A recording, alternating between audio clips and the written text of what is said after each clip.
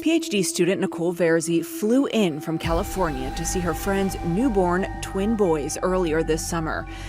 Now, the district attorney is seeking the death penalty for her after investigators say she one of the twins, 6-week-old Leon Katz. It was something that I hoped wouldn't be sought, but I expected that was a possibility. A woman who was babysitting her friend's infant twins has been charged with boys and injuring the other. It happened this weekend in Shadyside. And now she's in the Allegheny County Jail. He was still breathing when the call came in that night in June 2024 in Pittsburgh, and at first it sounded like something that could still be explained, something that could still be fixed if help came quickly enough. The baby was just 6 weeks old. His name was Leon Katz, and the woman on the phone said he had a bump on his head and wasn't responding the way he should, but she insisted it was an accident, that he had simply fallen. But within hours, Leon... That woman was Nicole Verzi, a PhD student in clinical psychology who had been visiting from San Diego.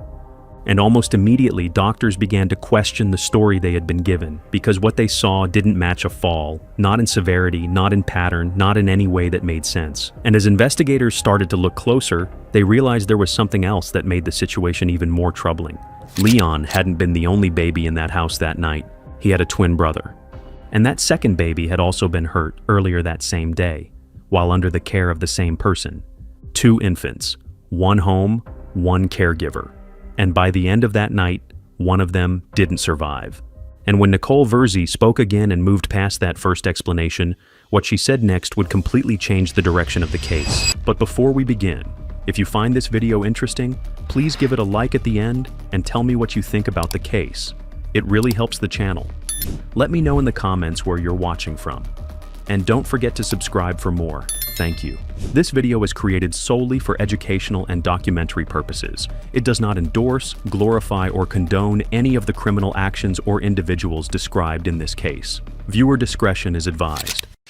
It was June 2024 in Pittsburgh, and for Ethan Katz and Savannah Roberts, life had just shifted into something completely new, because only a few weeks earlier, in early May, they had welcomed twin boys into the world. And at just 6 weeks old, everything in their home now revolved around those 2 babies. Every day followed a rhythm that was both exhausting and deeply meaningful because it was built around feeding schedules, diaper changes, short stretches of sleep, and those unpredictable moments when both babies needed attention at the same time. And yet, in between all of that, there were small, quiet moments that made it all feel worth it, the kind of moments new parents hold on to, even when they're running on very little rest. And for Ethan, there was something else approaching that made this time even more significant, because this would be his first Father's Day with his sons. And in the middle of all of that, they weren't alone. Nicole Verzi had come to visit. And she wasn't just someone passing through or someone they barely knew. She was a longtime friend, someone Savannah trusted, someone who had been part of their lives long before the twins were born. And when she arrived from California, she stepped into their routine in a way that felt natural. She was a PhD student in clinical psychology, and her work focused on things like trauma, stress, and human behavior. So on paper, she understood vulnerability in a way most people didn't, and she had spent years studying how people respond under pressure, how emotions shape actions, and how fragile situations can affect the mind.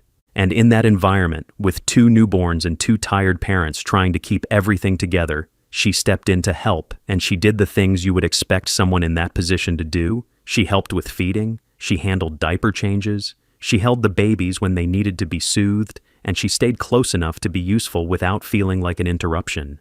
And that's what made everything that followed so hard to process later, because when people looked back, they couldn't point to a moment where something clearly went off track. However, on June 15, 2024, earlier that day, Nicole noticed something during a diaper change, and at first it wasn't presented as an emergency, just something that didn't look right, something that needed to be checked. So she took a closer look and realized there was blood in the diaper.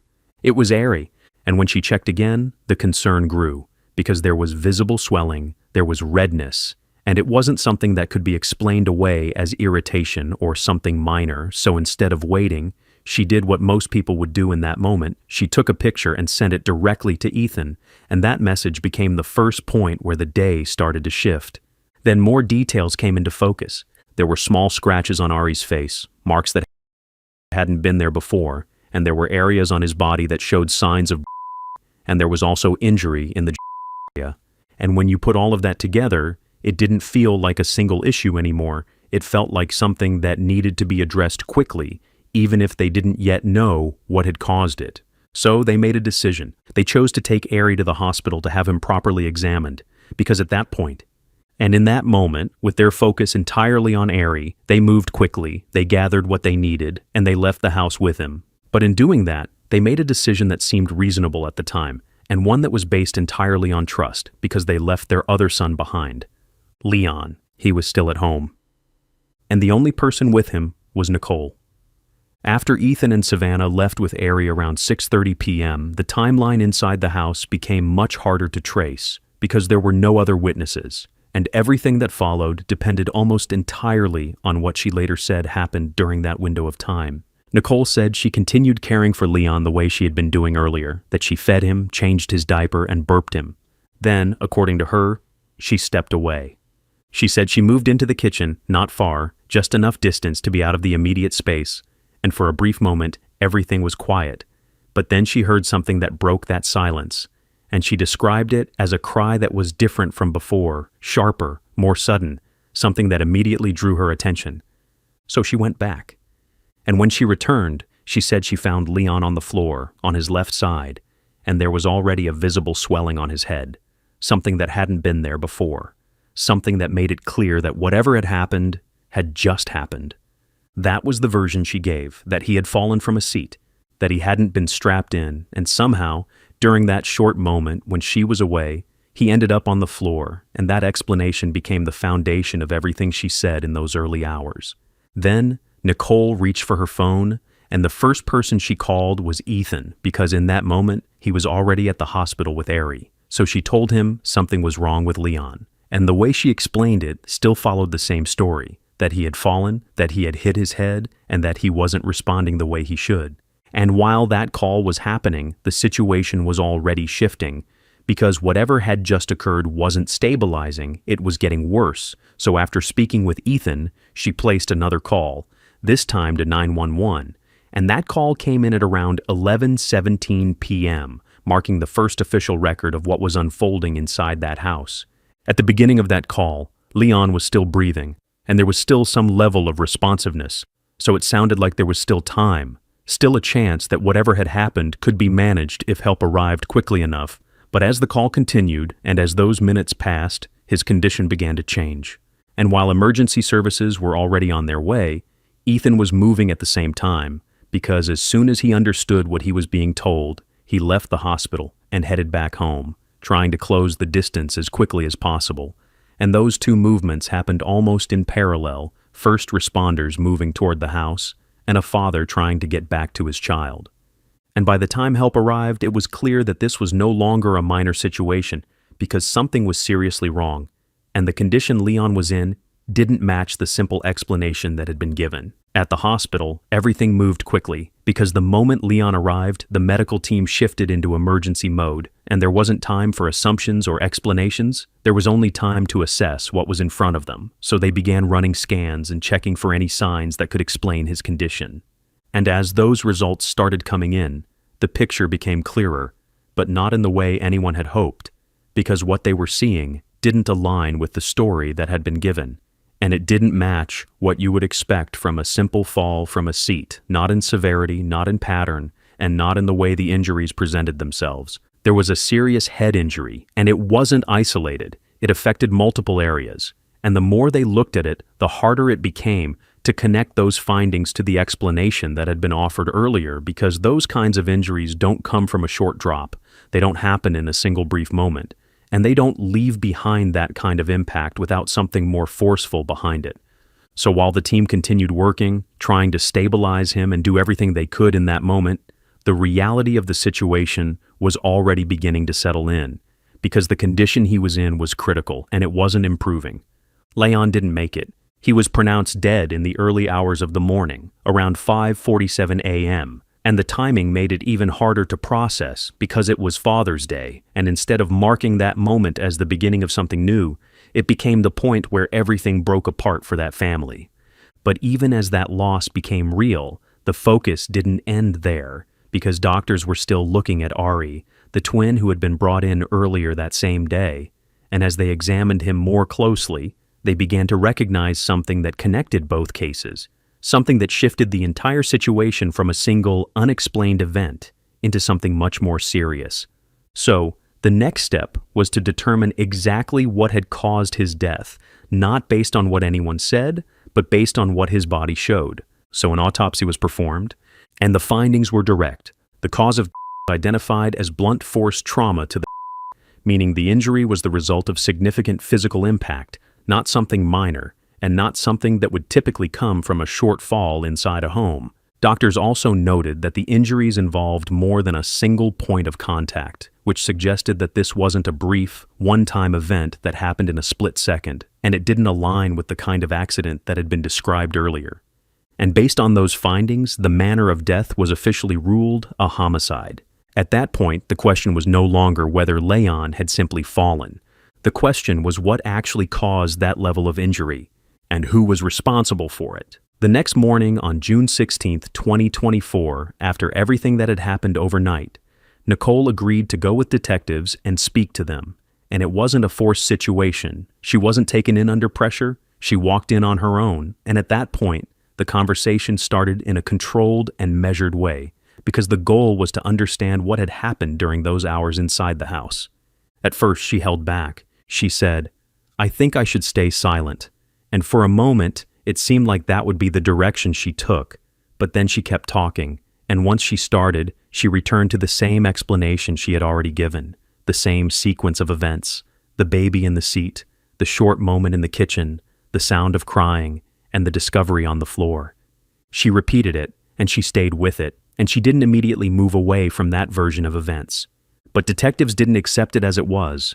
They began to walk through the details with her, step by step, and they focused on the parts that didn't align, the nature of the injuries, the timing of what had happened, and the differences between what she described and what had already been observed medically. And as those points were brought, then at one point, she asked for a lawyer. And when she did, the questioning stopped, because that's how the process works. And from that moment, there were no more direct questions being asked, but she remained there, in the room, and time continued to pass. Hours went by.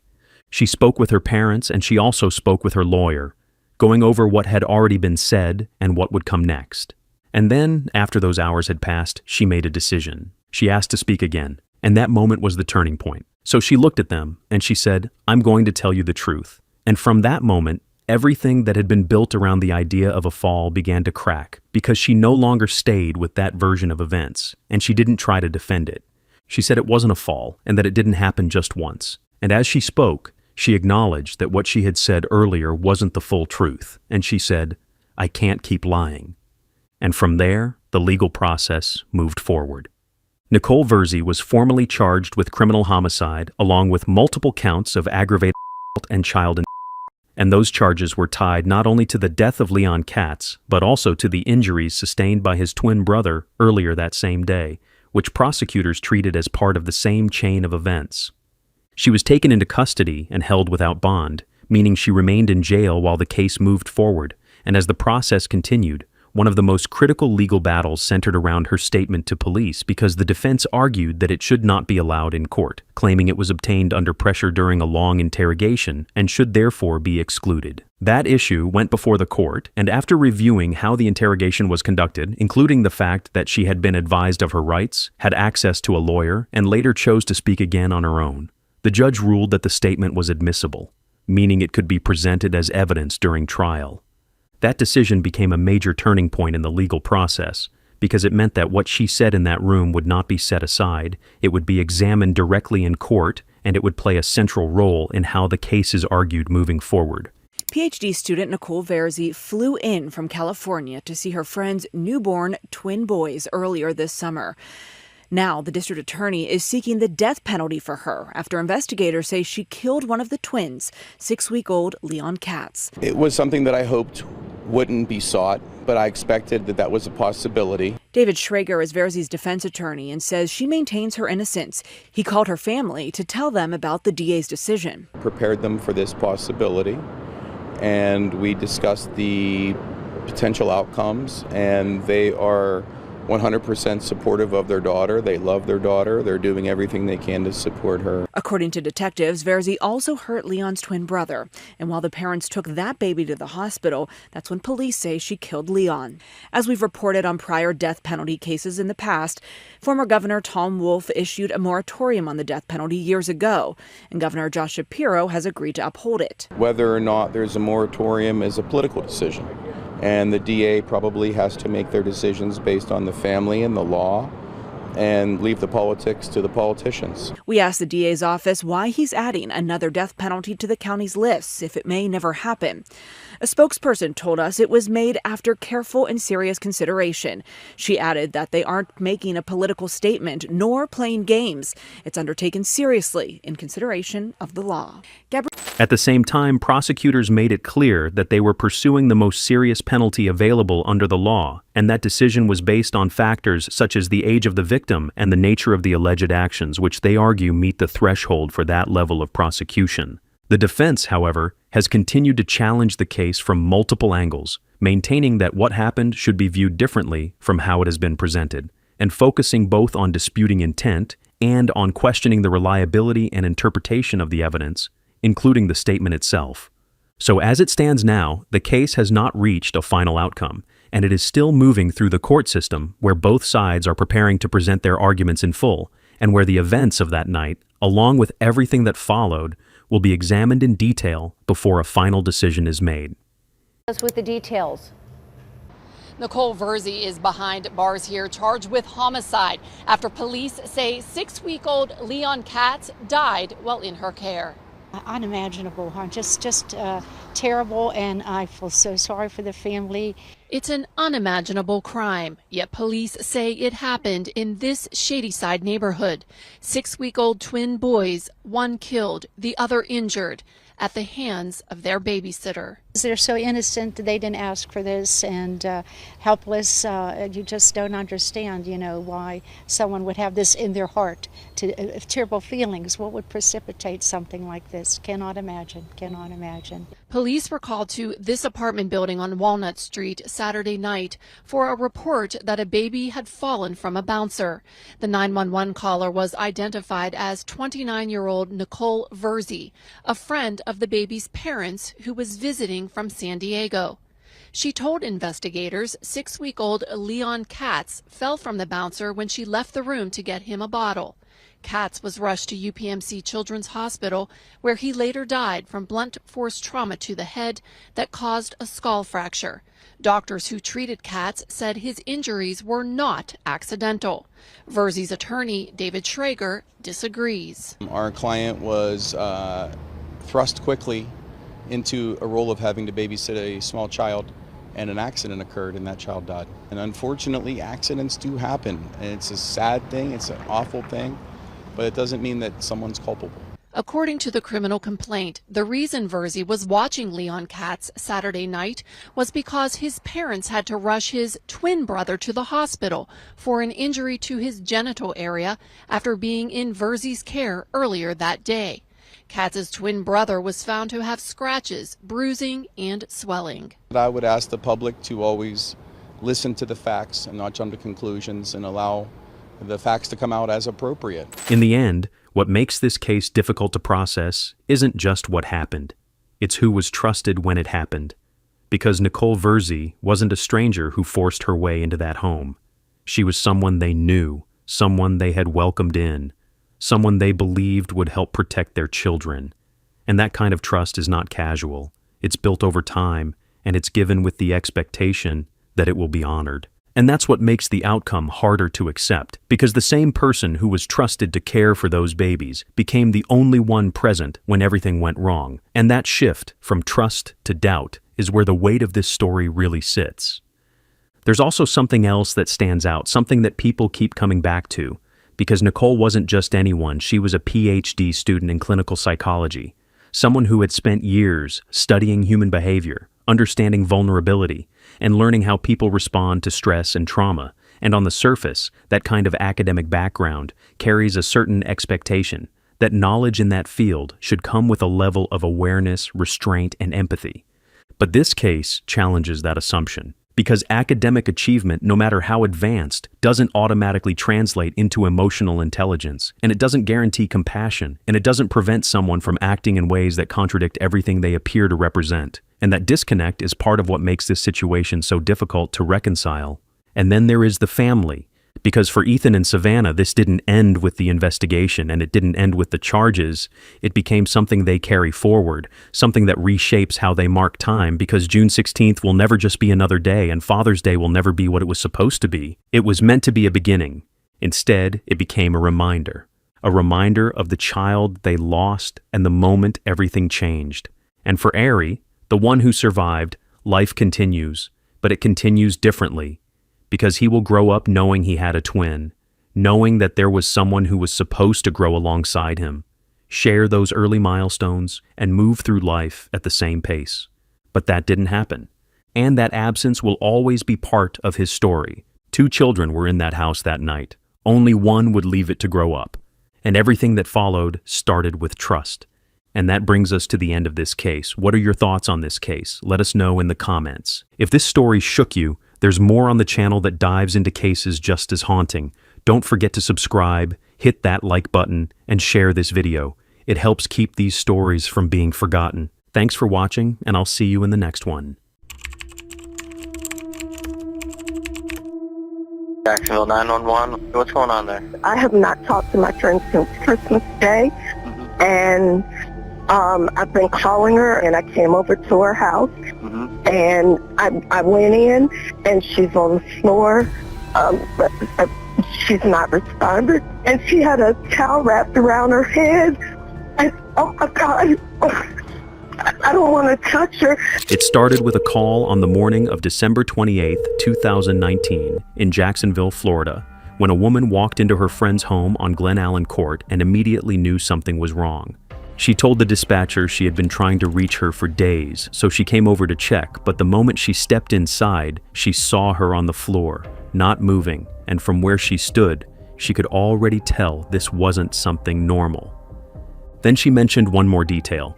Vivian's car was gone, and that changed everything, because now this wasn't just a death inside a home, it suggested that someone had been there and had left with something important. At first it looked like a robbery, but within hours, that car was found at a motel on the west side of the city. And near it was a man who said he had nothing to do with what happened. His name was Zebulon Perkins. And what detectives were about to learn was that this case didn't start that morning. And it didn't involve just one victim, because this would eventually solve another unrelated murder case that no one saw coming. With a female named Cricket, she supposed to be like a prostitute or something like that. She did something wrong in his eyes, so like he ended up choking her. Did he tell you that she died? Yeah, he told me she died. He put her body in the dumpster. But before we begin, if you find this video interesting, please give it a like at the end and tell me what you think about the case. It really helps the channel. Let me know in the comments where you're watching from. And don't forget to subscribe for more. Thank you.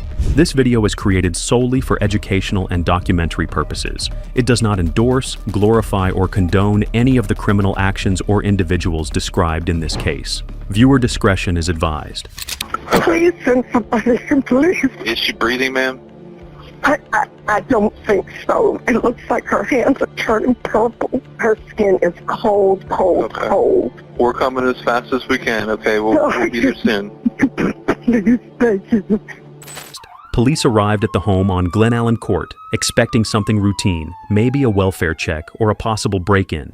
And for a moment it looked like it might be exactly that, just another call where someone hadn't answered their phone and a concerned friend decided to check in. But that assumption ended the second they stepped inside and saw Vivian James, 49 years old, lying on the floor of her own home. On each other. And I talked to her. Breathe now, breathe. I talked to her Christmas Day. You haven't heard from her since? I haven't heard from her since. And yesterday, wait a minute, let me see. I sent her a text at 11:17. I said, Vivian, are you okay? You don't have to talk, just respond yes or no. Her phone was off the hook, so I kept calling her cell phone, and she didn't answer, and that's not like her. Was her garage open when you got her this morning? No, I know the code to open the garage door up. Okay, so the garage was shut, but the car was missing? Yes, the car was missing. Was the garage door, the inside door, was it shut or open? It was shut, and when I opened it up, I saw her laid out flat. All right, so take her over by your car, and then let's get this thing locked down. She wasn't moving, and she hadn't been for some time, because as officers moved closer and began assessing the scene, it became clear that this wasn't recent, and based on early observations. She had likely been there for close to 48 hours, which immediately raised questions about what had happened in that space of time and why no one had realized sooner. Then the details started to stand out, and each one made the situation more serious than it first appeared, because there was visible blood around her face, and there was a cord positioned in a way that didn't belong there, and the injuries suggested there had been a struggle. Looks suspicious in there, or what? Yeah. Okay, nobody goes in the house. She's got blood all around her face now, so I don't know if it looks like she tripped over. There's a stool that's turned over. So I don't know if it was. Okay. And as they looked around, the condition of the house added another layer to it, because drawers were open and cabinets had been searched, and items that should have been there were missing, especially electronics, which at first pointed toward a possible robbery. But even then, something about it didn't fully align, because the way things were disturbed didn't feel random, and the timing didn't sit right with a simple break-in. Then one detail stood out above everything else. Her car was gone. Anything unusual happen that you know of since Christmas? And not that I know of. So when's the last time you seen her? Probably Christmas Day. Nobody was visiting her or coming over or doing anything? I haven't seen any cars. When law enforcement was going through... And it was at this point that investigators started asking the neighbors if they saw or heard anything suspicious that might be key to solving this case. But despite taking statements from multiple neighbors, there was nothing concrete to hold on to. Anything going on in the neighborhood or anything like that? Any kind of suspicious people walking around? Nah, not that I know of. Now, do you know any of her habits, friends, anything like that would come over and visit with her or anything like that? Nah, she's very private. Now, what kind of car does she have? She has a is that a blue Camry or Toyota Camry? Okay. But before investigators could make sense of what had happened inside that house, they needed to understand who Vivian James was, because cases like this rarely make sense without knowing who the victim was. And the more they learned about her, the more the situation became difficult to explain. Vivian wasn't just another name in a report, and she wasn't someone who lived in isolation or moved quietly through life without connections, because for over 20 years, she had been teaching in Duval County, and that meant hundreds of students had passed through her classroom, and many of them remembered her, not just for what she taught, but for how she showed up every day. People described her in a way that stayed consistent across conversations, students, colleagues, and parents all pointing to the same traits, saying she was warm and approachable, but also direct and honest. And she wasn't the kind of person who would ignore a problem or look the other way, because if something needed to be said, she would say it. And she expected people to do better, not because she wanted control, but because she genuinely cared. And that balance made her stand out, because she wasn't just supportive, she was firm when she needed to be. And that combination made students trust her but also respect her. And over time, that turned into something deeper than just a teacher-student relationship. She became someone people relied on. Outside of school, that role didn't stop, and in many cases it became even more personal, because she would help students in practical ways, sometimes giving them small jobs like yard work so they could earn money, and those gestures might seem simple, but they meant something, especially to people who didn't have many other options. And that's what made the case harder to understand, because when investigators started looking at her life, there wasn't an obvious conflict, there wasn't a clear threat, and there wasn't anything that immediately pointed to a random act of violence. So the idea that this could be a stranger became less likely the more they looked into it. Because back at the crime scene, there were no signs of forced entry, no broken locks, no damaged doors or windows. It suggested that whoever entered that home didn't have to force their way in. And that meant Vivian James had likely opened the door herself. But then another element added a different layer to the case. A camera was missing. Whoever did this had time to remove anything that could show what happened inside that house. So very quickly, that missing car became the center of the investigation, because if they could find the car, they might find the person who took it, and if they found that person, they could start answering everything else. I'm going to do the stolen vehicle aspect of what's going on here. So one of the things that I like to find out, is there anything that sticks out about the car? Tinted windows, bumper stickers, no just bumpers. a pretty plain Jane then, huh? Yeah, she, like me, no bumper stickers, she keeps her car. They put out a BOLO across the area, and at the same time, they began pulling data from license plate readers positioned throughout Jacksonville. And within hours, that effort paid off. A hit came in. The car had been spotted at a motel on 103rd Street, so detectives moved in, and what they saw began to fill in the gaps. There was a man moving back and forth between the car and the motel room. He was taking items out of the car and bringing them inside, and then, at other moments, he was taking things and throwing them into a nearby dumpster. I got it. Turn the car off! Go to the ground now! Go to the ground now! Well, get on the ground! Wheel! Yeah, get on the ground! Put your hand on the wheel! Yes, sir, yes, sir, yes, sir, yes, sir. Yes, sir, yes, sir. What did I do? While detectives are on scene, we know that there's multiple avenues where this could go. Detectives are running this tag through stationary license plate readers. In this case, we did get a hit that was only a matter of hours before we were called to Miss James's home. And we sent detectives up to this small motel, and they were able to find the car still in the parking lot. Passenger, open the car door and step out. Step out of that car. Turn around, face that way. Step back to my voice. Step back to my voice. Keep stepping. Go to the ground now. The man inside followed those commands, stepping out and lowering himself to the ground as officers moved in to secure him, making sure the scene was under control before anything else happened. At that point, they had a name, Zebulon Perkins. Go to the ground now. Well, get on the ground. Wheel. Yeah, get on the ground. Put your hand on the wheel. Yes, sir, yes, sir, yes, sir, yes, sir. Yes, sir, yes, sir. What did I do? Driver. See your hand. What's going on? Hey, excuse me, sir. My wife does it. Hey, my kids in the car. Get in. Get in. Bro, my kids in the car. We get that. Get in the car. Get in the... Bro. I apologize, bro. What's going on? Inside the vehicle were things that shouldn't have been there. Her belongings, personal items that tied directly back to the home investigators had just left. And that proximity made it impossible to separate him from what had happened because it wasn't just one piece of evidence. It was a collection of them, all pointing in the same direction.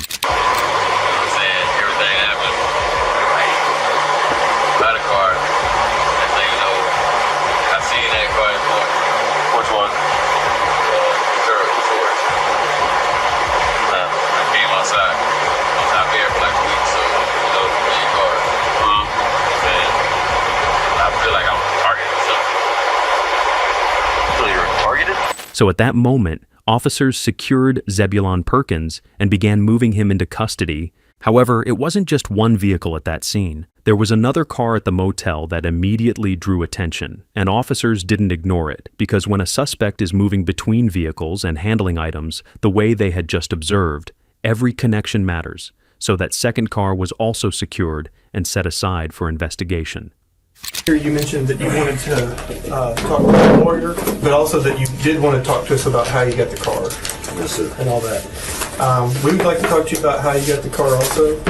Detectives began with the most direct question, the one that tied everything together at that point, and they asked him how he ended up with the car, because that was the piece of evidence that had brought him into the room, and if his explanation didn't hold, then everything else would start to unravel. Basically, about 2 days ago, I spoke with my friend named Shard. Like I told the guy, I can point y'all to the guy. You said Shard? Rashad. Rashad Simmons? Yes, sir. I purchased the car from him for $1,100. I was getting it for my wife, my fiance, for Christmas. Did he bring it to you there at the hotel, or did you meet him somewhere? Nah, we met. Right at the pool hall right there. Did he call you and say, hey, I'm trying to sell a car? No, we were just talking earlier. Did he say where he got it from? No, sir. Did you ask? No, sir. What about some of the strange things that were in there? Did you think it was odd that all that stuff was in there? I felt like it was. But I mean... You never asked him about it? I was just trying to do a good deed from me to my girl. He said he had bought the car from a man named Rashard Simmons, and he gave details that sounded simple on the surface, saying he paid around $1,100 and that he was planning to give the car as a gift, and that as far as he knew, there was nothing wrong with it. The kind of person that's gonna steal a car, you know? Everybody. If it is a stolen car, that's it. It felt off. Yeah, because I mean, deep down inside, I mean, you're obviously educated, you're smart, you're not stupid. Your gut's telling you that, hey, there's a 60 or 70% chance that this car I just bought from Rashad, who does shady is possibly stolen. He knew that. If I bought a stolen vehicle, what would that be? How would that work? Did you know it was stolen when you bought it? I didn't. I can get y'all, him or whoever, like, whatever y'all need. Like, I just purchased a stolen car, basically. Now I'm in a rut. I told y'all what I knew. Is there anything else now, you can remember? If I'm not being arrested, then I will not be held against my will. And at first, the story sounded like something that could exist, because cars are bought and sold informally all the time. But then the problems started to show. He knew Vivian James. And I know that y'all text me and my girl watched First 48. I'm just like, what's going on? So we're obviously, this is more than just about a stolen car. Right now we're investigating a murder. You ain't saying about none of that. Okay. Do you know this house? Yes. That's Miss Vivian's house. You spotted it up pretty quick. I mean, of course, you lived 3 houses down for however long. Right. Zebulon Perkins admitted that he knew Vivian James, and it wasn't just a casual connection or a recent acquaintance, because he had lived a few houses away from her while he was growing up in the same neighborhood, so their paths had crossed long before that day. And over the years, that connection didn't fade. Vivian would sometimes give him small jobs around the house, things like clearing the yard or helping with minor work, and she would pay him for it, not as anything formal, but as a way to support him and keep him going. So they stayed in contact. Now the situation wasn't about a man who happened to be driving a car he shouldn't have had. It became about a man who knew the person who owned it. Then he slipped and said, "I was in her house, bro."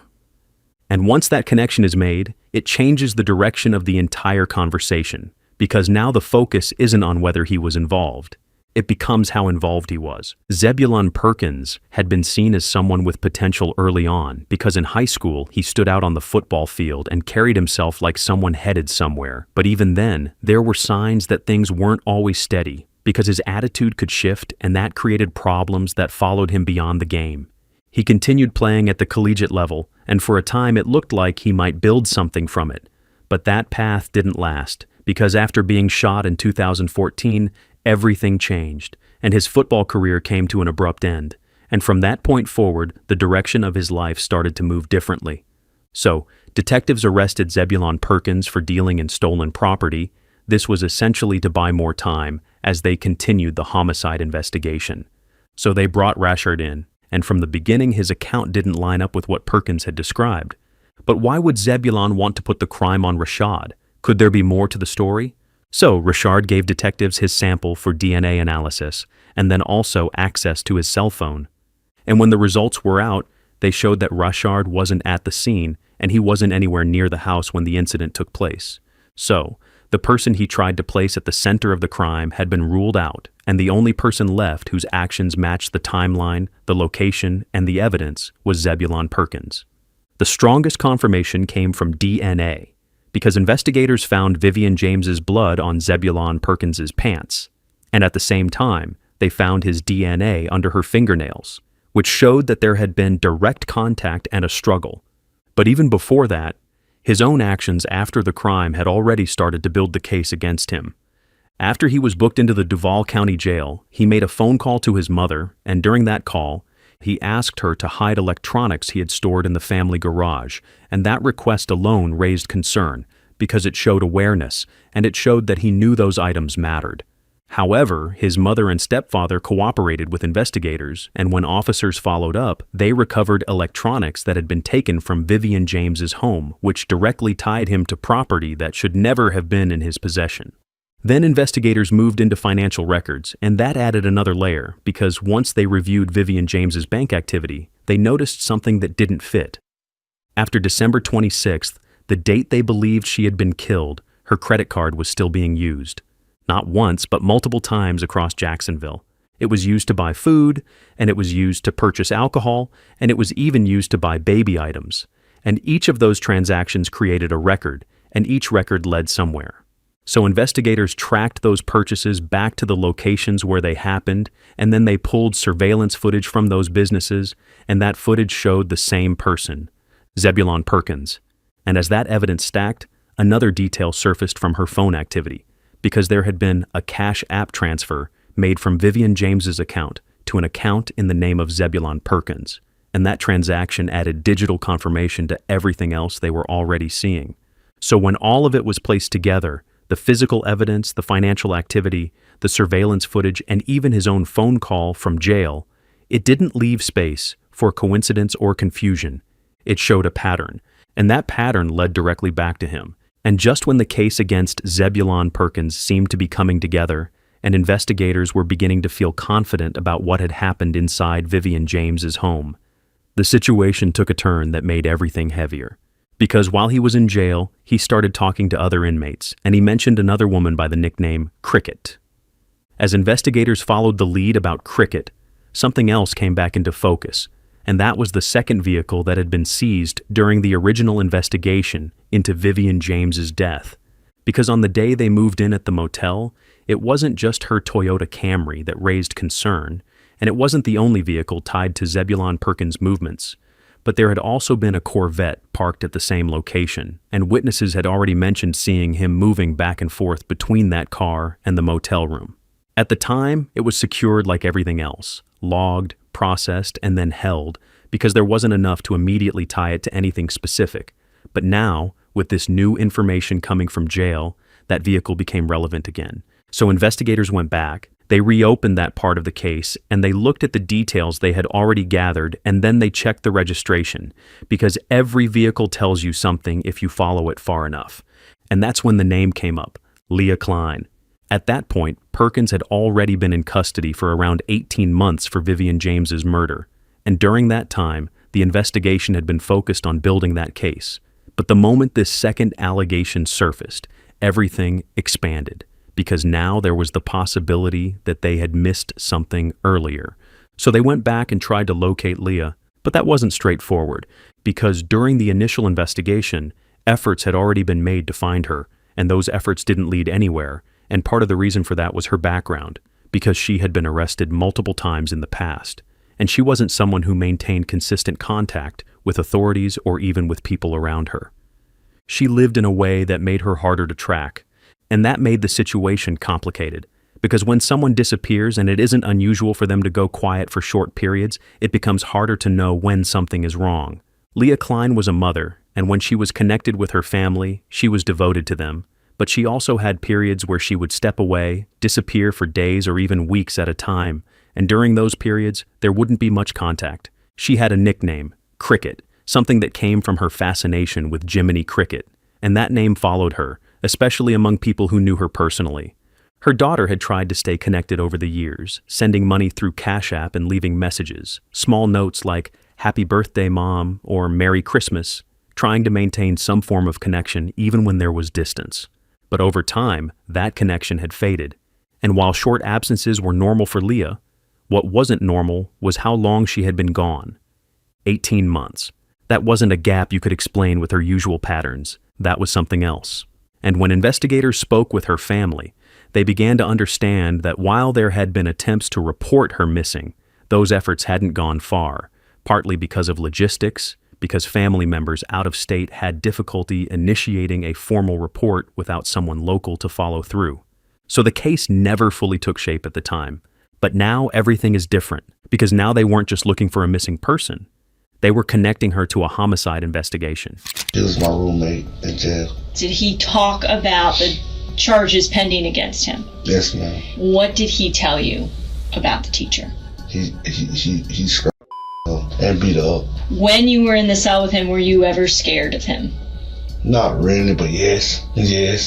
Mr. Lindsay's state. And it was during conversations in the jail with other inmates that he mentioned killing Cricket. Murders. Yes, ma'am. What did he tell you about other murders? He said he was a pimp and his girl played and killed him. Did he mention any names to you about this lady? Yes, ma'am. Cricket. Generally speaking. But there were other inmates who had also heard those conversations. She went Zebulon Perkins. Would that have been around September 12th of 2020? Yes, sound about right? Yes, ma'am. What did he talk to you about? So first he talked to me about this first incident with a female named Cricket. She supposed to be like a prostitute or something like that. She did something wrong in his eyes, so like he ended up choking her. Did he tell you that she died? Yeah, he told me she died. He put her body in the dumpster, like right outside the hotel. You can't prosecute the devil and expect to have By this point, the pieces that had been scattered across 2 timelines, 2 locations, and multiple statements finally began to align, and when investigators stepped back and looked at everything together, the sequence became clear in a way it hadn't been before. Zebulon Perkins had been with Leah Klein at a motel on the west side of Jacksonville, and at some point during that time, an argument started, then he her, and instead of reporting it, he disposed of her body in a dumpster, and that decision set everything else in motion, because once he left that motel, he wasn't just leaving a location, he was carrying the weight of what had just happened, and that pressure didn't settle, it built, and it pushed him toward the one person he believed might help him figure out what to do next. Vivian James. He went to her home, and then he told her about Leah. Vivian did what she believed was right. She told him to turn himself in, but instead of accepting that, he restrained her, and he ended her life the same way he had just done less than a day earlier. So what had started as one act of violence didn't end there. It extended into a second, connected directly by a single decision, a single piece of advice, and a refusal to face what came next. The charges that he was currently facing. Yeah, he was like, after the Cricket situation happened, he was suffering from anxiety and stuff like that, so he was like he wanted to talk to somebody. And the only person he felt like he could talk to was the teacher. So he go tell her about the Cricket situation.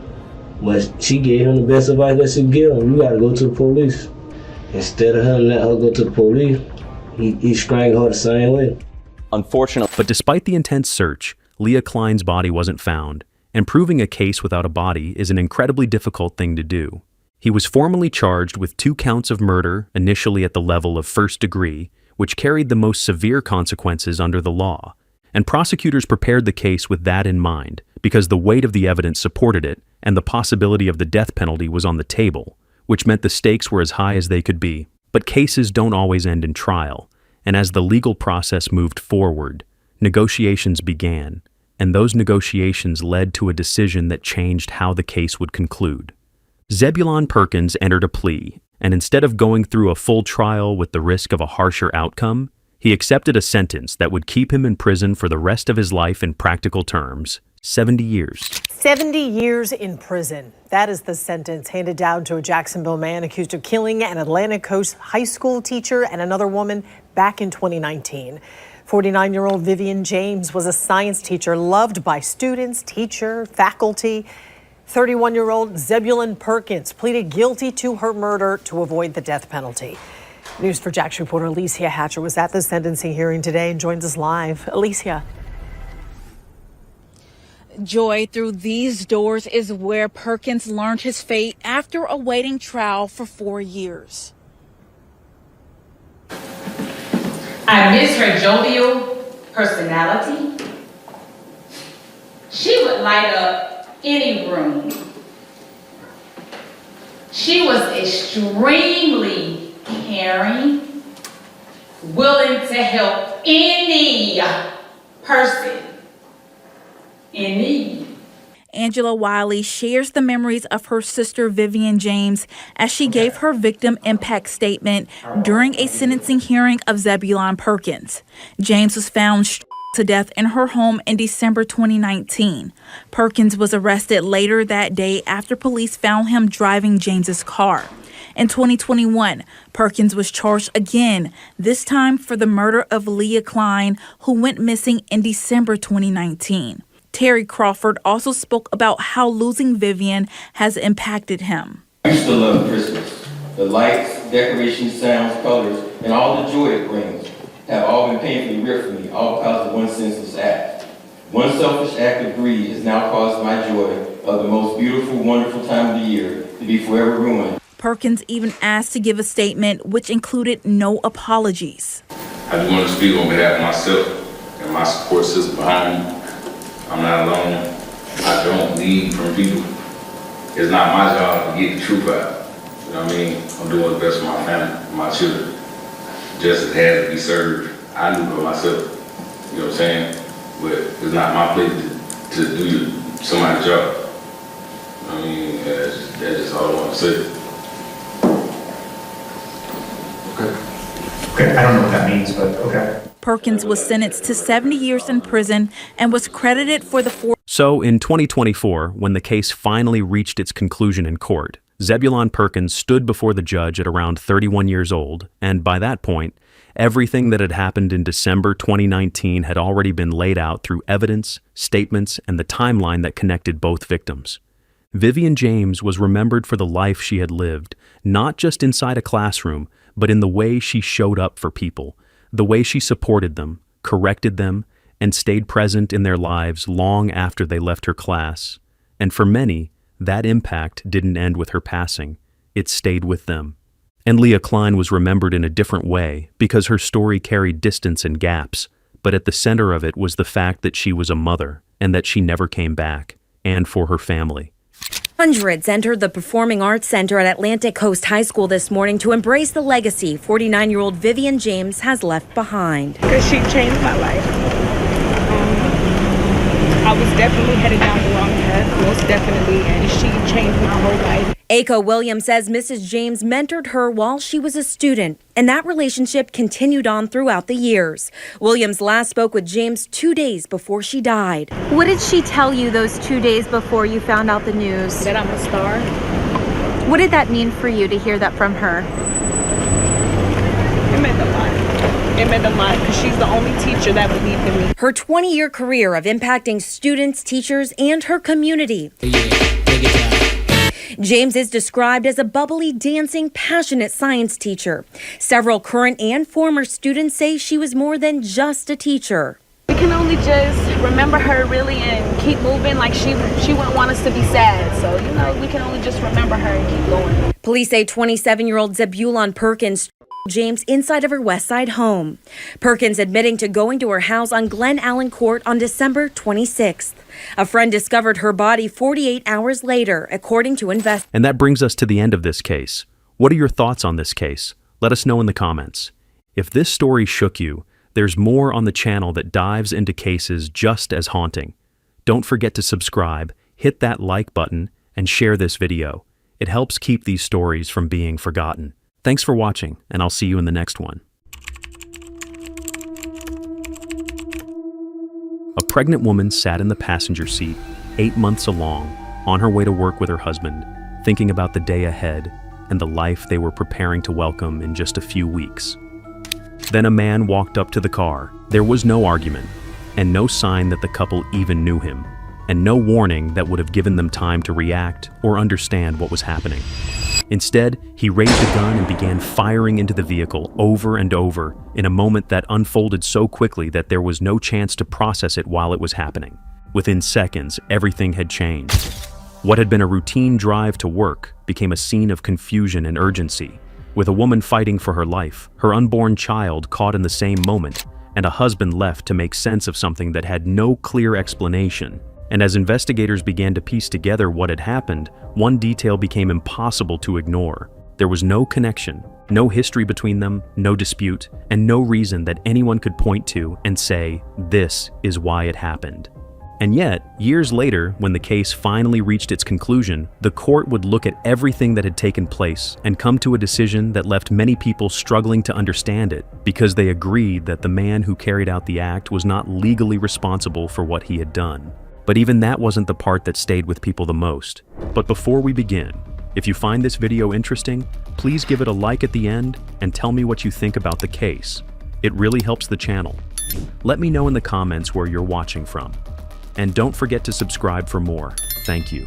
This video is created solely for educational and documentary purposes. It does not endorse, glorify, or condone any of the criminal actions or individuals described in this case. Viewer discretion is advised. Ina Kwan was 34 years old, and at that point in her life, everything seemed to be coming together in a quiet, steady way that didn't draw attention, but meant everything to the people living it because she was 8 months pregnant, close enough to the due date. and every day started to feel more intentional, more planned, and more centered around what was coming next.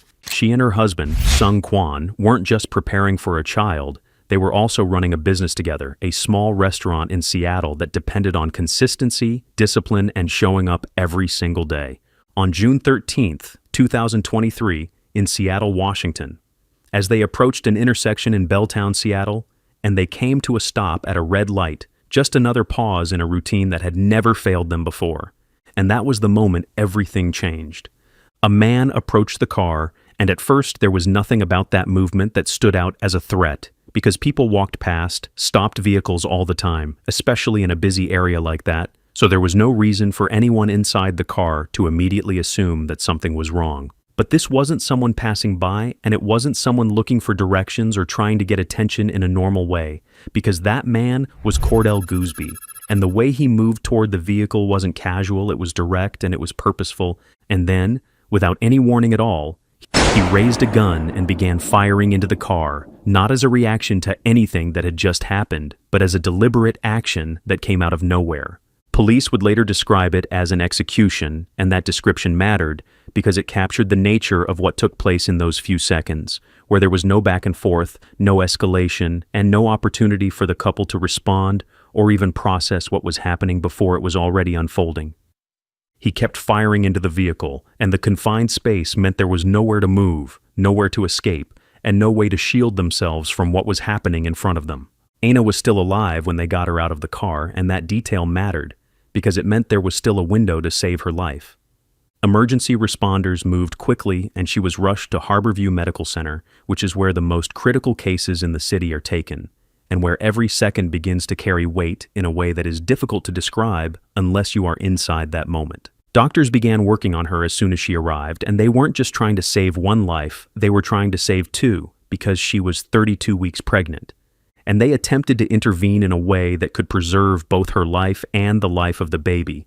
But despite all of that effort, despite the timing, and despite the resources available, neither of them survived. The baby had already been named Evelyn, which made the loss feel more real. And just like that, in the space of a single morning that had started like any other, a routine that had been built over time was broken in a way that could not be repaired, and a family that had been preparing for something new was left dealing with something they had never prepared for. But even as everything around that moment began to settle into the reality of what had been lost, one part of the story remained active, because the person who had been there, who had seen everything unfold from the same car, was still alive, and that meant the account of what happened did not end at the scene or at the hospital. Sung Kwan had been shot, but he survived, and that survival placed him in a position that was both crucial and difficult, because he had been sitting right there when it happened, and he had seen the man approach, and he had seen the moment everything changed, as something he experienced in real time. Flowers sit at the location where Seattle police say a man shot into a Tesla Tuesday at 11 in the morning. Inside the car, 37-year-old Sung Kwan and 34-year-old Ana Kwan, who, according to court documents, was 32 weeks pregnant. Sung, who was shot in the arm, survived the attack. Documents say Ana was shot 4 times, once in the head. She died. Court documents say that doctors emergency delivered her baby, but the newborn only lived for a short while. I learned Wednesday the two were partners and owned a restaurant less than half a mile away from the shooting. Officials with the Downtown Seattle Association, who advocate for this area, told me in a statement the shooting is tragic and senseless, and that people deserve to feel safe in the... And that is where the investigation began to take shape, because while he was dealing with the personal impact, law enforcement was trying to answer the same question that would eventually define the entire case. Why did this happen? And as they started to look into it, and as they began to gather details, and as they followed the early leads that came out of the scene, the answer they found did not bring clarity in the way people expected, but instead introduced a different kind of complexity that made the case even harder to understand. Investigators went back to the scene and began with what they could see and verify. They pulled surveillance footage from nearby cameras, and they followed the suspect's movement frame by frame, and they tried to establish a timeline that could explain how the moment unfolded and whether anything led up to it. Stay there! there! Put your hands out to the side now, hands out to the side! Cordell Gooseby was arrested blocks away a short time later. I was coming down, he's got his hands up, people are pointing at him. He's telling me, I just killed him, I just shot him, I just shot him. 30 minutes before the shooting, Gooseby flagged down an officer and told him this. I have a situation going on. My life in danger right now. Everybody trying to walk. My life in danger. My life in danger. The officer left to respond to another call for someone with a weapon. After Gooseby's arrest, he told police he saw a gun and claimed a history of mental illness. I blacked out with everything, so it was kind of like a blur. Gooseby was eventually found competent to stand. They looked for any connection between Ina Kwan and Cordell Gooseby, and they checked for shared history. And they checked for any form of interaction that might have happened earlier that day or at any point before it, but there was nothing. There was no prior contact, and there was no argument, and there was no indication that the two had ever crossed paths in any meaningful way. So the usual explanations began to fall away because this wasn't a dispute that escalated, and it wasn't tied to a known motive, and it didn't follow the pattern that most cases rely on to make sense of what happened. And that absence of a reason became the defining feature of the case, because it meant that what took place at that intersection wasn't directed at a specific person for a specific cause. It was something that could have happened to anyone who happened to be in that position at that time. However, police confirmed that they had prior contact with Gooseby, and that contact wasn't related to violence, but it was tied to mental health calls, which meant there had already been moments where his behavior drew attention before this event ever took place. Seattle police has released new body camera video showing the man accused of randomly shooting Ina Kwan, a pregnant woman in Belltown back in June. The video you're about to see begins before the shooting. Yes, I'm probably going to have to go to a weapon call here really soon. No, I have a situation going on. My life in danger right now. Everybody trying to walk. My life in danger. My life in danger. Okay, well, you're getting a call about somebody with an assault rifle walking down the street. Is there a weapon involved in your incident? My incident?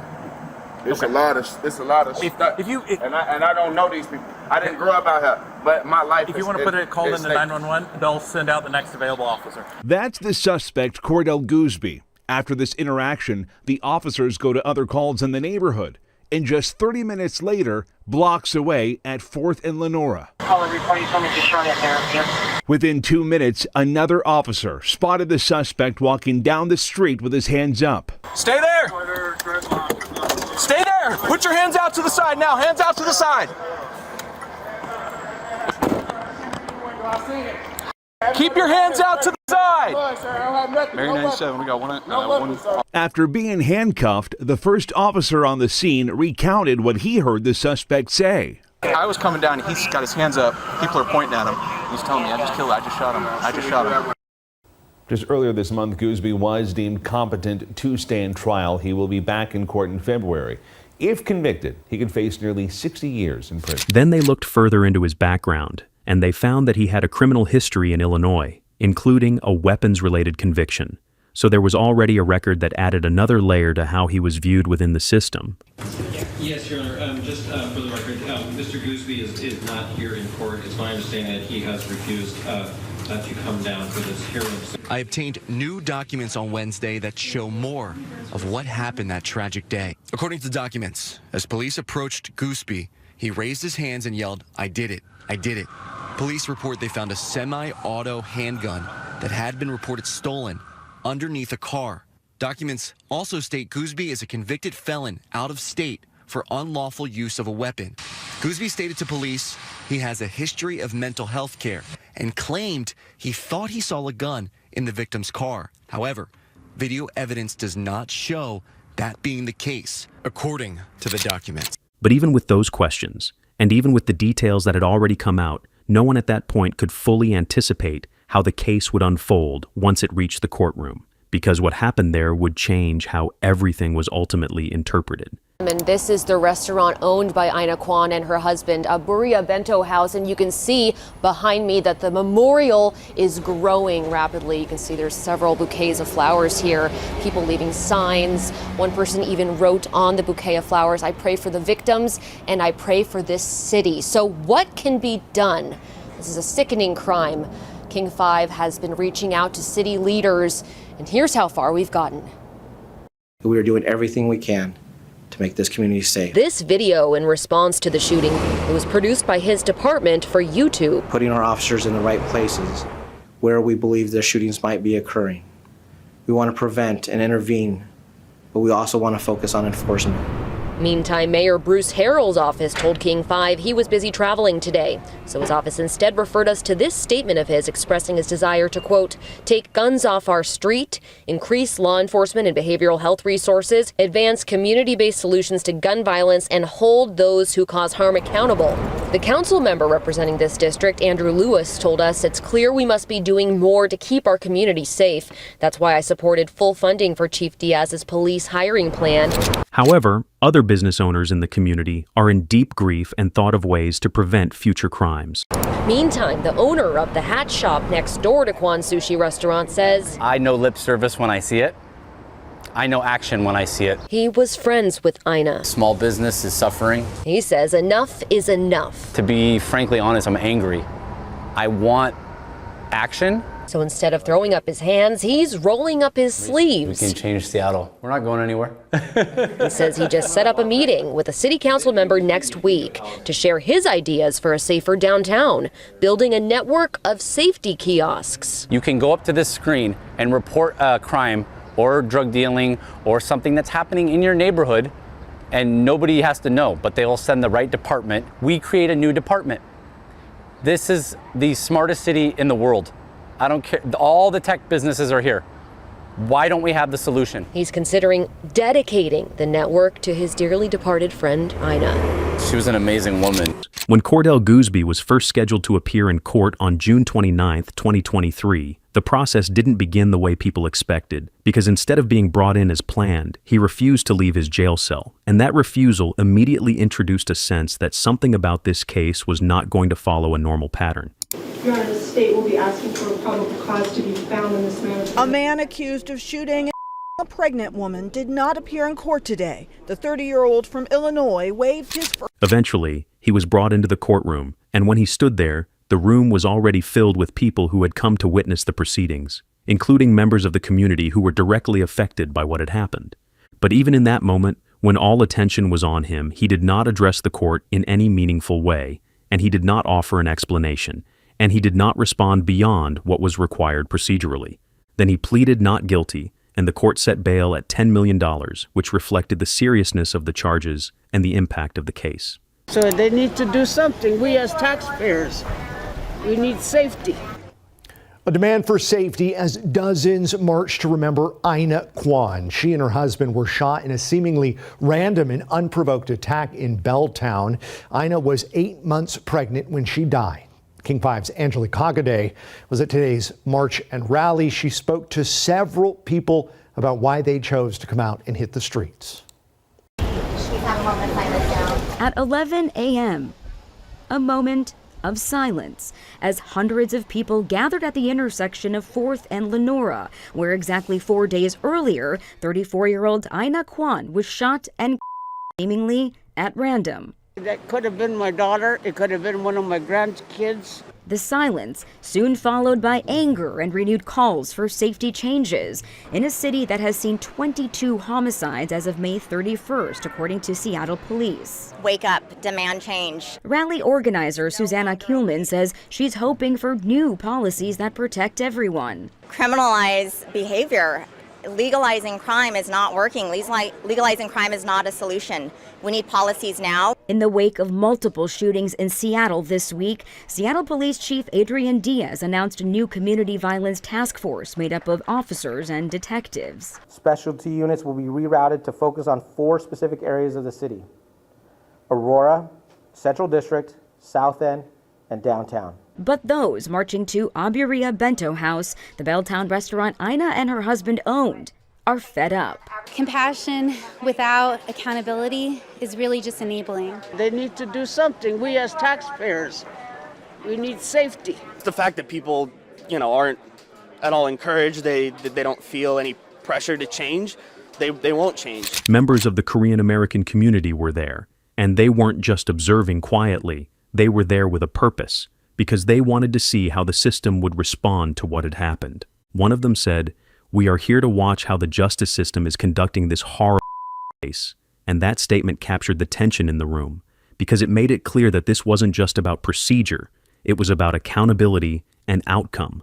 But as the case developed, it became clear that it was not going to unfold in that way, and the shift began when the defense introduced a different argument that changed the direction of the case entirely. What King County prosecutors asked for today is probable cause for assault and unlawful gun possession. The court agreed when it comes to cases of gun violence. Comparing this year to last year, looking at the first quarter only, each year saw more than 300 shots fired incidents. Between January and March of 2022, there were 22 firearm homicide victims. The same time period this year saw 21 victims. As for the case in Belltown, surveillance video captured the incident and witnesses provided a description of the suspect. According to court documents, when officers approached him, he raised his hands up in a surrender position and repeated, "I did it, I did it." I think we had the same reaction that the public did, where it's hard to grasp a They argued that Gooseby was not mentally stable at the time of the incident, and that his state of mind should be considered in how the case was evaluated, and that claim led to a formal assessment by a defense expert who examined his condition and reached a conclusion that would set the tone for everything that followed. The expert determined that he was insane at the time of the event, and under normal circumstances, that kind of conclusion would be challenged because the prosecution would bring in their own expert to dispute it, and the case would then move forward with conflicting interpretations. But that's not what happened here. Prosecutors brought in their own independent expert, and instead of challenging the finding, that expert reached the same conclusion. And that agreement between both sides created a situation that is rarely seen in cases of this nature. Both evaluations pointed in the same direction, and both confirmed that he was not in control of his actions at the time, and that alignment removed the usual point of conflict that drives a trial forward. And once that happened, the case no longer depended on proving or disproving the act itself, because that part was not in question, and instead, it shifted entirely to how the law would interpret a situation where the act was acknowledged, but the mental state behind it changed its legal meaning. And her baby were killed. That day keeps Randy Norberg up at night. Something that probably stick with me forever. You know, it's just Norberg, a security supervisor for Iron and Oak. It's horrible. A private security firm hired by the Downtown Seattle Association, was just feet away when Ina and her husband were shot in their car, seemingly at random. I heard a bunch of shots ring out, so I immediately radioed into dispatch to tell them shots were fired. Norberg took cover for a moment, then immediately ran to help. The first person to respond to an unthinkable scene. It was really heartbreaking. First thing I noticed was that she was pregnant. Ina was 8 months pregnant and shot multiple times. Norberg immediately started doing everything he could to save Ina and her baby's life. I was worried about moving her, but right then I heard the sirens come in down the block. King County prosecutors say Cordell Gooseby ran towards Saquon's car and fired every bullet in his gun, then took off.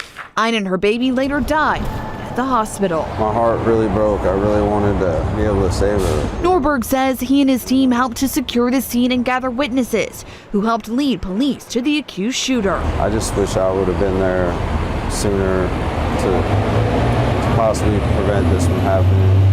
Norberg says this takes a toll, but he and his team are working every day to save lives. I think it's important that they know, that everybody knows that we're out here to help. And we're trained, and we're trying to do the best we can to make Seattle a safer place. However, the insanity defense, which had now become central to the case involving Cordell Gooseby, is not something that appears often in criminal proceedings, and in the United States it is used in less than 1% of all cases, which means that out of every 100 cases, it doesn't even come up in one of them. And even when it is used, it does not usually succeed, because studies show that it only works in about 26% of those already rare situations. So when you break that down further, you begin to see just how uncommon this outcome actually is, because you are looking at a fraction of a fraction, a very small number of cases where both the defense raises the argument and the court ultimately accepts it. So when this case reached that point, it was no longer following a typical path. It had moved into a category that most cases never enter, and that alone made it stand out. However, there was another layer that made the situation even more complex, And that was the broader relationship between mental illness and violent crime. Because while this case centered on a mental health finding, the data shows something that often gets overlooked. Only about 4% of violent crimes are linked to individuals with serious mental illness, which means the vast majority of violent acts occur without that factor. The man accused in the random shooting that killed a pregnant Seattle business owner and injured her husband in Belltown will not go to trial. Cordell Gooseby has pleaded not guilty by way of insanity. Fox 13 first told you about the shooting almost 3 years ago when Seattle police were called out to 4th and Lenora. Fox 13's Alejandro Guzman has more on the decision and reaction from the victim's family. I'm standing outside what used to be a Berea Bento House, a restaurant owned by Ina Kwan and her husband. Today, you can see that the Berea Bento House sign is still hanging, but it is now known as Cafe Remix. It is since shut down, a painful reminder of the tragedy that's now taken a different turn in court. In June of 2023, Ina Kwan, 8 months pregnant, was shot and killed while sitting in the car with her husband, Sung Young, in Belltown. Their unborn daughter, Evelyn, did not survive. Now, nearly 3 years later, the case is not going to trial. After the defense raised an insanity plea, prosecutors hired their own expert. Both came to the same conclusion that he was insane at the time of this crime. Washington versus Cordell Gooseby. This means Cordell Gooseby admits to the shooting, but will be committed to Western State Hospital. He has the potential of being committed under this NGRI up to the maximum term of life for the charges. Prosecutors make it very clear this does not mean he is being released. If that's ever the case, the state and family would be notified and can object. They also say this case took years because of the competency evaluations and mental health reviews are required. By March 2026, after months of evaluations and legal preparation, the case reached a point that most people had not expected, and it did so without the kind of courtroom battle that usually defines cases like this. And that meant there was no long trial, no extended back and forth between the defense and the prosecution. So instead of a drawn-out legal confrontation, the court moved to enter a verdict based on the agreement that had been established. The court ruled that Cordell Gooseby was not guilty by reason of insanity. However, he was not released, and he was not simply allowed to walk away from what had happened. Instead, he was committed to a state psychiatric facility, where he would remain under supervision and treatment for an indefinite period. As the family's heartache, the neighborhood is also mourning the expecting young mother. I think it's really unfortunate. I think that what happened was so tragic, and to not get any sort of justice or resolution out of the situation is pretty unfortunate. Days after the shooting, the couple's restaurant became a place for the community to grieve. Passing by and just seeing all the bouquets of flowers that people were leaving and how it would grow from like one day to the next, and just like the community support that was there.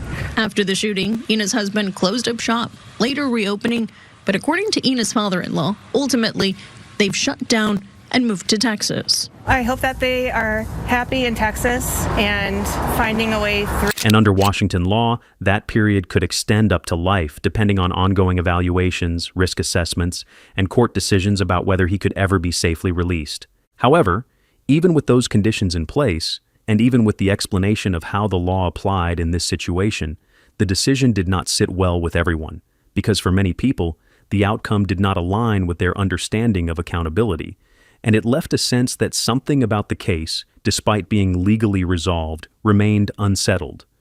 There was another issue that came into focus, and that issue centered on the baby, Evelyn. Because while the loss had been felt as 2 lives taken in a single moment, the law did not recognize it in the same way, and that distinction became one of the most difficult parts of the case for people to accept. Under Washington state law, a homicide charge could only be filed if the child had been born alive, and in this situation, that condition was not met, so even though Evelyn had been named, and even though she had been part of the family's future, she was not counted as a separate homicide victim in the legal process. So legally, the case moved forward without that count. Grieving the future loss of the baby that would have become part of our community and maybe made contributions that we can't even imagine because we didn't get the chance to see her fulfill her destiny. And that gap between legal definition and personal reality is what made this part of the case feel incomplete for many, because it introduced a sense that something had not been fully acknowledged, even though the system had followed its own rules. And I can tell you that it's been a big, heartfelt, emotional day for not just the family, but the entire community. It's a feeling of somberness, but then there's a lot of love and appreciation for Ina and her daughter, as now the community is rallying alongside her husband and their very young son. I want to take you to moments we captured respectfully earlier today, where you can see that it was a very touching turnout. Those services have now culminated, but we saw family, friends, community, and city leaders like Mayor Harrell and SPD Chief Adrian Diaz paying their respects. I want to show you also this, the program the family shared with us, and it includes a sonogram of their daughter. We now know they named Evelyn Kwan. Her father sung, writing in part, quote, "Rest peacefully and comfort in a beautiful place alongside Mom. I love you." He's sharing a little more about his wife Ina, who he says migrated to California in October of 1997. They got married in 2015 here in Seattle and then welcomed their son Sajin in 2019. Their family only growing as they set roots in the heart of downtown Seattle, opening up a Berea Bento House near Pike Place. Ina was a pillar of her community, described as a loving mother and wife who will be dearly missed. Now her death impacting the entire community. Heartfelt messages, as we've shown you, and flowers are now covering the business's entrance in memory of the mother and her daughter. Unfortunately, both Sung and Ina were shot last Tuesday as they waited for the green light at 4th and Lenora when a man walked up and fired several shots. Sung was hit in the arm, but Ina was shot several times. Doctors then delivered their daughter, but Evelyn unfortunately died. Court documents made it very clear that the Kwans never interacted with the suspect. It was a random act of violence. Today, we spoke with some community members who came out to show their support and pay their respects. Here's what they had to say. It is very sad. It is very sorrowful, tearful, and I cannot be, what can I say? It's a very...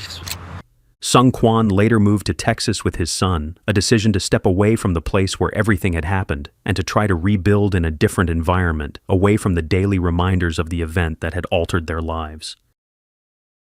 Have a simple answer, and that question continued to surface whenever the case was revisited.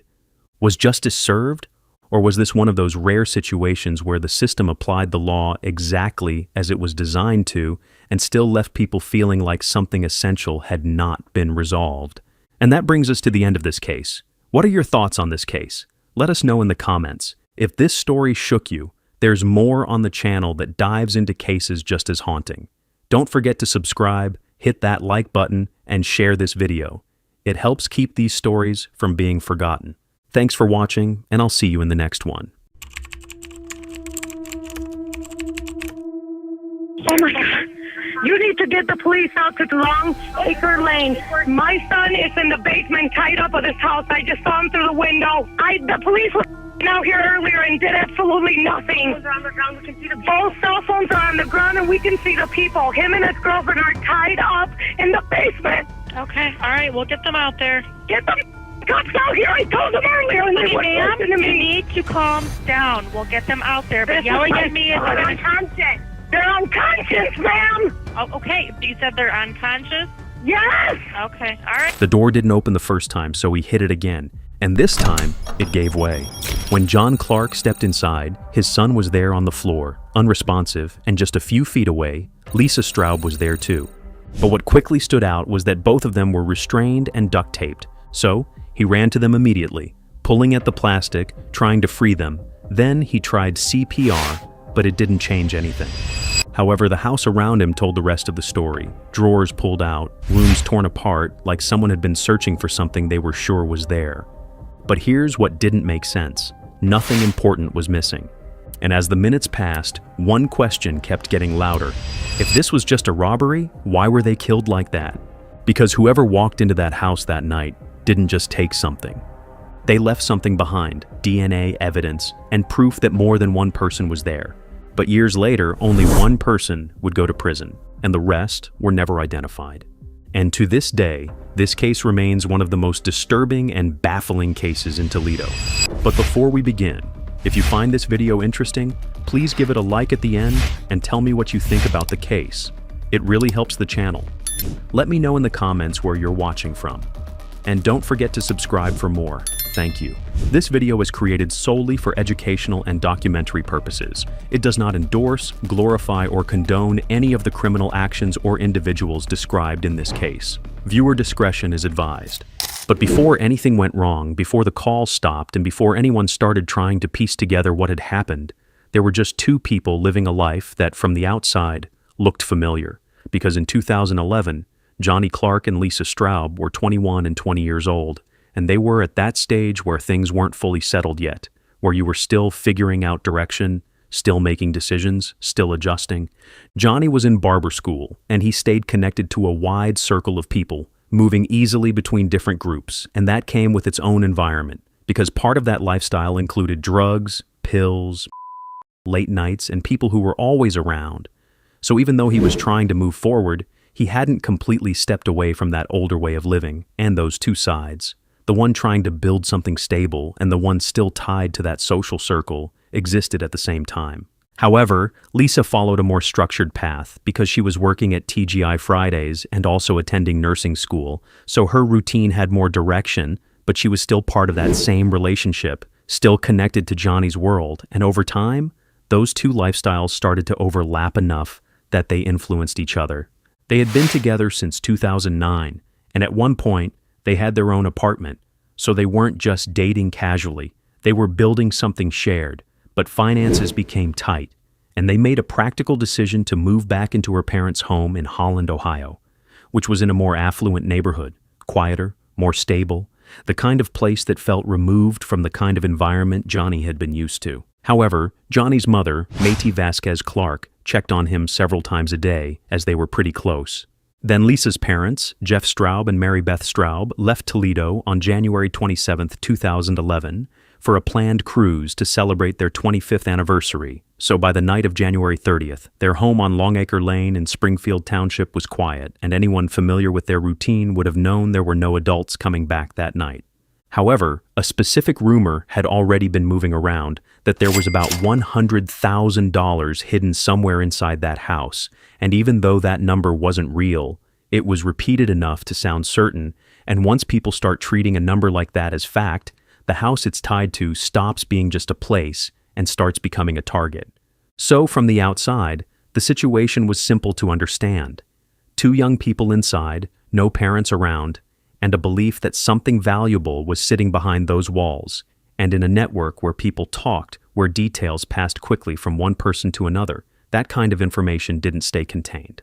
January 30th, 2011, at around 8 p.m., his mother, Métis Vasquez Clark, called to check in, and the conversation stayed light because when she asked how he was, he answered the same way he usually did, "Yes, Mom, I'm still alive," and he laughed. And if you tracked it through Johnny's phone activity, it stayed consistent from morning to night, because by the end of the day, there had been 51 calls. Later that evening, he spent time watching the Pro Bowl, and then, close to 10 p.m., he went to pick up Lisa Straub from her shift at TGI Fridays, and when they left together and returned to the house on Longacre Lane, they were following a plan that had already been set. And that plan included meeting Tiffany Williams and linking up with Zachary Burkett, and they would spend time together in the house that night. So, at 10:41 p.m., Tiffany Williams called Johnny for updates on the plan.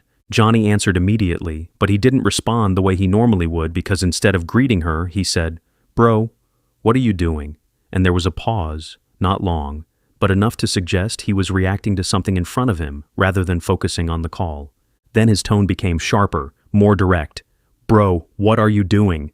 And that change didn't sound like confusion. It sounded like confrontation, like he had just realized something wasn't right. Tiffany stayed on the line, and while she listened, she could hear another man in the background, not clearly, but enough to know Johnny wasn't alone. Then Johnny said, "Who the hell are you?" And the way he said it suggested that he was trying to understand who had entered his space and why. He didn't stay on the call long after that because he ended it with, "I'll call you back," and then the line went dead. But that call was never returned. After that, Tiffany tried to call again, and there was no answer. And the same thing happened with other calls, one after the other, and none of them were picked up, which didn't match how Johnny normally behaved. Time passed, and after roughly 2 hours without any response, she stopped waiting and decided to go to the house herself. And when she got there, she saw Lisa's car parked outside, which confirmed they hadn't left. But when she went up to the door and knocked, there was no response, no movement, nothing from inside. She later described it simply, saying, "I pulled the door, I knocked, I didn't see anything, but one detail that stayed with her was how the house looked, because the lights were on, and from what she could see, things didn't look right." At that point, she didn't call the police, and that decision came from what she already knew about the situation, because she understood that drugs were involved. She understood the risk of bringing law enforcement into that environment, so instead, she contacted Johnny's family. When she reached Mayte Vasquez Clark, she explained what she had heard on the phone, that Johnny had said, "Who are you? What do you want? What are you doing here?" And that the line had gone dead. And she told her that she had just been at the house, that the lights were on, that no one answered the door, and that something didn't feel right. That was enough for Mayte to act immediately, because she knew her son's habits, she knew how often he stayed in contact, and the silence didn't fit. So she called 911 and tried to explain the situation as clearly as she could, but her voice carried panic from the start. And his girlfriend Lisa were okay. Hello? Toledo 911. Ma'am, my heart is beating out of my chest. I just got a call from one of my son's friends. Okay. Her phone number, I have it right here. She just picked my husband up too. My son and his girlfriend live out at Long Acre Lane. I believe that's Holland. This girl says she was on the phone with my son and his girlfriend, and he was supposed to go pick her up. He was telling her he was going out the door, and all she heard was the phone drop and heard my son saying in the background, "Who are you? What do you want? What are you doing here?" And she said she just drove by the house, and the house looks ransacked. All the lights are on. My son's not answering, and neither is the girlfriend. Okay. Oh, my God. I got heart problems, and my heart's beating out of my chest right now. All right, I understand. Oh, my God. Is she still there? No, she just came by here to pick up my husband, my son's dad, and I'm here with the other two younger kids. All right, what is your name? My name is Mayte Vasquez Clark. My son's girlfriend's parents are out of town. They left for Puerto Rico 2 days ago. I don't know how to calm myself down. My heart's beating out of my chest. Okay, what did your son tell her? My son was like, "Hey, Tiff, we're on our way out the door. We're coming to get you." And then all she hears is the phone drop and my son Johnny saying, "Who are you? What do you want? What are you doing here? Who are you?" And no more answers. That's all she hears. And then she says that she starts getting worried because neither of them are answering the phone. And she goes out there by the house and she sees all the lights are on and the cabinets look ransacked. Okay, but you don't have any idea where your son's at? He was there at the house with his girlfriend. That's where they're house sitting for her parents. Okay, but he wasn't there when she went over there? No, she rang the doorbell and nobody came to the door, nothing. Oh my God, ma'am, I'm so afraid something happened bad. Okay. Oh my God, my hands are ice cold, my heart's beating out of my chest. Do I need to send you medical, ma'am? And at that point, the situation was no longer about a missed call. It was about a house where two people were supposed to be, a phone that had gone silent, and a sequence that didn't make sense anymore. So, police responded to that first call, and when they arrived at the house on Long Acre Lane, what they saw didn't immediately match a forced break-in, because the exterior looked intact. There were no obvious signs of damage, no broken windows, no door forced open, and from their position outside, the situation didn't present itself as an emergency that required immediate entry. They noticed the lights were on inside, and the television was still running, which suggested someone had been there recently, but that alone didn't justify going in, and without clear signs of forced entry or visible distress from outside, they treated it as a welfare check that didn't meet the threshold for breaking into the property. So they left. At that point, Mayte Vasquez Clark and his husband had to go to the house. Then she called 911 again because she knew her son's habits, and it didn't make sense for him to ignore her calls, no matter what he was doing. Listen, ma'am, I am a concerned mother. My son was in Long Acre Lane with his girlfriend house sitting. Lisa Stroud lives there because her parents went to Puerto Rico 2 days ago.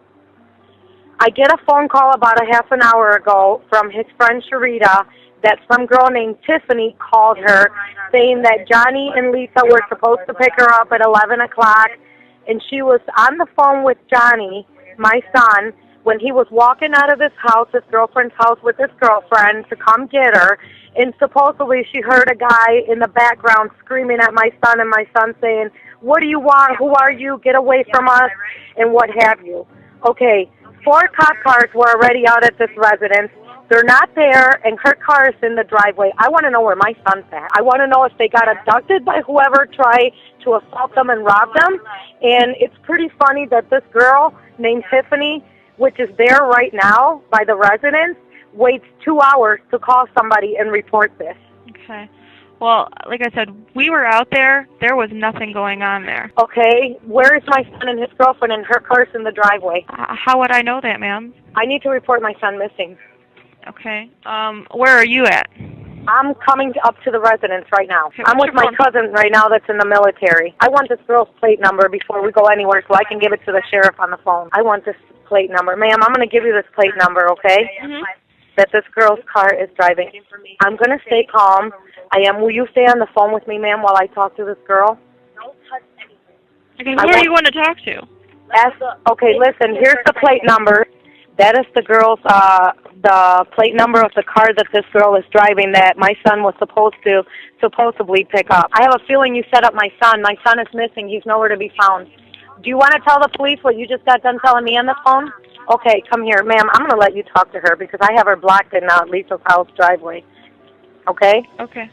Here. You tell them what you I will. Hello? Okay, what's going on?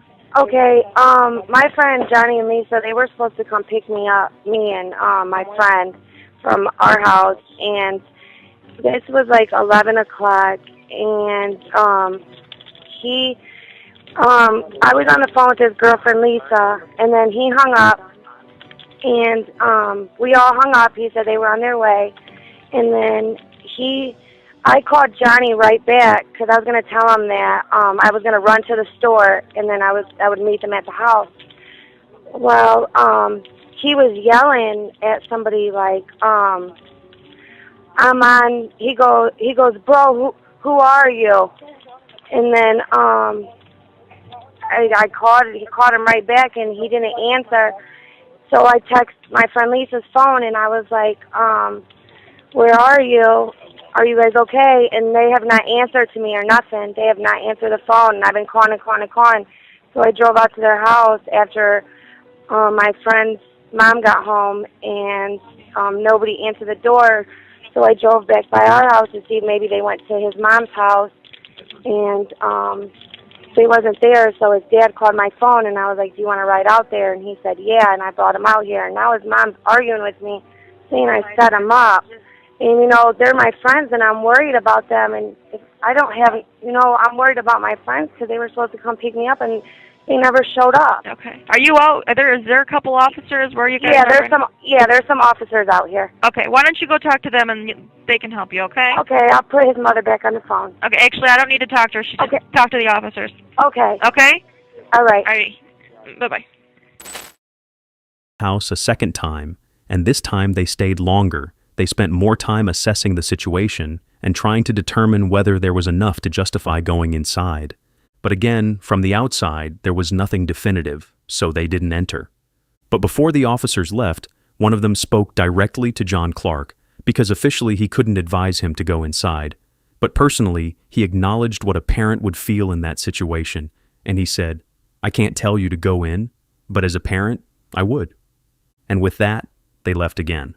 So, John Clark, Métis Vasquez, and the other people present decided to go round the building for any clue, and it was at this point that they moved toward the windows, looking through whatever angle they could find, and then they saw him. Johnny was on the floor, and immediately, John ran to the door, and he forced it open, breaking through it and going straight inside. What he saw confirmed what they had already feared. Lisa Straub was on the ground too, and there was a bag over her face.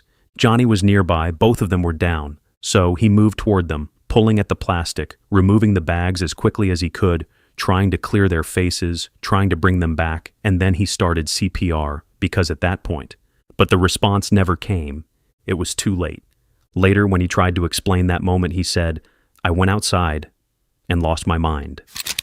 I found them and I ripped off the bag off my son's head. You found them tied up with bags around their head. Then went to her and did the same. And inside that house, everything that had been hidden just minutes earlier was now in plain view. Oh my God. You need to get the police out to Long Acre Lane. My son is in the basement tied up at this house. I just saw him through the window. The police were out here earlier and did absolutely nothing. Both cell phones are on the ground and we can see the people. Him and his girlfriend are tied up in the basement. Okay, all right, we'll get them out there. Get the cops out here. I told them earlier and they wouldn't listen to me. You need to calm down. We'll get them out there. But yelling at me is unconscious. They're unconscious, ma'am. Oh, okay, you said they're unconscious? Yes. Once the initial shock settled enough for investigators to move through the house, the scene started to form a clearer picture, and it didn't match a rushed break-in or a simple theft, because almost every room showed signs of deliberate searching. Drawers had been pulled out and left open, contents scattered. The mattress in the master bedroom had been lifted off the frame, clothes had been removed from closets and thrown aside, and even the attic space had been opened and checked, which meant whoever was inside that house wasn't moving randomly, they were looking for something, and they were going through every place it could have been hidden. But at the same time, certain things remained untouched, and that contrast made the situation harder to explain, because jewelry was still there. Items that could have been taken easily were left behind, and a stash of Iraqi dinars, currency that had been kept in the house, was still in place. Then attention moved back to the victims, and the condition they were found in reinforced that same idea because both Johnny Clark and Lisa Straub had been restrained, their hands secured with duct tape, and plastic bags had been placed over their heads and tightened, and that method didn't suggest speed, it suggested control. It suggested time had been spent inside that house. There were additional details that stood out once everything was examined more closely, because Johnny's wallet had been placed on his stomach. When investigators looked at Lisa's room, the signs of resistance became clearer because the door showed damage consistent with force, and inside, there were indications that she had tried to block entry, using whatever was available to create distance between herself and whoever was coming toward her. And when investigators moved outside to examine the entry points, they expected to find something that explained how whoever was inside had gotten in. But the ground told a different story, because there had been snow in the area, and yet there were no clear footprints leading up to the house.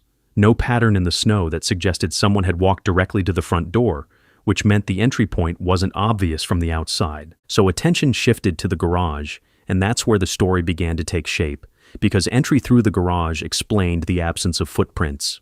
From there, the reconstruction focused on what likely happened once they were inside, and it started with Johnny, because based on the timing of the call at 10:41 p.m., he would have been near the door preparing to leave. So when the garage door opened or when the entry was made, he would have been the first to see them. The reaction suggested he didn't expect it, because he confronted them immediately, and then, based on the physical evidence, it appeared he tried to shut the door to block entry to stop them from coming further into the house. But that attempt didn't hold because the attackers forced their way inside. At that point, the situation escalated quickly, and Lisa moved away from the entry point, heading upstairs. And when investigators examined her room, the condition of the door and the surrounding area indicated she had tried to secure herself inside, using whatever was available to create a barrier. However, that barrier didn't hold either, because the door showed signs of being forced open, and once that happened, the control shifted completely to the people who had entered the house. Both Johnny and Lisa were then restrained, their movements limited, their ability to respond taken away, and the method used suggested that the attackers had enough time and control to carry out that process without interruption. And when that sequence is placed against Johnny's physical presence, weighing around 200 pounds, it becomes difficult to reconcile the idea of a single individual carrying it out, because overpowering him, controlling both victims, and moving through the house the way they did required more than one person. So the reconstruction pointed in one direction, it wasn't a single intruder, and there was more than one person inside that house. Joey Jackson, do you realize that the police, in coming there 2 different times, the first time they stayed, I think, 11 minutes, the second time they came 30 minutes, they knew that the 911 call said that the son had said, "Who are you? Why are you here?" And it's the family that had to find the bodies with the plastic bags over the heads? This is a horrific circumstance, by all means, Gene. Listen, in terms of probable cause or objective standard, whatever you want to call it, there's more than ample here. You have a phone call to 911 repeatedly by the mother. You have the girl who's describing the friend who's saying it's ransacked, the lights are on, you have the car there, and they're not there. It's problematic. And even if you say there was no objective, credible reason or probable cause, Gene, what about an exigent circumstance? Something needed to be done. Something needed to be done immediately, and it wasn't done, and it's unfortunate. And I hate to besmirch the character of our members in blue. They protect us. They keep us safe, but something is... And it was at this point that investigators brought Tiffany for questioning to see if there could be more to the story, and perhaps as a suspect in the case.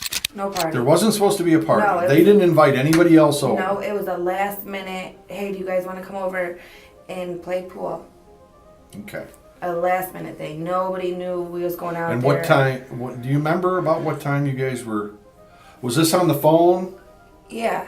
All right. Or texting? No, it was we were on the phone. But you're texting too at the same time? No. If you're not on, okay. No, I had texted Lisa while she was at work because we had talked to Johnny, and Johnny said they were going to get pills when Lisa got off work. And I was like, can you find me one and I'll give you the money back tomorrow? He said he had to ask Lisa, so I text Lisa's phone. That's where the texting came in. Okay. Then by the time Lisa got off work, which was at, I'm guessing, 10 o'clock, Lisa had texted me back and was like, I thought you was a friend. And then that's when I called Lisa, like, no, you took that in the wrong way. It wasn't nothing like that. Then, that's when we was on the phone talking, and it was approximately 10:30-ish when we hung up, 10:40-ish. How long of a pause before he said anything? He didn't say hello. All right, so he never said anything. Never said hello. So, all right, so you're on the phone. Mm-hmm. How long before you hear anything on the phone? What did you... Like, as soon as he picked it up, he didn't say hello to me, but he was like, bro, what are you doing? All right, I want to get this down again. Bro, what are you doing? Okay? Okay, and he said that approximately 3 times. Okay. Then all right, give me his voice. Was it, bro, what are you doing? Or, bro, what are you doing? Yeah, just like that. He sounded pissed? Yeah. Did he sound scared? No. He just sounded pissed? Just pissed, yeah. All right, so you hear, bro, what are you doing 3 times? Johnny sounds pissed. Mm-hmm. All right, then what'd he say? Then the next thing he said was, who the hell are you?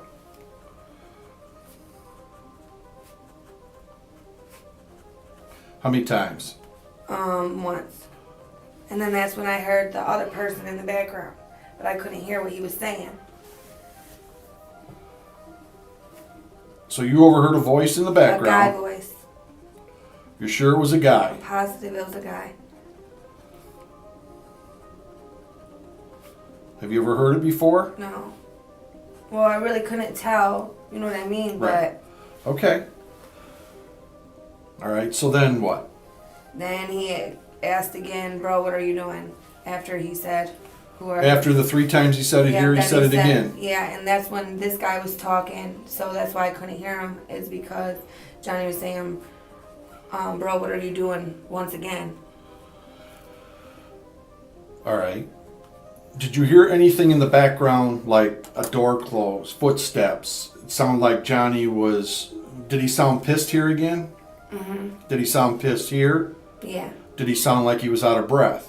No. Did he sound like he was scared or nervous? No.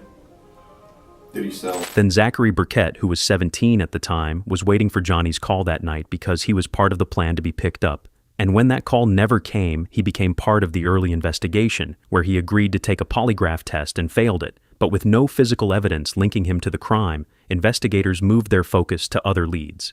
Then investigators decided to revisit Johnny's circle, and that circle was made up of people who knew each other and people whose names kept appearing as investigators worked through phone records and interviews. One of those names was Alexandra Cusino, and her connection to Johnny wasn't neutral, because by 2011 she was 21 years old, a single mother of 2, and already part of that same social circle, and her history with Johnny Clark included more than one point of conflict.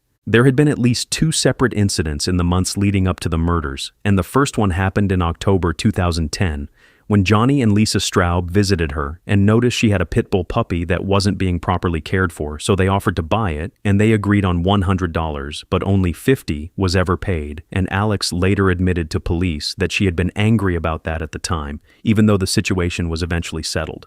Then, not long after, around Thanksgiving 2010, there was another issue, because Alex bought a car from Johnny, and according to people close to them, Johnny needed the money, so the deal moved forward, and she paid $750, which was half of the agreed amount. But soon after that, the car broke down, and when that happened, Alex refused to continue paying, which created another point of tension between them. So by the time her name came up again during the investigation, it wasn't coming from a neutral background. It was tied to a series of disagreements, financial issues, and unresolved frustration, and those details placed her within a pattern rather than as an isolated mention. Do you use, with Johnny, pills? Yeah. Smoke weed? Yeah. Did you buy your weed from Johnny? No. Did you buy your pills from Johnny? No. Who'd you buy your weed from? I mean, I know all the players in this thing. Yeah, I really do. No, I know you do. But see, there's a lot of, like, with this whole situation, like, I'm from the east side. I'm not from the south side. So, like, a lot of people over there I know, I really don't know them, though. Because they won't, like, talk to me. They won't have nothing to do with me because I am from the east side. All right. So, okay, after Johnny and Lisa broke up, you guys sleep together. Did you still see Johnny every so often at a... We just, like, like, bumping each other, like, out and about, you know. Okay. But, like, we didn't really hang out or nothing like that. Johnny had some good friends. Johnny had a lot of good friends. Right. He had, well, one of his good friends was Tiffany. Did you know Tiffany? Yeah, you know I know Tiffany. Her child's father was killed at my house. So, I know Tiffany. Okay. And we don't get along. You don't get along with Tiffany. You talk to Zach a lot on the phone. Mm-hmm. A lot. I know. I call him all the time. It's my little... What are you guys talking about? I Pills? just tell him random Weed? stuff. No, I don't get my pills and weed off of him, though. That's what's so crazy, but... So you've talked to Zach a lot since this whole thing's happened. That's like, Zach's like... My family knows Zach. My kids know Zach. Like, they love him. What's Zach been like since the homicide? How's he been acting? The same. Same as always? Yeah. Well, I know Zach's got a real bad pill problem. Real bad. That's why I'm glad he's doing it right now. I just actually, unless they took my letter, there's, I wrote Zach a letter. The whole entire time where I mean, basically, I felt like he was putting me in a corner because he kept begging me to buy the car off him. Like, he really needed the money. I really need the money. I really need the money. I'm like, okay, well, I had the $1,500, but I didn't want to give him all my money, so I told him I'll give you half. Where'd you get that kind of money? Huh? Where'd you get $1,500? Just from, like, you know, holidays and stuff. No. But, No. I don't know, just from around. However, Johnny's father later recovered the car from Alex, and during the investigation, he stated that Alex had made threats toward Johnny over the phone, while other witnesses also reported that she had directed threats at Lisa as well. But that's not all. During her testimony, Alexandra Cusino admitted to sending a message in the early hours of February 1st, just days after the murders, and it wasn't sent randomly. It was directed at another girl within that same social circle, someone she was already in conflict with at the time, and the wording was explicit. "You don't know me. I do this kind of thing. Watch the news. People get duct taped and tied up and left for dead. You should have asked me and I would have told you who I am. Period." But Alex voluntarily provided her DNA to investigators, which did not match any of the evidence from the scene, and she told detectives that she believed Johnny and Lisa had been killed over money, claiming that Johnny owed a significant amount. Then, there was Anthony Watson, and his role in the timeline placed him closer to the center of what was supposed to happen that night. Because he wasn't just part of the wider circle, he was someone Johnny had been expecting to see, specifically as a dealer who was meant to come through that evening. As the investigation developed, police received information that brought his name up again, including a tip that he had been implicating his own brother in connection with the crime, so detectives called him in for questioning. Did you see Johnny that day? No, I didn't see him that day at all.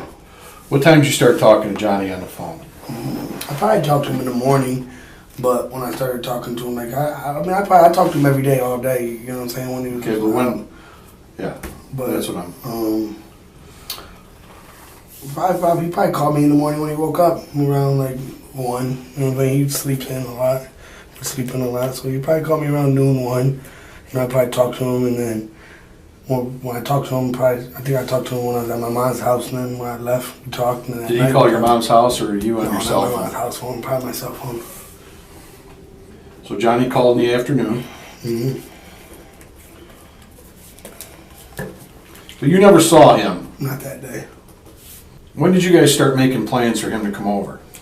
I was about to leave my mom's house. Well, he said he was gonna when he gets off work, he's gonna come over, and then it ended up being I think about like 9:30 when we got home from my mom's house, and then I was talking to him on the phone, and about 10:30 he called me, he said he was gonna come over, and then.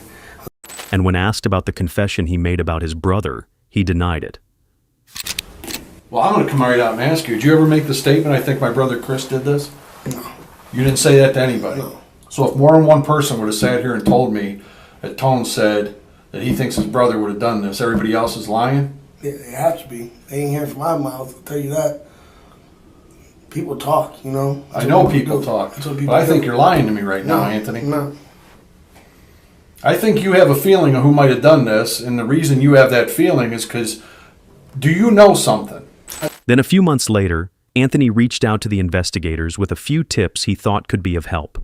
According to that account, 3 men, including a Samuel Todd Williams, had gone to the Straub home intending to rob it, looking for and for the rumored safe containing money. And he added that the woman who told him this had placed herself at the scene, someone investigators were already familiar with, someone who had previously been close to Johnny but had later developed strong hostility toward him. After providing that information, a pending felony burglary charge against Anthony was reduced to a misdemeanor. But any further details he might have offered never came, because in 2018, he was shot and killed by an unknown attacker, and with that, one of the few people connected to both the timeline and those statements was no longer available to be questioned further. However, DNA was collected from different parts of the scene, from the duct tape used to restrain them, from clothing, from areas where contact had clearly been made, and when those samples were processed, the results didn't point to a single individual. Instead, they revealed multiple profiles, at least 4 unidentified female DNA profiles, and 1 unidentified male profile, and none of those matched anyone who had been identified as a suspect at that stage. Then another piece of evidence was found, and this one stood out because of where it was located and how it was left behind. A cigarette butt positioned near the area connecting the garage to the rest of the house, and when it was examined, it didn't match the environment inside because there was no ash around it, no lingering smell of smoke, nothing to suggest someone had been standing there casually smoking, which raised the possibility that it had been dropped rather than used in that space. That cigarette was tested, and this time, the DNA results did produce names because the profile matched 2 individuals, Samuel Todd Williams and Cameo Petaway, and that connection became the first direct link between the scene and specific people. This was the same Samuel Williams that Anthony had hinted earlier. Samuel Todd Williams was 22 at the time, and his background showed a pattern that investigators had already seen before because he had prior contact with the justice system and had spent time moving in and out of custody. So his name didn't come up in isolation. It came with a history that placed him within that same environment tied to drugs and street activity. He was closely connected to Cameo Petaway, and that connection went back years because they had grown up around each other and maintained that relationship into adulthood, and people who knew them described a level of familiarity that extended beyond casual contact, the kind of connection where they spent time together regularly. However, Cameo had his own record, including multiple periods of incarceration, and there were reports from people around him that he had talked about wanting a bigger opportunity, something that would bring in more money than what he had been doing, which added another layer to how his name was viewed once it entered the investigation. At the same time, Sam's situation showed a different direction, at least on the surface, because he had completed his general educational development in 2010 and had started taking steps toward further education, studying subjects like sociology and criminal justice, which suggested he was trying to move away from the path he had been on. But those two sides existed together because while there were signs of change, there were still connections to the same network, and that overlap is what kept his name within reach when investigators began linking people to the scene. And when police eventually moved to arrest him, they did so while he was out buying cigarettes, and according to his own account, he didn't initially believe it was connected to a homicide because he thought it might be related to a probation issue tied to a previous domestic violence case, and it wasn't until he noticed the presence of federal agents, the badges, and the level of coordination involved that he realized the situation was more serious than he had assumed. So, in September 2011, Samuel Todd Williams entered a not guilty plea to the murders of Johnny Clark and Lisa Straub, and at that stage, the case against him was still narrow because the primary piece of physical evidence linking him to the scene was DNA recovered from a cigarette butt found inside the house. Soon after, Cameo Petaway was also arrested and charged as an accomplice, and that placed both men at the center of the same theory, but the foundation of that theory remained limited because it relied heavily on that single piece of forensic evidence. However, the direction of the case shifted once Williams was in custody, because while being held at the Lucas County Jail, he began making phone calls, and instead of using his own identification number, he used another inmate's PIN, which was a method sometimes used to avoid calls being easily traced back to the person making them. Those calls were made to Stephen Petaway, Cameo's brother, and the content of those conversations drew attention quickly, because in one exchange, Williams spoke about a situation that had been planned differently, saying in substance that it had originally been meant for him and Stephen, but that someone else had stepped in to take his place. Stephen responded by saying that the person who stepped in wouldn't handle it the way he would have, implying that there had been some form of expectation about how things were supposed to be carried out. In another conversation, Williams stated that he had messed up and was going to be in custody for a long time, and those statements were interpreted by investigators as admissions connected to the case. Later, when speaking publicly about those calls, Williams disputed that interpretation because he claimed the conversations had been taken out of context, and he explained that he had been referring to a separate operation involving prostitution activities, not the murders, and he also said that when he mentioned messing up, he was referring to his failure to move drugs he had in his possession, which he believed affected his ability to secure legal representation. As the case moved toward trial, the pressure to explain what had happened inside that house increased, and that's when a new figure entered the investigation, because a jailhouse informant named Eric Yingling came forward and claimed that Samuel Todd Williams had spoken to him directly about the crime while they were being held in the same facility. Yingling told investigators that he had gained Williams' trust by presenting himself as someone who had nothing to lose, someone already sentenced, someone who wasn't trying to benefit from sharing information. And based on that, he said Williams went into detail about what had happened, describing entry through the garage, confrontation inside the house, and a search for money and drugs that they believed were there. According to his account, the situation escalated quickly because Johnny was already on the phone when they entered, and from there, both victims were pressured for information about where the money was, and when that information didn't come, the control over them intensified, with Lisa being forced from upstairs back down into the house, and both of them being restrained as the search continued. But the credibility of that account didn't go unquestioned, because parts of what he described were already known publicly, including the presence of Iraqi currency in the house, which had been reported shortly after the murders, and it later emerged that his wife had researched the case online during that period, so the line between what had been told to him and what he already knew became less clear. At the same time, Williams maintained a different position because he continued to say he was not at the house that night, and he placed himself at the bottom line bar, stating that he had been there watching the Pro Bowl with several people, including friends and family members, and he named individuals who he said could confirm that account. However, that alibi didn't resolve the situation either, because while there were statements supporting it, there was no surveillance footage placing him there, and questions remained about timing, especially when considering the 10:41 p.m. call, and although one of his phone numbers appeared to connect to a tower near the bar earlier that night, he admitted to using multiple phones, which made it difficult to confirm which device was actually with him at that time. So the case moved forward with two competing narratives, one built on the informant's account and the recorded jail calls, and the other built on an alibi that couldn't be fully verified, and that tension carried directly into the courtroom.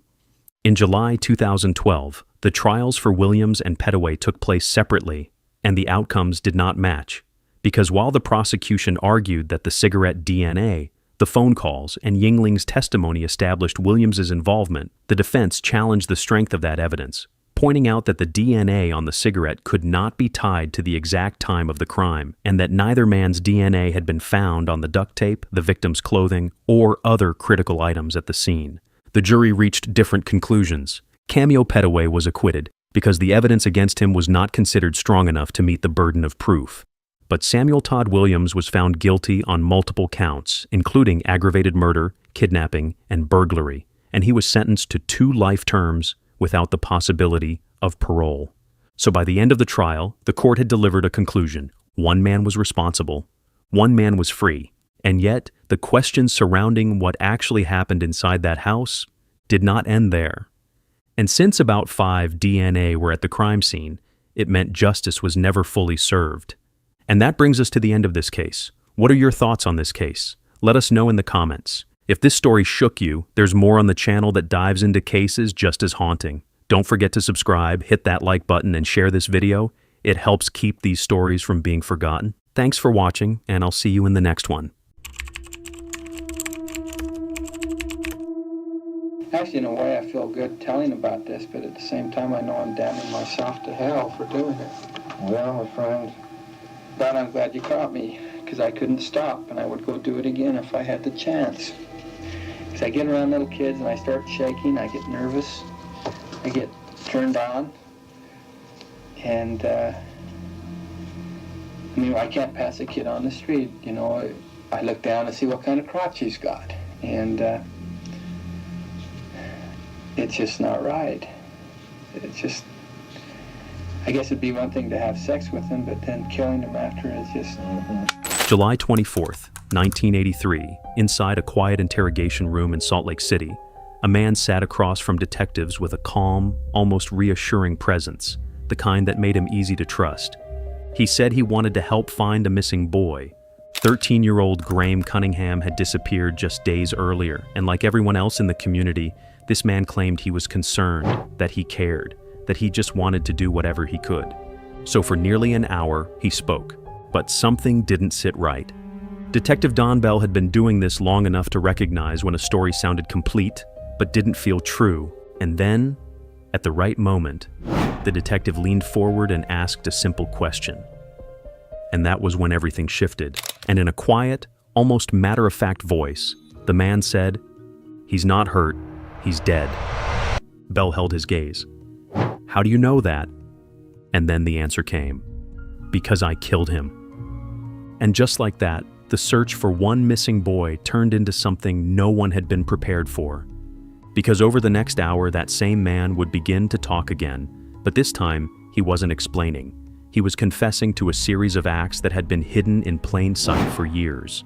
5 boys, 5 lives, each one connected by the same man who had been sitting there the entire time, offering help, answering questions, blending in like he always had. And the truth was, he had never stood out, and he had never raised an alarm. He had simply been there, becoming exactly what no one expected him to be. But before we begin, if you find this video interesting, please give it a like at the end and tell me what you think about the case. It really helps the channel. Let me know in the comments where you're watching from.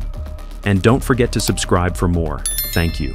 This video is created solely for educational and documentary purposes. It does not endorse, glorify, or condone any of the criminal actions or individuals described in this case. Viewer discretion is advised. On the evening of July 14th, 1983, 13-year-old Graham Cunningham left home, expecting to be gone only briefly. He had been looking forward to a trip to Southern California, and that plan already connected him to people his family believed he knew well enough to trust. Before he left, his mother asked where he was going, and Graham told her he was just going to run to the store and would not be long. But as the hours passed, that ordinary explanation stopped working. Graham did not come home, and the longer he stayed gone, the more the mood inside the house changed from waiting to worry. At first, his family could still tell themselves he may have stopped somewhere, or seen someone, or simply taken longer than expected. But as the night dragged on, those possibilities became harder to believe, and by the early hours of the morning, concern had already turned into panic. so the police were called. And when officers responded, the first explanation they raised was that Graham might have run away and that there was still time for him to come back on his own. But his mother rejected that immediately because she knew her son, and she knew this was not normal behavior for him. She did not believe he had chosen to disappear, and she did not accept the idea that this should be treated like an ordinary teenage runaway case. She pushed for action because, to her, something was already clearly wrong. And as detectives worked through the first real leads in Graham Cunningham's disappearance, one detail kept pulling them in the same direction, and that was the trip Graham had been talking about for months, a trip to Southern California that had become important enough for the boys to plan around, and exciting enough for Graham to look forward to it well before the day he vanished. And at the center of that plan were two names. One was another boy, identified as Jeff or JH, and the other was the adult who was supposed to take them, a man the boys knew as Roger Downs. If Graham had disappeared on the very eve of leaving with Roger Downs and Jeff, then the adult organizing that trip should have been one of the first people who could explain where Graham had gone, who he had spoken to, and what had changed in the final hours before he vanished. So detectives began trying to locate Roger and the boy closest to him, because if they could get clear answers from those two, they might be able to narrow the timeline and understand exactly what had happened on the night Graham went missing. But there was a problem almost immediately. Roger Downs and Jeff were not easy to pin down. Then another boy said something that changed how police viewed the entire situation. He told them that Roger Downs was not really Jeff's father. At first, detectives thought that might still fit some normal explanation, because families were often complicated, and the simplest assumption was that Roger was a stepfather or some other parental figure loosely described as a father. That would have sounded unusual, but not necessarily disturbing. However, when they pushed further, the answer became much more troubling. Roger was not Jeff's stepfather either. And that was the first real crack in the case, because once detectives realized that Roger Downs had been moving around these boys under a false family role, everything else around him became harder to accept at face value. So the investigation changed direction. Detectives now had to ask who Roger Downs actually was and how long he had been around these boys. And once that question took hold, it opened the door to something much larger than a trip to California, because the issue was no longer a single missing child connected to a familiar adult. It was the possibility that the familiar adult himself was the danger. Once detectives started pulling at Roger Downs' identity, they were beginning to see that even the name he had been using did not belong to the man they were actually looking at. Roger Downs was not Roger Downs. The deeper they dug, the more that name started to fall apart, and what they found underneath it was Arthur Gary Bishop, a man who had already spent years moving through Salt Lake City under false names and carefully built roles, shaping the version of himself that other people were allowed to see. And once detectives learned that, the case stopped being a straightforward search built around a missing boy and became something more dangerous, because a man who lied that easily about who he was could not be trusted on anything else that came out of his mouth. And the more they looked, the worse it got. Detectives learned that he had a background involving theft and embezzlement, that he had used his position as a bookkeeper to steal money, and that he had already shown a willingness to slip out of one life and into another whenever pressure began to close in around him. So this was no longer a case involving a mysterious adult with an unclear relationship to a boy. It was a case involving a practiced liar whose life had already been built on concealment. That mattered to Don Bell because Bell had not come into the case with the benefit of knowing how large it really was going to become. At that stage, he had only been assigned to Graham's disappearance for 1 week, and that limited assignment shaped how the investigation moved in those early days. However, even before the full break came, Bell had begun to feel that Roger Downs was not just another adult on the edge of a missing person case, but someone who might be far more central than he appeared, and that instinct stayed with him. By Friday, July 22nd, Bell's 1-week assignment to work on the case had ended, but he did not leave the case feeling reassured. In fact, he left with the opposite feeling, because by then he had seen enough to understand that if Arthur Gary Bishop had really done something to Graham, and if he realized police attention was turning toward him, then he might not simply wait around for detectives to close in. So when Bell stepped away from the case that Friday, the story did not feel finished. Then Sunday came. On July 24th, Bell got the call that changed everything, because Arthur Gary Bishop had surfaced again, and the younger detective on the case wanted Bell there.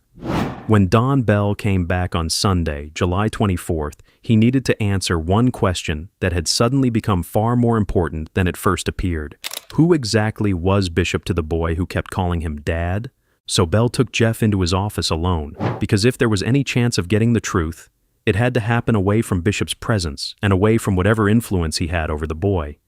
And almost immediately, Bell noticed that something about the relationship was wrong, because throughout the conversation, Jeff kept referring to Bishop the same way, over and over again as my dad, even though detectives already had reason to doubt that claim. Bell knew by then that Bishop was not really the boy's father, and he also knew he was not even the stepfather he had seemed to be. So every time Jeff used that word showed how deeply Bishop had worked his way into the boy's life. And Bell paid attention to that, because in a case like this, the most important answers often came not from dramatic breaks, but from the small things that did not fit, the words people used automatically, the loyalties that made no sense, the emotional attachments that felt stronger than they should have been. As Bell later described it, he asked the question directly. He asked how long his dad had been molesting him, and the room went quiet. Then Jeff answered, "All of my life." Whether that was the exact phrase preserved in memory later, or simply the clearest way Bell remembered it, the meaning was unmistakable. Because in that moment, the case stopped being only about a missing 13-year-old and became something much larger and much darker. Bell was no longer looking at a suspicious adult who might know more than he was saying. He was looking at a man who had close, long-term access to boys and had used that access in the worst possible way. Bell learned from J.H. that the boy slept with Bishop, that Bishop had asked him to pose for nude photographs, that Bishop kept nude photographs of young boys, and that Bishop might also be connected to the earlier disappearance of Kim Peterson. That meant Bell was no longer guessing about whether Bishop belonged at the center of the case. He had a direct line now between Bishop, a vulnerable boy under his influence, exploitation, hidden photographs, and another missing child from years earlier. And that changed the urgency immediately. The question was no longer whether Bishop seemed odd or dishonest. The question was how much damage he had already done, and whether Graham had become the latest child caught inside that pattern. And it was a veteran investigator realizing that the man sitting outside his office was not just a possible witness in a disappearance, but a predator with practiced access to boys, a false identity, and a secret life that was beginning to open. And once Bell understood that, the next interview with Arthur Gary Bishop was never going to be routine again. But by the time Arthur Gary Bishop came in on July 24th, he did not walk into the room like a man cornered by police. He sat down, answered questions, and presented himself as a concerned adult who had come in to help detectives understand what might have happened to Graham Cunningham. So Bell started there. He did not open by accusing him of murder. He worked through the case the way investigators often did when they were testing a story, asking where Bishop had been, when he had last spoken to Graham, what he knew about the planned California trip, and how he explained his connection to the boys. And Bishop answered, but the problem was that his answers never quite settled into anything solid. And the longer that went on, the more Bell tightened the pressure. He shifted from general questions to sharper ones, and he stopped treating Bishop like a helpful adult on the edge of a missing boy case, and started treating him like a man whose story needed to be broken open. And at some point, Bell read him his rights, partly because he could feel Bishop edging towards something more serious, and partly because he knew the room had changed. Bell later said he had expected Bishop to shut down at that point, to ask for a lawyer, or to stop talking altogether, because that would have been the safest move for a man already hiding behind false names and half answers. But Bishop did something else. He kept going. Even then, Bishop did not open up all at once. At one point, he made it clear he did not want everything recorded in a way that could be used publicly, and that detail mattered because it showed that even while he was under pressure, he was still thinking about exposure, still trying to manage how much of himself would be seen. Then Bell changed the frame. Bell suggested that maybe Graham was hurt, or maybe something had happened, maybe even some kind of accident. And that was when the interview changed. Bishop looked at him and said Graham was not hurt. He said Graham was dead. After that moment, they knew. Graham Cunningham was not a runaway, and he was not a boy who had simply gone missing under unclear circumstances. He had been unalived, and the man sitting across from Bell had just admitted it himself. But the room still had not reached the bottom of what was about to come, because once Bishop crossed that line, Once he stopped pretending this was only a search and admitted he had taken Graham's life, the barrier holding everything else back began to give way too. And within the next stretch of that same interview, the case would stop being about one boy and open into something much larger, something no one in Salt Lake City had fully seen coming. He began naming the other boys one by one, unfolding the confessions in a reverse timeline. First, it was Troy Ward, a 6-year-old whose birthday had been stolen from him in a park where he had been waiting to go home for presents and cake. Then came Danny Davis, a 4-year-old last seen fumbling with a gumball machine in a supermarket. Next was Kim Peterson, 11 years old, whose encounter with Bishop had seemed ordinary enough at first until Belle heard the story unfold. And finally, Alonzo Daniels, a boy of only 4, whose early disappearance had remained one of the coldest mysteries in the city, suddenly fit into the puzzle. And as Bishop continued, the detectives could see the hidden pattern forming, and the detectives finally saw the magnitude of the horror that had been unfolding under their very noses. And to everyone's surprise, he kept confessing about more little boys. Before we get really into this, how many others are we talking about here? I think that's it. Alonzo, the Peterson boy, Troy Ward, and Graham Cunningham. Now, I'm not... Is there any others? I may have done one more. It seems like I did 5, so I'm not sure. How about Danny Davis? Danny Davis, I did. The realization hit them that they were listening to a confession from a serial killer who had spent years living alongside unsuspecting families. Well, a very select few have heard these audio tapes, and on them you hear Arthur Gary Bishop, who spent the last years of his life here at the state prison, talking about how he killed these 5 little boys. What you are about to hear, I want to warn you, it's very disturbing. Scared? Families formed watch groups. In the late 70s. Paranoid? Youngsters fingerprinted by local police departments. And early 80s. Families were very concerned. Salt Lake City. Alonzo Daniel was under the grip of fear. Vanished from his Salt Lake City home. He left the house at 8:45, and he was to be back in 30 minutes. Little boys, Alonzo Daniels, Kim Peterson, Danny Davis. The string of child disappearances began October 16th. Troy Ward, Graham Cunningham began to vanish, 5 in all, without a trace. Hey, maybe there's a connection. Legendary prosecutor Bob Stott remembers the fear bearing down on Salt Lake City. I think people began to realize, hey, maybe it's one person, and maybe that person's... Now let's visit the cases in detail. On the evening of July 14th, 1983, Graham Cunningham had trusted Arthur Gary Bishop in a way that made him vulnerable. And that trust had been built over months through repeated interactions, the kind that a 13-year-old boy would never question, because Bishop had positioned himself as a familiar and helpful adult who had already been part of his world for years. And that trust became the key that allowed Bishop to manipulate the day of Graham's disappearance, because the planned California trip, which had been discussed since early summer, gave Bishop the perfect excuse to call on him without raising any alarm. On that day, Bishop used what seemed like a simple errand, promising Graham quick money in exchange for running a small task, and he wrapped it in other incentives the boy found compelling, tying it to photographs and a skateboard, rewards that felt safe, ordinary, and enticing enough for Graham to step away from his home without hesitation. And because Graham was familiar with Bishop, had seen him frequently, and believed Bishop cared for him, there was nothing in that moment to signal danger and nothing to prepare him for what was about to happen. But Bishop had other plans. He had groomed Graham and forced him to endure acts of SA, acts that the boy might one day reveal. Bishop feared exposure, that Graham might talk, and that fear alone pushed him toward the unthinkable. On the evening of July 14th, 1983, Bishop struck Graham with a hammer to subdue him, and then suffocated him to ensure he would not survive. Later that night, he transported the body to the Big Cottonwood area, placing it where discovery would be unlikely and demonstrating the cold, methodical planning that marked all of his crimes. Yet, there was a cruel contrast in what came after, because Bishop, hours after the act, still presented himself as a helper, offering to assist Graham's mother in searching for her son, as if he could control the narrative and prevent suspicion. On June 22, 1983, Troy Ward, a 6-year-old boy, was celebrating his birthday quietly in the afternoon, waiting in this street for a family friend to take him home so he could enjoy cake and presents. and the day had the kind of ordinary rhythm that made it impossible to imagine what would come next. Bishop, calm and casual as ever, approached Troy without raising any suspicion, and the boy, trusting the familiar presence, walked alongside him without hesitation, completely unaware of the danger waiting just steps away.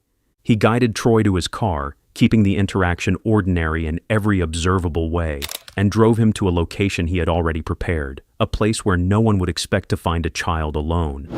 Today or there or something like that, which was a plural type thing. And the reason I'm saying it is because if we're talking about one Troy homicide, Ward, I kidnapped and killed. And there came a point when he just suddenly confessed. And this little kid came up and said, "Hi, how are you?" And it was Troy. I said, "I'm fine," and I talked him into the car. So he hopped in very nicely. One thing, if you're wondering if it's true, he had cowboy boots on that you didn't have in any of your reports. Once there, Bishop took him to his basement and then committed the act that would take Troy's life, using the same cold decisiveness he had demonstrated with Graham Cunningham. And then he disposed of the boy's body in the big cottonwood area where the waters and terrain could conceal it and make it nearly impossible for anyone searching to stumble across the crime. He was a sweet, loving little kid. Cheryl Hanson's little boy, Troy Ward, vanished June 23, 1983. Giving him his birthday boots 2 days ahead of time. He wanted cowboy boots. It was his 6th birthday, and Troy had just gotten his gift early. He was wearing those boots the night he disappeared. Went to go get ice cream to go with his brownies because that's what he wanted, his brownies. As she left her house, Cheryl saw a man sitting in his car outside her home. He was reading the newspaper. He said he was waiting for his friend to come out of the store, so I didn't think anything of it. That man, it turns out, was Arthur Gary Bishop. And I came home, and he was gone. Police began to question Bishop about missing boy Graham Cunningham, and without a stitch of emotion, Bishop methodically recalls how he killed the little boy. I had a hammer close by. I just picked it up and hit him on the head with it while he was trying to get dressed. On October 20th, 1981, 4-year-old Danny Davis was wandering through Smith's supermarket, fumbling at the gumball machine and struggling to get a treat, completely absorbed in his own small world. Bishop noticed him immediately, his eyes scanning the child with a careful calculation, and he saw an opening, an ordinary moment that no one around him would read as dangerous. So he approached casually, offering assistance in a way that seemed friendly and normal, and Danny, trusting the adult's presence, followed him without hesitation, not realizing that every step was leading him closer to harm. Bishop guided Danny out of the store and into a car, keeping the interaction ordinary and unthreatening, so that no passerby or store employee would suspect that anything was wrong.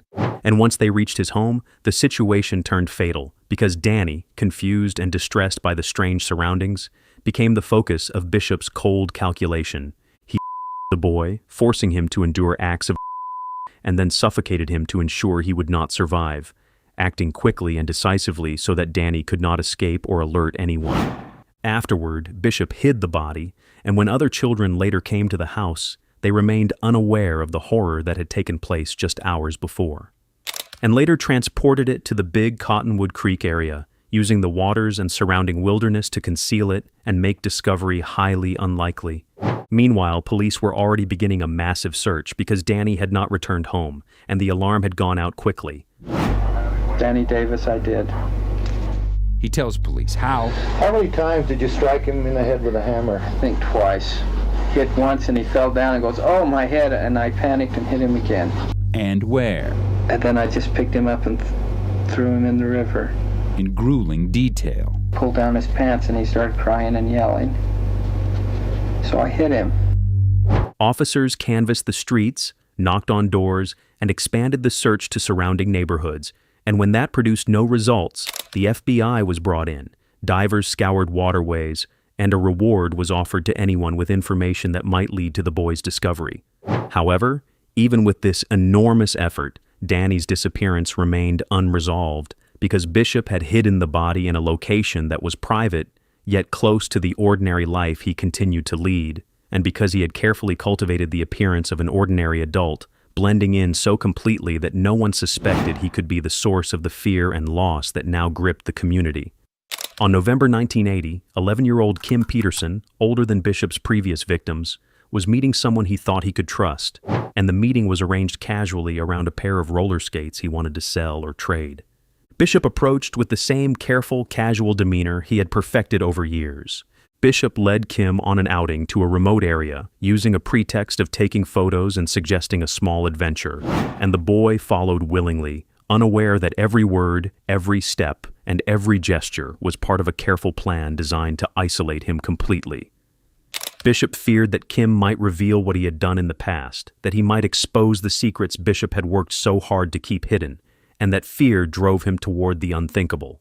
Once the boy was under his control, Bishop carried out the murder. Once Kim was dead, Bishop buried the body near the same desert site where he had earlier hidden Alonzo Daniels, keeping it concealed among the trees and shrubs to delay discovery and maintain the pattern of secrecy that had allowed him to evade detection for so long. And for the very first boy he unalived. On October 1979, 4-year-old Alonzo Daniels was playing outside his apartment complex. Bishop watched carefully, and when he saw the opening, he used something Alonzo loved, candy, to lure him closer, presenting the interaction as harmless and ordinary, so that the boy would not suspect the danger crouched behind the familiar adult. Alonzo followed willingly at first, but when he realized Bishop's intentions and protested, saying he should not be touched, Bishop's fear of exposure and his need to control the situation escalated instantly, and in that moment, he killed the boy to prevent any disclosure. He placed Alonzo's small body in a box and carried it past the mother who was calling his name, and transported it to the wilderness near Cedar Fort and Cedar Valley, burying it in a secluded location that would keep the crime hidden for years. And the murder of Alonzo Daniels became the first fully documented act in the series, the one that marked the beginning of the pattern that would continue for years, connecting every child he later took to the same manipulation. At the same time, he collected photographs of the boys he hiding them carefully in locked boxes, sometimes even inside a wedding album, and the stash he maintained was large enough to document the scope of his manipulation and the number of children involved. And after the murder of Alonzo Daniels, Bishop found a twisted way to channel his urges when no child was available. He killed puppies, using them as surrogates for the children he could not reach. For years, Bishop had operated under the radar, and the police struggled to connect the dots because the children he targeted were so different from one another. The victims varied in age, from 4-year-old Alonzo Daniels to 11-year-old Kim Peterson, and they came from different racial backgrounds, which made it difficult for investigators to imagine a single person responsible for all the disappearances. And the timing of the crimes was scattered, with months or even years between them, while the locations shifted from city apartments to supermarkets to parks, so nothing seemed consistent on the surface. And that inconsistency hid the underlying pattern. Bishop even varied the way he disposed of the bodies. Some he buried in the desert, others he placed near Big Cottonwood Creek, which only added to the challenge investigators faced. There was no obvious signature linking the cases.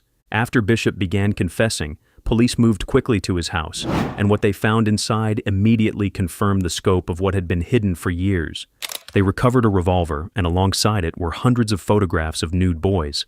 And as they went through the images, investigators began identifying boys who had previously never come forward, realizing that the number of children Bishop had manipulated and harmed was far larger than anyone had imagined. Bishop himself guided detectives to the remains of his victims, and the first 3 were discovered in desert burial sites, carefully hidden but now unearthed, their location confirming patterns investigators had only begun to suspect.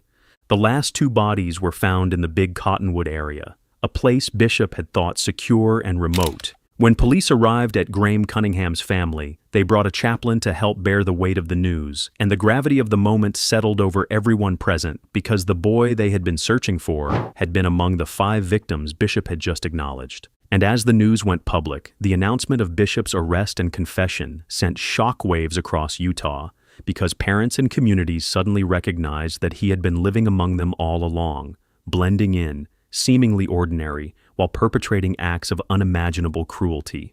The floodgates opened as new calls poured in, parents reporting that Bishop had been around their children too, and it became clear that the full magnitude of his hidden life could not have been guessed. The 1984 trial of Arthur Gary Bishop began in Salt Lake City amid a courtroom filled with families who had spent years in fear, desperate for answers, and anxious to see the man who had haunted their communities finally face justice. Bishop entered the proceedings and pled not guilty. maintaining a calm exterior that contrasted sharply with the weight of the charges stacked against him.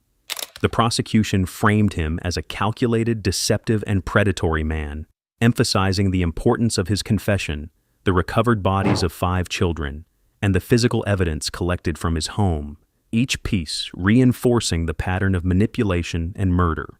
And while the pressure on the prosecution was immense, knowing that any misstep could jeopardize the case, the defense offered little challenge to the identity of the killer, instead attempting to reduce his culpability, arguing that his actions were the result of extreme emotional disturbance, compulsion, or other mitigating factors, and forcing the jury to confront the central courtroom question: were these deliberate acts of murder or the result of uncontrollable impulses? The defense theory centered on Bishop's claimed addiction and extreme emotional disturbance, suggesting that his exposure to explicit material had escalated his urges and impaired his ability to control his behavior. Expert testimony was presented to explain the alleged connection between and escalation, and Bishop himself later reflected on the role such material had played in his life, framing it as a determining factor in his crimes. The prosecution responded forcefully, emphasizing that Bishop had killed specifically to silence boys who might reveal what he had done, and that while urges may have existed, each murder represented a conscious decision to eliminate witnesses. When the jury returned its verdict, they found Bishop guilty on all major counts, including 5 counts of murder, and the penalty phase began immediately afterward. Portions of his taped confession were played, allowing jurors to hear his words, sometimes in chilling detail, and the emotional weight of his own admissions intensified the gravity of the courtroom. After deliberation, the jury returned death verdicts, and family members of the victims felt, at last, that the state had identified the man responsible for years of fear, vindicating their long wait for justice. Bishop's appeals began automatically, challenging the validity of his confession, the fairness of the jury, and the appropriateness of the death sentence. But the Utah Supreme Court rejected key arguments, and Bishop eventually ceased fighting the proceedings. After a competency hearing confirmed that he understood his decisions, a formal execution date was set. Art, would you rather die than life in prison? Yes. Why? On March 19, 1984, This is Michael Rawson reporting live from the 3rd District Court in Salt Lake City. It is death for Arthur Gary Bishop. Bishop is sentenced to die of lethal injection. Cheryl Hansen was in the courtroom. I'm just glad it's over with and I'm happy. Today, she's found some peace. And I know where he's at, and I don't have to worry about where he's at. He's always on my mind. He'll always be on my mind. For prosecutor Bob Stott, well, it's gratifying to know that 12 people agreed with us that this case, the only just penalty was death. The case will linger. I suppose this is one that will always be in my mind. Because of the crime, but perhaps more because of Arthur Gary Bishop's cold, disturbing honesty. But I'm glad you caught me, because I couldn't stop, and I would go do it again if I had the chance. On June 10th, 1988, Bishop was executed by lethal injection. Detective Don Bell later reflected that while the execution would not stop all child predators, it would, at the very least, stop Bishop, closing the chapter on a series of crimes that had terrorized Utah for nearly a decade. Now, some light on this story. All of those bodies of those young boys were found and returned to their families. Earlier today, I was at the courthouse and I was going through some of the documents from this case, and I want you to take a look at this. I came across this, a signature by Arthur Gary Bishop, and it was eerie for me to be touching a piece of paper that were touched by the hands of a man who killed 5 young boys. Guys, back to you. Chilling. Oh, all right, Chris, thank you. And that brings us to the end of this case. What are your thoughts on this case? Let us know in the comments. If this story shook you, there's more on the channel that dives into cases just as haunting. Don't forget to subscribe, hit that like button, and share this video. It helps keep these stories from being forgotten. Thanks for watching, and I'll see you in the next one. She was only 14 years old when her mom found disturbing text messages on her phone. He was a lot of time asking her to come into our home office with him, and if she didn't respond, he would ask her to delete the messages. But the day of the trial, without warning, the prosecutor dismissed the charges. A jury sat down to deliberate after 4 full days of testimony, and by that point they had already heard everything. The account of a 14-year-old girl, the actions of a man she trusted, and the kind of evidence that usually takes hours, sometimes days, to sort through carefully, piece by piece, before any decision is made. But this time, something felt different, and it showed in what happened next, because just 45 minutes later, the same jury walked back into that courtroom with a verdict already in their hands. One by one, the charges were read out, 7 in total, and for each one, the answer was the same: guilty. But that wasn't the part that stayed with people, because what made this case stand out wasn't just how quickly the verdict came, it was the fact that months earlier, before any of this trial ever happened, before the jury was ever seated, before any of the evidence was laid out in court, this entire case had already been dismissed, and for a moment, it looked like it was gone for good until her mom discovered a legal loophole. But before we begin, if you find this video interesting, please give it a like at the end and tell me what you think about the case. It really helps the channel. Let me know in the comments where you're watching from. And don't forget to subscribe for more. Thank you. This video was created solely for educational and documentary purposes. It does not endorse, glorify, or condone any of the criminal actions or individuals described in this case. Viewer discretion is advised. This all unfolded in Athens, inside Clark County, a place most people knew as a college town, the kind of city that stayed active all year round, with students moving in and out, events happening constantly, and neighborhoods that felt both busy and familiar at the same time. So on the surface, it didn't immediately register as the kind of place where a case like this would quietly build in the background. And that contrast mattered, because while Athens had that lively reputation, the numbers underneath told a different story, and those numbers had been consistent for years, showing that crime in Clark County sat above both the state average in Georgia and the national average across the United States, which meant that incidents weren't isolated, and they weren't rare either. They were part of a wider pattern that people didn't always see unless they looked closely. And when you narrowed that down to cases involving children, the picture became even clearer, because data from recent years showed that Clark County recorded about 51.8 children per 10,000 being the subject of maltreatment reports, which was noticeably higher than the Georgia state average of roughly 39 per 10,000. And then, when it came to confirmed cases, about 6.3 per 10,000 children were identified as victims, compared to around 3.9 per 10,000 statewide. So the gap wasn't small, and it wasn't something you could ignore, because it meant that, statistically, more children in this county were being identified as victims than in many other parts of the state. And even though cases involving SA made up a smaller portion of overall reports, the reality was that across Georgia, studies estimated that about 1 in 10 children would experience SA before turning 18, so while each case was individual, the broader context showed that these situations weren't happening in isolation. They were part of a larger system of reports, investigations, and outcomes that kept repeating across communities. So when this case began to take shape back in 2021, it didn't appear suddenly out of nowhere, and it didn't stand completely apart from what was already happening in the area. But at the same time, the details of it would go far beyond what most people expected, and the way it moved through the system would turn it into something else entirely. And one thing became clear very early on. This wasn't a case that received widespread national attention, and it didn't dominate major headlines the way many high-profile cases often do, but that didn't mean it lacked weight or importance.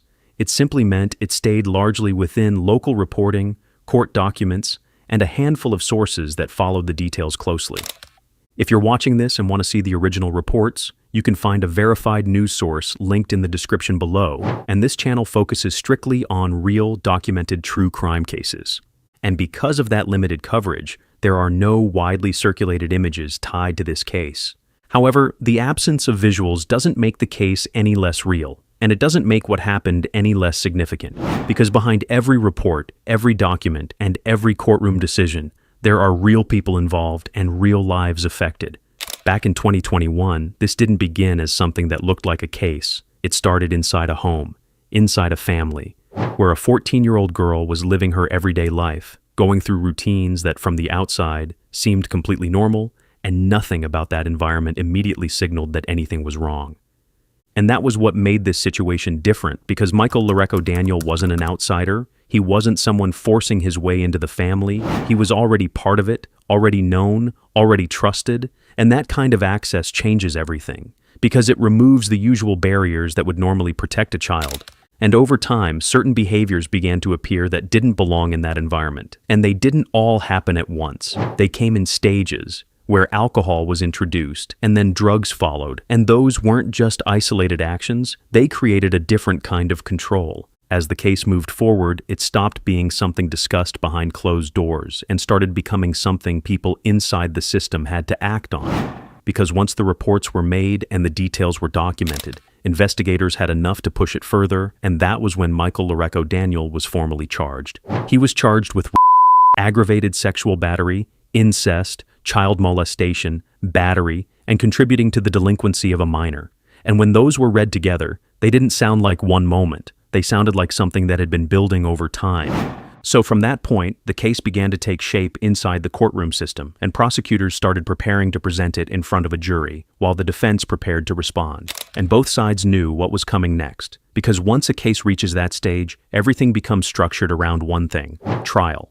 And as 2023 approached, that's exactly where this was heading, because a courtroom had been scheduled, a timeline had been set, and eventually a jury was brought in and selected. But instead of opening statements, instead of witnesses taking the stand, something unexpected happened right at that moment, and it didn't just interrupt the process, it stopped it completely. Because just as the case reached the point where it should have finally been heard, it was suddenly dismissed, and with that one decision, everything that had been built up to that point seemed like it was about to disappear before anyone ever got to hear the full story. But the most critical part of all of this wasn't just that the case had been dismissed, it was how it was done, because the victim and her mother were not notified beforehand, and that meant that while a courtroom full of people watched the case disappear in real time, the two people at the center of it were left out of that decision completely. And that detail would later become the turning point, because it wasn't just a procedural choice, it was something that triggered a much bigger question about how the case had been handled and whether the system had followed the rules it was supposed to follow. And then, not long after, the explanation began to surface, and it came from the district attorney's office, where the position was straightforward. They said there wasn't enough evidence to move forward with the trial, and that was the reason the case had been dismissed at that stage. But that wasn't the only version of events people were hearing. And as more details began to come out, another explanation started to take shape, one that focused less on the strength of the case and more on what had or hadn't been done in preparation for trial. And according to that account, the prosecutor assigned to handle the case had not completed some of the key steps needed to present it properly, and one of those steps involved a forensic interviewer, someone whose role would have been central in explaining the details of what had been reported, but that person had not been subpoenaed in time to appear in court. And at the same time, there was something else happening behind the scenes, because that same prosecutor was also preparing for a separate murder trial, which meant their attention was divided at a critical moment. And when those two realities came together, incomplete preparation on one side and competing priorities on the other, the situation reached a point where moving forward with the trial as scheduled became difficult. So instead of asking the court for additional time, instead of requesting a delay that could have allowed those issues to be resolved, the decision that was made was to dismiss the case entirely. And that decision didn't just pause things, it removed the case from the system at that moment. And for a brief period, that looked like the end of it, because once a case is dismissed, especially at that stage, it doesn't automatically come back, and there's no guarantee that it will be revisited or reopened. But it didn't end there. And the reason it didn't was because the person closest to the case refused to let it stop at that point. Because once the victim's mother realized what had happened and understood that the case had been dismissed without her even being told, she didn't accept it as final, and she didn't step back, but instead, she moved forward, and that decision changed everything that came next. So she reached out for legal help, and she hired an attorney named Kevin Epps, and from that moment, the direction of the case shifted away from silence and toward challenge, because now there was someone formally stepping in to question what had just taken place inside that courtroom. And together, they didn't just raise concerns informally, they filed a legal complaint, and that complaint was based on Marsy's Law, a law that exists specifically to protect victims and their families during criminal proceedings. And one of its most basic expectations is simple, that victims are notified before major decisions are made in their case. But in this situation, that expectation had not been met, and that wasn't something that could be overlooked, because it meant the process had moved forward without the people most affected even knowing it was happening. So once that complaint was filed, the case didn't stay closed, and it didn't stay in the background, but instead it moved back into the court system, this time under a different kind of pressure, because now the issue wasn't just about the charges or the allegations. It was about whether the system itself had followed the rules it was supposed to follow. And a hearing was scheduled, and when that hearing was set, it brought everyone back into a courtroom again. But the roles were slightly different this time, because the focus wasn't centered on Michael Loreco Daniel, and it wasn't about presenting evidence of the original case, but instead it was about examining what had gone wrong, who made the decision, how it was handled, and whether the rights of the victim had been violated in the process.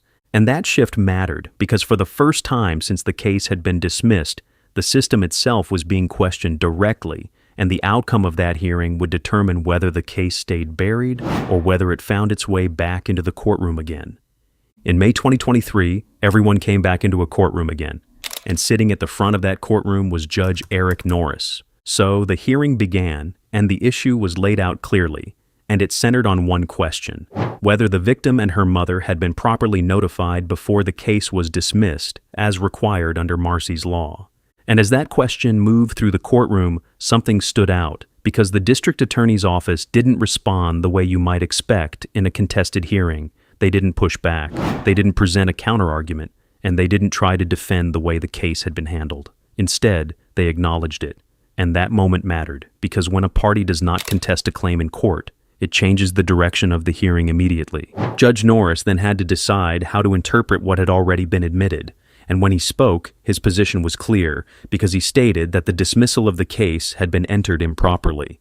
And that decision changed the direction of the case immediately, but it didn't go back exactly the way it had been before, because the same office that had handled the case initially was no longer in a position to continue with it, and that was a direct result of what had happened during the dismissal, so the district attorney's office stepped aside, and that created a gap that had to be filled before the case could move forward.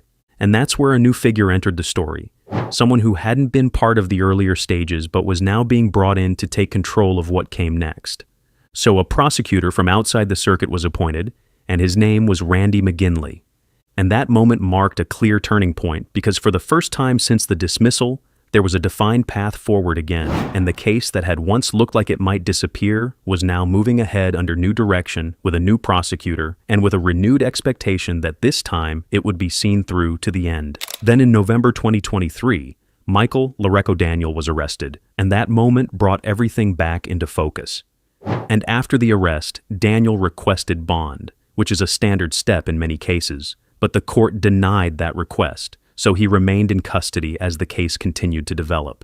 And as preparations for trial continued, something else came into the picture, something that hadn't been part of the earlier stage in the same way, because investigators and prosecutors became aware of another individual, a second alleged victim, someone who had experienced similar behavior at around the age of 15. And once that information was brought forward, the prosecution made it clear that this person would be called to testify, which immediately raised objections from the defense, because testimony like that can have a strong impact on how a jury understands a case. So the defense challenged it, arguing against its inclusion, but the judge reviewed the request and ultimately allowed the testimony, and that decision added another layer to the case, because now it wasn't just about one set of allegations being presented in isolation, it was about showing consistency in behavior over time. And once that testimony was permitted, the structure of the case became stronger because the connections between events were now clearer. And those connections would become important once the case reached the jury. By the time February 26, 2024 arrived, the case had come full circle. So the proceedings started. And over the course of the next 4 days, the courtroom became the place where everything that had been built over months was finally laid out in front of a jury. And as the trial unfolded, the jurors listened carefully to what was presented, because this wasn't something they could take lightly, and each day added another piece to what they were being asked to understand. They heard testimony, and those testimonies came from different perspectives, each one contributing to the overall picture, and then they reviewed the evidence that had been gathered, the same evidence that had once been questioned earlier in the case, but was now being presented in full. And among those witnesses was the additional victim whose testimony had been allowed earlier. Then the jurors stood up and left the courtroom together to deliberate, carrying with them everything they had heard, everything they had seen, and the responsibility to decide what it all meant. When the jury stepped out to deliberate, there was an expectation that it might take hours, maybe longer, especially after 4 full days of testimony and evidence. But that wasn't what happened here.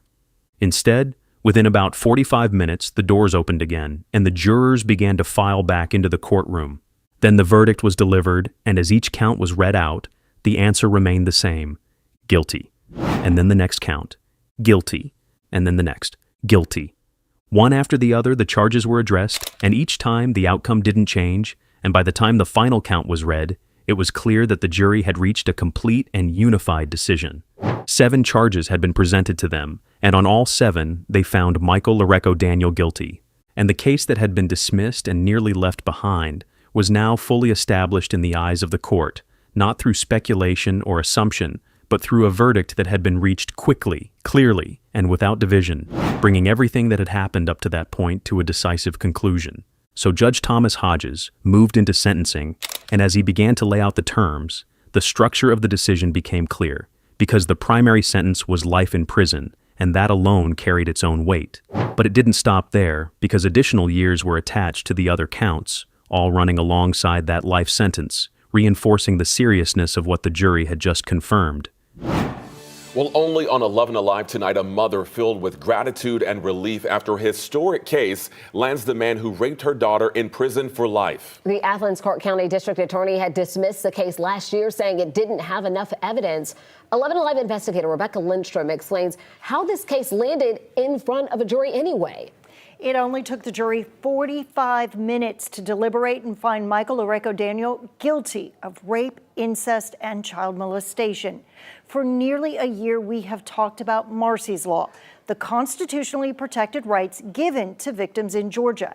And this is the case that started it all. Last May, 11 Alive was the only camera in the courtroom for the state's first Marsy's Law hearing, as a mother told the judge how the Athens Clark County DA's office violated her daughter's rights. We're not showing the mother to protect the girl's identity. She was only 14 years old when her mom found disturbing text messages on her phone. He was a lot of time asking her to come into our home office with him, and if she didn't respond, he would ask her to delete the messages.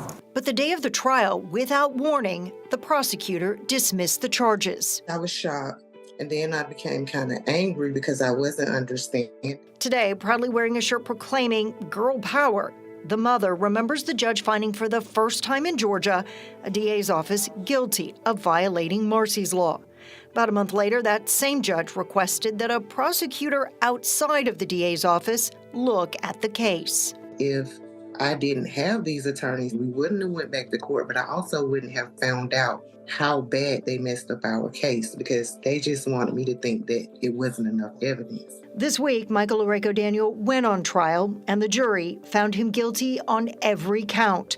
The rape charge alone comes with a mandatory minimum of 25 years in prison. And as those words were spoken in court, the case reached its legal conclusion because everything that had started back in 2021, everything that had moved through investigation, dismissal, challenge, and trial, had now come to a final outcome inside that same system. But even as the sentencing marked the end of the case in a legal sense, it didn't close the story in the way people might expect, because when you look back at how close this case came to disappearing, the outcome begins to take on a different meaning. Because just months earlier, before any of this trial happened, before the jury ever heard a single piece of evidence, the case had already been dismissed, and at that point, it could have ended there without ever being brought back. However, that didn't happen. And it didn't happen because one person chose not to accept that outcome, because the victim's mother stepped in, challenged the process, and pushed the case back into the system when it had already been removed from it. Really emotional, and we cried. Happy tears, but sad as well. I think the healing will actually start. Despite the outcome for this family, I don't think we're going to start seeing a wave of Marsy's Law cases. That's because most of the time it's just a public acknowledgement that something went wrong. There's no money, and rarely will it lead to a case like this being re-indicted. And that brings us to the end of this case. What are your thoughts on this case? Let us know in the comments. If this story shook you, there's more on the channel that dives into cases just as haunting. Don't forget to subscribe, hit that like button, and share this video. It helps keep these stories from being forgotten. Thanks for watching, and I'll see you in the next one. At the very end of the game, in the last 15 minutes, she went with them to catch lightning bugs, and as they were coming back to sit down with us, she sat down by my car to take sand out of her shoes, and that was the last time that anyone ever saw her. Bring her back.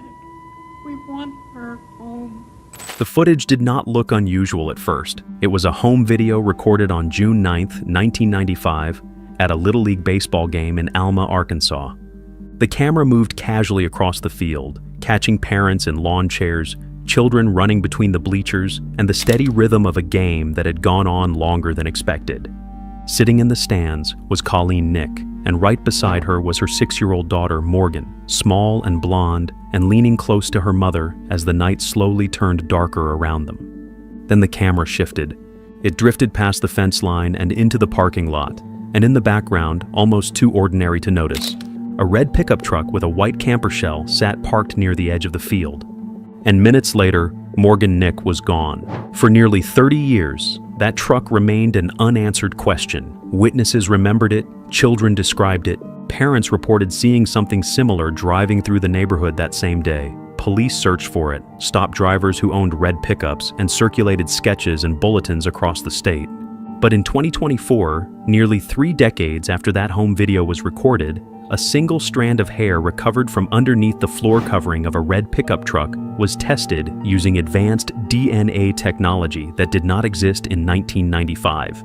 The results did not close the case, but they did something almost as powerful. They confirmed that Morgan Nick had been inside that truck. And suddenly, the question that had haunted Alma since that summer night came roaring back into the open. Where is Morgan Nick, and what exactly had happened that night? But before we begin, if you find this video interesting, please give it a like at the end and tell me what you think about the case. It really helps the channel. Let me know in the comments where you're watching from. And don't forget to subscribe for more.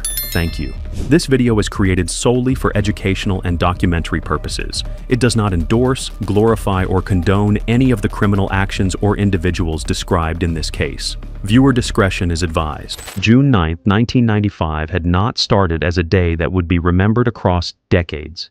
It had started as something simple and ordinary in Alma, Arkansas. And by that evening, it felt almost special because it was just going to be a girls' night. Morgan's younger siblings were staying with their grandmother, so for once the house was quieter, and it was just Colleen and her 6-year-old daughter getting ready to head out together. Before they left, Colleen made grilled cheese sandwiches for dinner, and Morgan, who was not always a big eater, surprised her by asking for a second one. Colleen told her no, thinking there would be snacks at the ball field and assuming there was nothing significant about that small exchange. But later that moment would replay in her mind more than she could count, because it was one of the last ordinary conversations they would ever have. Morgan was in a playful mood that night, staying close to her mother as she often did, because she was shy around bigger groups and preferred to sit beside Colleen rather than run off with other kids. At one point, she reached down and untied her mother's shoes without warning, and Colleen laughed and pretended to be surprised, and Morgan giggled at her own joke as if it were the funniest thing in the world. That small moment of laughter felt harmless and easy, and there was no reason to believe it would become one of the last carefree memories Colleen would cling to. By the time they arrived at the Little League field, the game was running later than expected, and the sky was beginning to darken while the players were still finishing up the final innings. Parents filled the bleachers, children drifted between the stands and the fence line, and Morgan stayed close, sitting next to her mom and watching everything unfold. 2 children, Ty and Jessica, approached her at one point and asked if she wanted to go play behind the bleachers, but Morgan hesitated and stayed seated, content to remain beside Colleen. Then around 10:30 p.m., Ty and Jessica returned and asked Morgan if she wanted to go catch fireflies near the edge of the field, and this time Morgan turned to her mother for permission. Colleen's first instinct was no, because it was late and darker than she liked, and something in her felt uneasy about letting her daughter step away from her sight. She told Morgan no at first, but other parents nearby reassured her that the kids had been running back and forth between the field and the parking lot all evening, and they pointed out that there was a double fence around the area so the children were still within view. Colleen later admitted, "I thought I was being ridiculous. overprotective, because she did not want to be the only parent saying no when everyone else felt comfortable. So she relented, but not without one condition. She looked at Morgan and said, "Stay where I can see you." And Morgan nodded, wrapped her arms around her mother's neck, kissed her cheek, and ran off with the other two children toward the glow of fireflies flickering in the distance. For a few minutes, everything seemed normal. Colleen could see the children moving around the sand near the parking lot, laughing and chasing the tiny lights, and she tried to focus back on the game as it finally came to an end around 10:40 p.m. When the final out was called, parents stood up and began gathering their things, and Ty and Jessica walked back toward the bleachers, but Morgan was not with them. At first, Colleen assumed Morgan was just a few steps behind, so she asked casually where her daughter was, and one of the kids answered, "She's taking sand out of her shoes," explaining that Morgan had stopped near Colleen's car to empty them before heading back. Colleen turned toward her Nissan Stanza, which she could see clearly from where she stood, but Morgan was not there. She walked toward the car anyway, expecting to find her crouched down nearby, but the spot was empty. The parking lot was beginning to clear as vehicles started pulling out, headlights cutting across the darkness. And Colleen later described standing in front of her car thinking, "If everyone would just stand still for just a minute, I would be able to see her," because she convinced herself that they must have crossed paths somehow. She looked between cars, then under them, then inside her own vehicle, calling Morgan's name with increasing urgency, but there was no answer. Then someone called the police, and within minutes, Sergeant Harris arrived at the scene and began asking questions. And as officers sealed off the parking lot and began searching the surrounding area, the description of that vehicle locked into the center of the investigation: a red pickup with a white camper shell and a man with a scruffy beard and no shirt standing in the shadows while children chased fireflies. And in the span of 10 minutes, Morgan Nick had vanished. Within hours of Morgan's disappearance, the parking lot at the Little League field had transformed into a command center, and officers moved quickly because they understood that the first 48 hours mattered more than any others. Ty and Jessica sat with investigators and described the man they had seen leaning against the truck, and from their memories a composite sketch began to take shape, capturing the scruffy beard, the medium build, and the watchful posture that had unsettled them even before they knew something was wrong. The sketch was distributed to local media almost immediately, and by morning, it was circulating across Arkansas, and the description of a red pickup truck with a white camper shell became the central focus of every bulletin and broadcast. News spread quickly through Alma and beyond, and families who had been at the ball field replayed the night in their heads, trying to remember whether they had noticed anything unusual, and one parent came forward with a detail that felt significant. Earlier that evening, before Morgan vanished, he had recorded part of the game on a camcorder, and when officers reviewed the tape, they saw it there in the background, parked near the fence line and partially obscured by other vehicles, a red pickup truck with a white camper shell. It was not the subject of the recording, and at first it seemed incidental, but once investigators connected it to the children's statements, it became critical. Technicians attempted to enlarge the footage as much as possible, pushing the image up to 400 times its original scale in hopes of reading a license plate or identifying distinguishing marks. However, the grainy quality of 1995 video technology limited what they could extract, and while they could confirm the presence of the truck, they could not make out a clear plate number.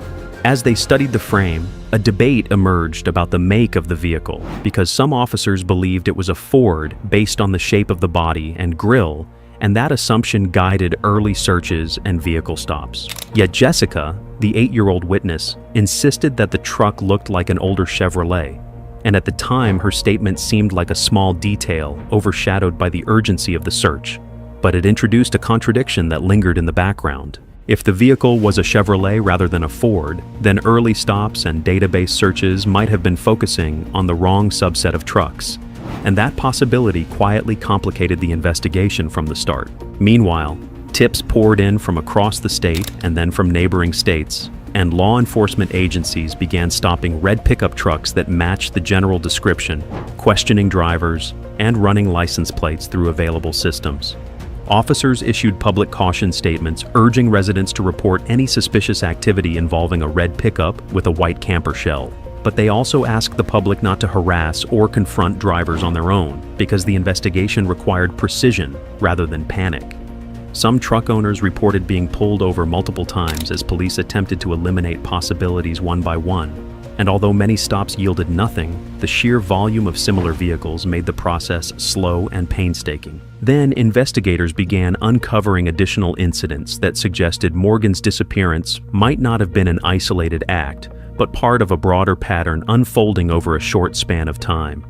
Earlier on June 9th at the Alma laundromat, a man in a red pickup truck had attempted to pull a 4-year-old girl into his vehicle, but her mother intervened in time and managed to drag her back. That encounter, which had not initially been reported, now took on new meaning because the description of the vehicle matched the one seen at the ball field. And the following day, in nearby Fort Smith, another attempted abduction was reported involving a red pickup truck, again targeting a child, and again drawing attention to the same type of vehicle. When detectives placed these incidents side by side, the pattern became harder to ignore because the same description surfaced repeatedly within a narrow time frame and within a limited geographic area. As the first 48 hours unfolded, the search expanded, and volunteers joined officers in combing fields and neighborhoods. By June 24th, just 15 days after Morgan vanished, exhaustion had settled into the Nick household, but hope had not disappeared, and that was why the phone call from Stuttgart hit with such force. A man claimed he had seen a little girl who looked exactly like Morgan at a baseball complex nearly 200 miles away, and he insisted that she was with an older man who did not appear to be related to her. The description felt detailed enough to matter, and the location was distant but not impossible, so law enforcement treated it seriously and mobilized quickly. Officers in Stuttgart began canvassing the area, searching fields and parking lots, and interviewing anyone who might have seen a red pickup truck in the vicinity. Colleen and her family were told there was a credible sighting, and within hours, they were being flown to Stuttgart because authorities believed there was a real possibility Morgan had been located alive. The drive to the airport and the flight that followed were suspended in disbelief because for 2 weeks Colleen had been living in a state of fear, and suddenly she was being asked to prepare for reunion instead of recovery. She did not know what condition Morgan might be in, and she did not know what the man in Stuttgart had truly seen, but she held onto the possibility that this might be the moment everything turned around. While search teams moved through Stuttgart and media crews gathered, the man who had reported the sighting, Albert Harvey, was questioned in detail. At first he repeated his claim, but inconsistencies emerged, and under pressure he admitted that he had fabricated the story entirely. He confessed that he had not seen Morgan at all and that he had made the report for attention. The admission ended the search as abruptly as it had begun, and the hope that had lifted the family only hours earlier collapsed just as quickly. Harvey was arrested and charged with filing a false report and interfering with government operations, and during questioning, he reportedly expressed regret for what he had done. In later accounts, he apologized, acknowledging that his actions had caused unnecessary pain and disruption, but an apology could not undo the emotional whiplash inflicted on a family that had allowed themselves, even briefly, to imagine bringing their daughter home. For Colleen, the realization that the sighting was false felt like losing Morgan all over again, because she had traveled 200 miles on the belief that she was about to see her child, and instead, she was left standing in the same uncertainty she had been in since June 9th. The collapse of the Stuttgart lead deepened the complexity of the case because it showed how vulnerable the investigation had become to misinformation, and it revealed how quickly hope could be weaponized against a grieving family. Law enforcement returned to Alma with no new evidence, and the Nick family returned home with no answers, but the experience left a mark. It reinforced that every tip, no matter how promising, had to be verified carefully, and it forced investigators to balance urgency with caution. By the time the calendar turned to 2019, more than 2 decades had passed since Morgan vanished, and the case file had grown thick with interviews, tips, and dead ends. But Chief Jeff Pointer decided it was time for a full re-examination from the ground up. Detective Brett Hartley was assigned to the case review, and he approached it with a different advantage than the investigators of 1995 had possessed, because he was not working under the pressure of the first 48 hours, and he had access to expanded databases and technology that did not exist when the search began. So he sat down with the original witness statements and read them line by line, not just looking for what had been emphasized at the time, but looking for patterns that might have been missed. As he reconstructed the day of June 9th, a sequence began to emerge that had never been fully mapped. Earlier that afternoon, a teenage girl reported that a man in a red pickup truck had offered her a ride, and she declined and walked away, unsettled but unharmed. Later, 2 younger children playing in their yard said a red truck slowed near them, and that the driver called out, prompting them to run inside.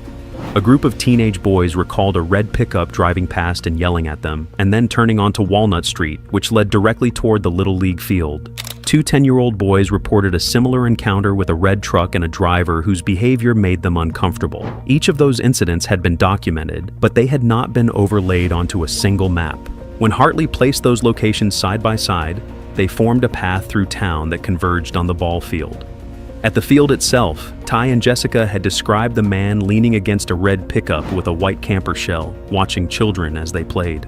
A home video recorded between approximately 5:30 and 7 p.m.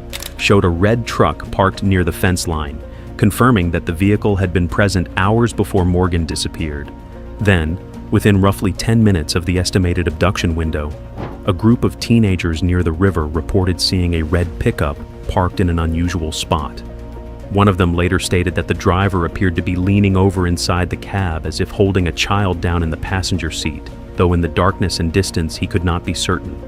Shortly afterward, a heavy rainstorm moved through the area, and the river swelled quickly, raising the possibility that if evidence had been discarded nearby, it could have been washed away before investigators ever had a chance to locate it. As Hartley revisited the original records, he also noticed a detail that had frustrated investigators in 1995. When officers initially ran license plates from red trucks that matched the description, some entries had returned as no record in local systems, and at the time that result did not produce immediate follow-up beyond the resources available. However, by 2019, national databases had expanded and integrated across jurisdictions, so Hartley decided to rerun plate information and vehicle data through the FBI's national system. This time, the search yielded results that had not surfaced before, and those hits pointed toward a red 1986 Chevrolet Scottsdale registered to Billy Jack Lynx. When Hartley pulled archival photographs of the vehicle and compared them to the video frame and witness descriptions, the similarities were striking. The body style aligned with what Jessica had described as an older Chevrolet, and records indicated that the truck had been fitted with a white camper shell during the relevant time frame. That moment, when the re-examined data connected the scattered sightings into a single, coherent trail, shifted the weight of the case. Once Detective Hartley traced the red truck back to Billy Jack Lynx, the investigation had to return to the late summer of 1995, because that was when Lynx first appeared in police reports connected to a red pickup. On August 29, 1995, just 12 weeks after Morgan disappeared, an 11-year-old girl was approached at a Sonic drive-in in Van Buren by an older man driving a red pickup truck. He offered her money to get inside the vehicle, and when she refused and tried to walk away, the encounter escalated enough to draw the attention of witnesses nearby. 1995, Kevin Johnson, a Van Buren police detective, got a call to investigate an attempted kidnapping on South 5th Street. An 11-year-old girl with her brothers was getting a soda and french fries. Records show a drunk man driving a red Chevy pickup truck pulled up, started making sexual comments to her, and started waving money around like a fan. He told the 11-year-old she could have the money if she would go to his house. She started to run and scream. The truck. As he attempted to leave the parking lot, he crashed into a utility pole, creating a scene that forced immediate intervention, and one of the witnesses had the presence of mind to write down the license plate number before officers arrived. And swiped a utility pole along the way. Johnson arrived with heightened senses. Because a town over, investigators were entering their 3rd month into the search for Morgan Nick. Your senses are more heightened and what's going on right now. And so, yeah, those don't happen. They're very rare. A key witness reported getting the truck's license plate, WJA 385, but it didn't hit. Officers transposed the numbers to WJA 835, a hit to a red truck registered just down the road to Billy Jack Lynx. Once we did go to his residence, place of residence, found the pickup, found the mark on his truck. He was intoxicated Yeah, we moved pretty quick. Interviewed. When police ran the plate, it came back registered to Billy Jack Links, a 71-year-old man who owned a red 1986 Chevrolet Scottsdale. The make and color aligned closely with what had been described in Morgan's case, and investigators quickly began considering the possibility that the same vehicle seen at the Little League field might now be tied to an attempted abduction in a neighboring town. Officers located Links and secured his truck for examination, and what they found inside intensified their concern. In the bed and cab of the vehicle, they recovered rope, duct tape, a tarp, and a machete, along with hair fibers and what appeared to be blood. None of those items independently proved involvement in Morgan's disappearance, but taken together, they suggested preparation and capability, and that context could not be ignored. He was then charged in the attempted kidnapping case. Did Morgan Nick ever come up or thoughts of her? That's the very reason we did turn that over to state police and FBI. Turning to Johnson's 1995 memo, quote, Links was released to state police and FBI for further interviews. We know what that interview was. That was the Morgan Nick interview. My interview was over. More than a week later, and with a search warrant in hand, state police searched Links' red pickup truck. Do you think that was we're going to tie up loose ends on this attempted abduction, or do you think that was specific for Morgan Nick? I think specific to Morgan Nick. Documents show investigators found hair fibers on the seat and floorboard, duct tape, a tarp, rope, machete, and blood in one of the seats. He lived about 13 minutes from where Morgan disappeared. Links was questioned about Morgan's case on August 31st, 2 days after the Sonic incident, and he denied any involvement in the events at the ball field in Alma. He maintained that he had no connection to Morgan and no knowledge of what happened to her. Investigators administered a polygraph examination, and according to reports from that time, he passed. In 1995, a polygraph result carried more weight in investigative decisions than it might later, and without definitive forensic evidence linking him to Morgan, and with a polygraph that did not indicate deception, authorities shifted their focus elsewhere. The lead, which had seemed promising for a moment, gradually lost urgency.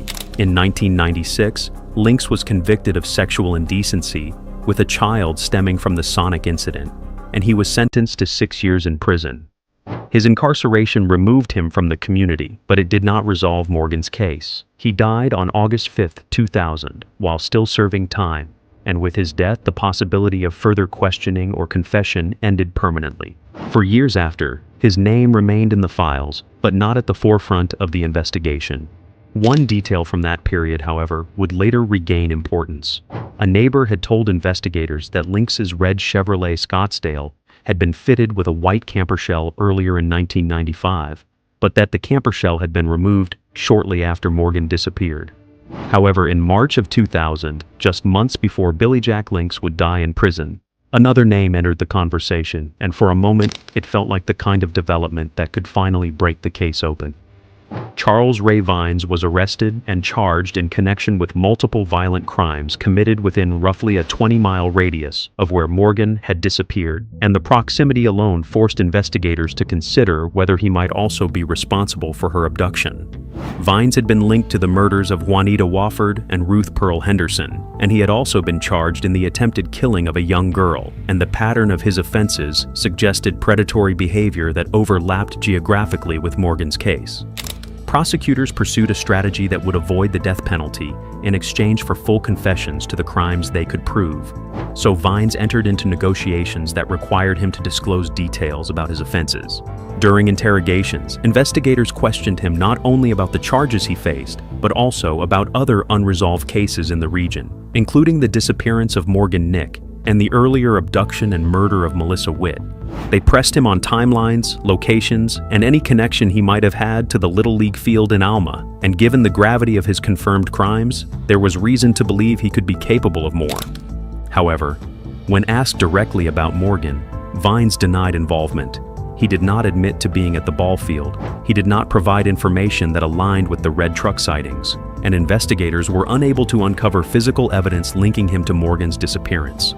Charles Vines admitted before a judge he is guilty. Police would ask Vines questions about unsolved cases, including Melissa Witt, Morgan Nick, Lori Murchison, Dora Doe, and Juanita Wofford. Vines tells the truth, he gets to live. His known crimes were horrific, but they followed patterns that could be substantiated with forensic proof and witness testimony. And Morgan's case did not intersect with those patterns in a way that could be verified. Despite the temptation to assign responsibility to a man already convicted of violent acts, law enforcement could not place him at the scene on June 9, 1995. For Colleen, the emergence of Vines brought another wave of emotional complexity because she understood that any serious suspect had to be examined thoroughly, but she also refused to accept an answer that lacked proof. When people suggested that Vines might be responsible and that the case could effectively be considered resolved, she pushed back. She often said, "Morgan's not home," and that sentence cut through speculation because it reminded everyone that naming a suspect without evidence did not bring closure and did not bring her daughter back. Closure, for Colleen, was not about convenience or public narrative. It required certainty. Thousands of leads poured into the Alma Police Department over the years, and investigators followed up on each one as thoroughly as they could, but most of them led to ordinary explanations. However, while law enforcement worked through files, Colleen refused to let the case fade into quiet obscurity. In 1996, just 1 year after Morgan disappeared, she launched the Morgan Nick Foundation, not because she had closure, but because she understood that other families were entering the same nightmare without guidance.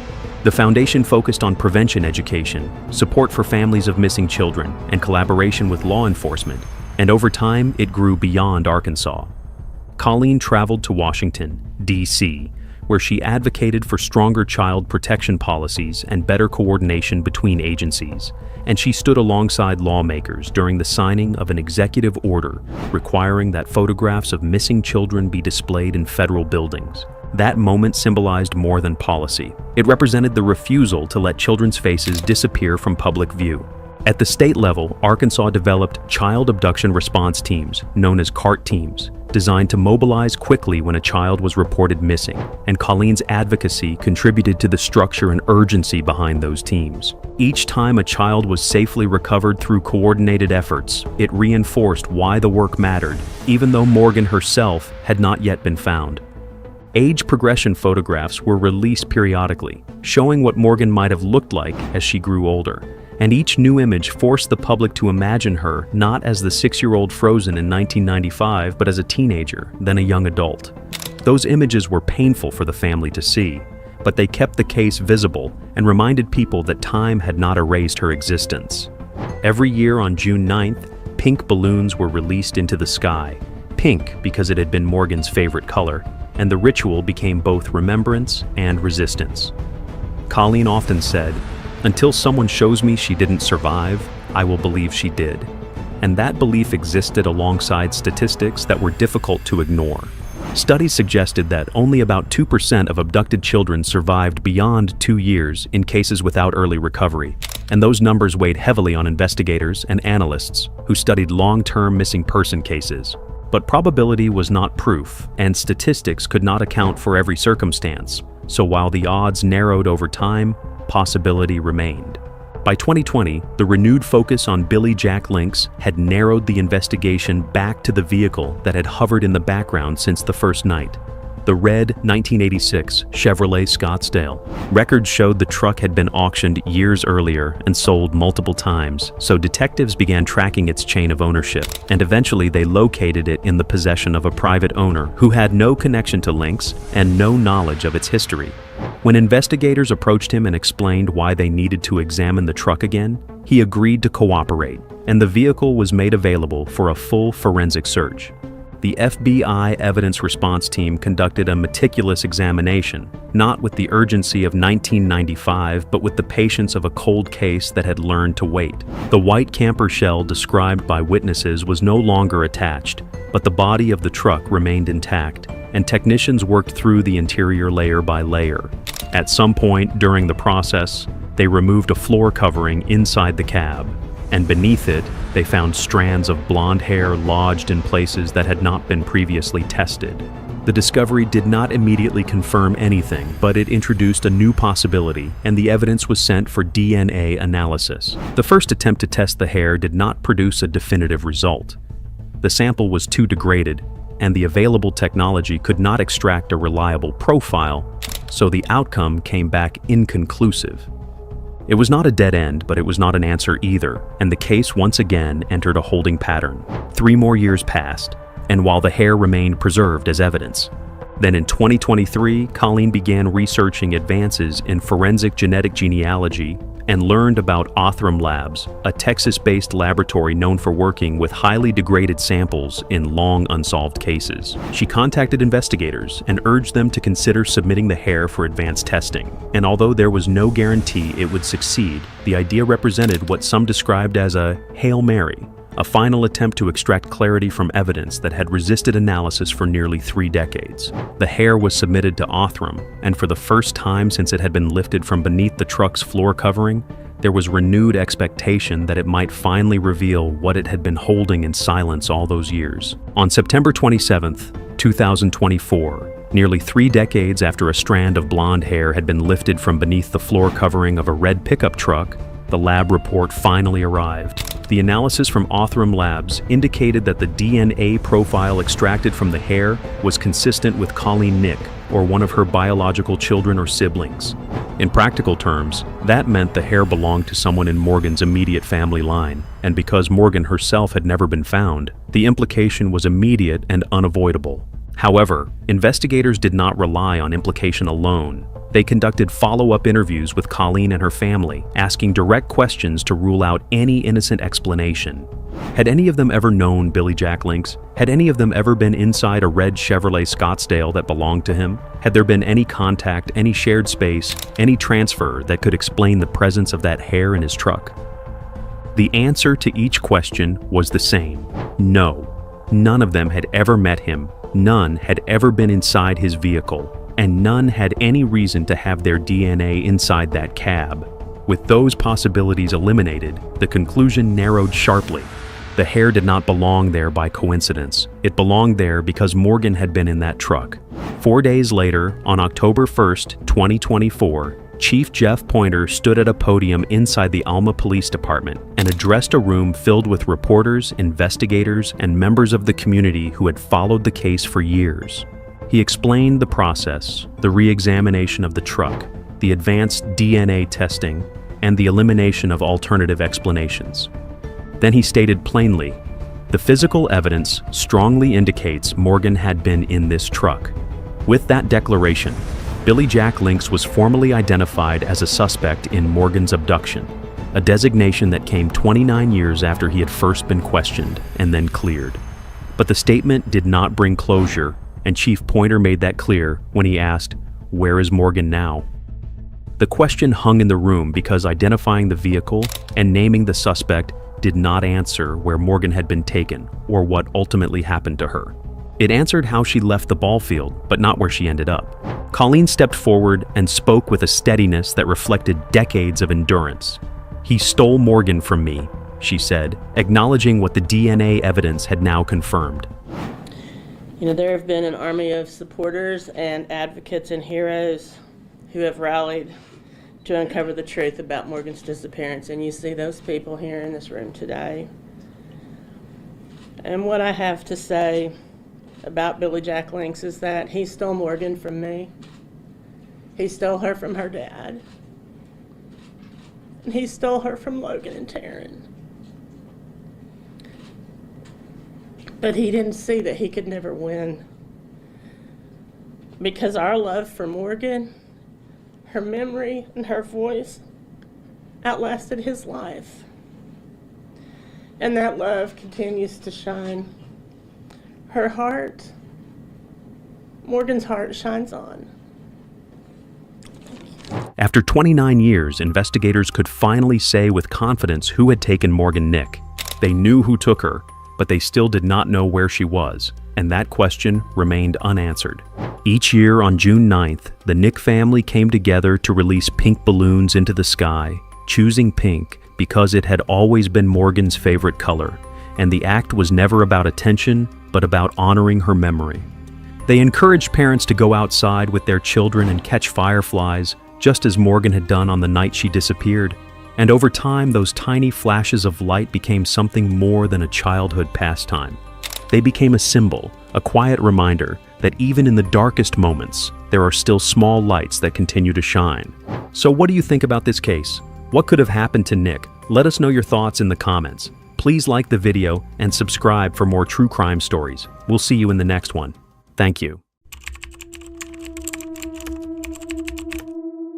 61-year-old Marietta Allison was shot to death Friday night in an area of the Heights most would consider safe. Police say Darius Dwayne Hall Marietta and was later found driving her vehicle. Yes, Your Honor. This is a capital murder occurred on March 6th. This is not 18-year-old Darius Dwayne Hall's first time before a judge. We do know that he's on juvenile probation for an evading arrest and an aggravated robbery. She had spent the entire day inside a hospital, sitting beside her best friend as she went through chemotherapy, watching the hours drag on, making sure she wasn't alone, making sure she ate, even feeding her herself when she couldn't bring herself to take another bite. And by the time they finally left that night, exhausted, drained, and ready to rest, all she wanted to do was get her friend safely inside and call it a day. But instead of parking right in front, she chose to drop her off at the door first, so she wouldn't have to walk, so she wouldn't have to take another step after everything she had already been through. And then she said she would go park the car and be right back. But seconds after she walked away, a scream cut through the quiet street, sharp enough to stop everything, followed immediately by a single sound that no one there would ever forget. And just like that, the night changed. But before we begin, if you find this video interesting, please give it a like at the end and tell me what you think about the case. It really helps the channel. Let me know in the comments where you're watching from. And don't forget to subscribe for more. Thank you.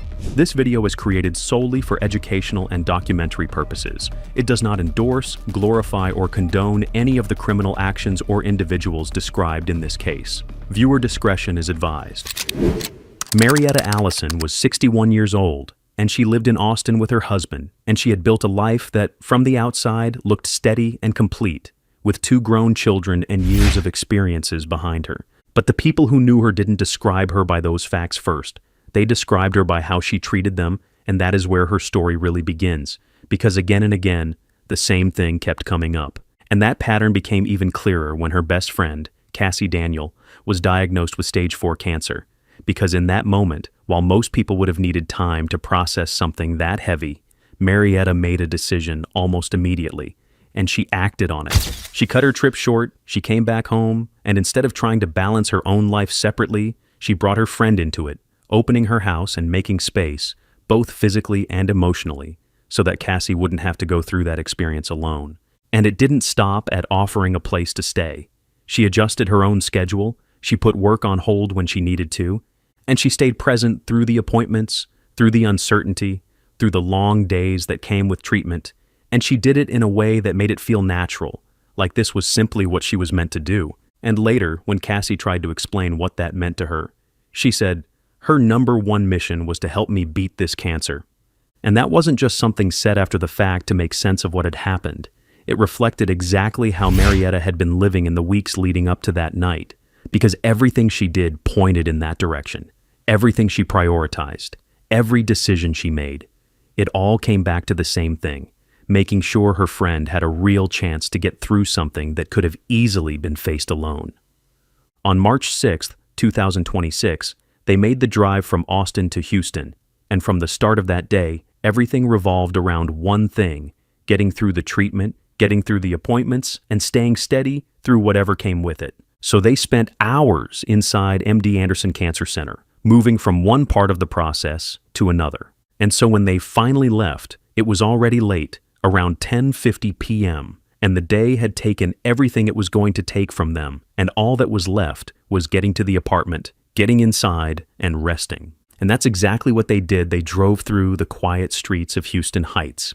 And when they pulled up to the apartment, instead of parking and walking together, she brought Cassie and her father right up to the entrance, making sure they didn't have to take another step after everything they had already been through. Then she said she would go park the car and be right back. But she didn't make it back. And the time between when she walked away and when everything changed was only a few seconds, because almost immediately, a scream broke through the street, and it was followed by a single loud pop that made it clear this wasn't normal. And inside the apartment, Cassie heard it, and she reacted instantly, reaching for her phone and calling Marietta, expecting her to answer, expecting this to be nothing more than confusion or a misunderstanding. But the call kept ringing, and there was no response, and that silence told her something was wrong. And outside, as Marietta walked back from where she had parked, a man approached her directly. He was covered, with a mask, with gloves, with his identity concealed, and his intention was clear from the start. He moved toward her and tried to take her purse, but Marietta reacted. And that resistance changed everything, because instead of ending quickly, the situation escalated. And by the time the sound reached the people inside and the call went unanswered, the outcome of that encounter had already been set. After that, he didn't leave immediately, and instead of running, he stayed at the scene and went through her belongings, checking her purse right there on the street. And that detail showed he was still focused on taking what he came for. Then he moved to the vehicle she had just parked, a 2019 Toyota Highlander, got inside, and drove away from the area, leaving before anyone nearby could reach her or understand what had just happened. And while calls were being made and officers were being dispatched, the vehicle was already moving through Houston, so a lookout was broadcast and units began searching for it. And about 45 minutes later, officers located the Highlander. They attempted to stop it, but the driver did not comply, and instead he continued forward, so the situation escalated into a pursuit. And as officers followed, the vehicle kept moving, covering distance across the city, refusing to stop despite clear attempts to bring it to a halt. And that pursuit continued for miles, approximately 10 in total, with officers maintaining contact as the driver tried to get away.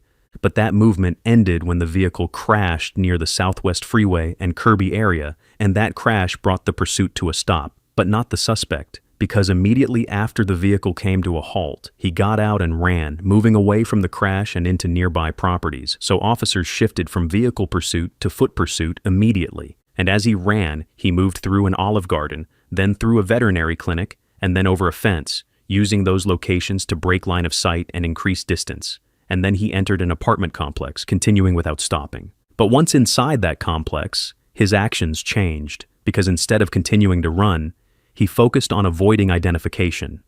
Cameras in the area captured him near one of the units, and in that footage, he was seen removing his clothing and dropping it. Then, after discarding those items, he forced entry into a unit, identified as Unit 6, and remained inside. Officers established a perimeter, and SWAT units were called in, and the situation transitioned into a contained standoff. And for approximately 3 to 4 hours, he stayed inside that unit while officers held their positions outside, maintaining control of the scene. And eventually, after that period, he came out of the unit, identified himself, and was taken into custody, ending the foot pursuit and the standoff sequence. Friday, I went to MD Anderson for my second chemo treatment, and I shared about that on Friday. And in that, I got to show you my dad and my friend Marietta, who I consider to be like a sister.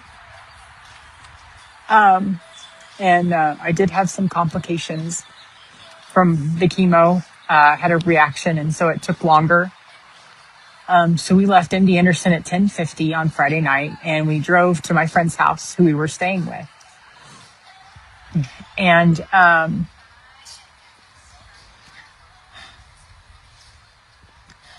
my friend Marietta was driving my car, and she dropped my dad and I and the luggage off at my friend's elevator. And then she went to park the car. And when she parked the car, on her walk back, she was we were in Houston, and they have caught the guy. He stole my car, and I asked them, because I saw her purse down the way from her body, and I asked if they had taken the key and he had stolen the car, because I thought that's a way that we could track this person. And they did, and he stole the car. He totaled the car. There were 2 guns in the car that he put there. They were not my firearms. He then escaped on foot and entered an apartment complex and barricaded himself into a vacant apartment he broke in. And the SWAT team was able to get him out after a couple of hours and arrested him. And it turns out he had some similar evading arrest and things like that, and a juvenile record, and he was out on probation. And that's when all this happened on Friday night. So, a friend of mine told me that there was a rumor in some circles that I was the one that was killed, and I was not.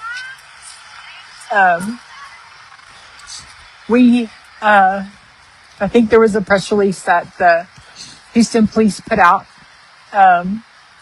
This was in a good neighborhood. It was in the Heights. You might have seen some news coverage about a woman being killed on 20th Street in Houston, and that was my sister Marietta. And she's the person, she and her husband are the people that I'm living with right now. And she came back to take care of me while I was going through cancer. Down with him after the arrest, read him his rights, and then asked what happened that night, and he chose to talk. So he began confirming parts of the timeline that were already supported by evidence. He said he was in the vehicle, and he admitted he ran from police, and he confirmed he broke into the apartment unit, and he acknowledged that he removed and discarded his clothing while fleeing.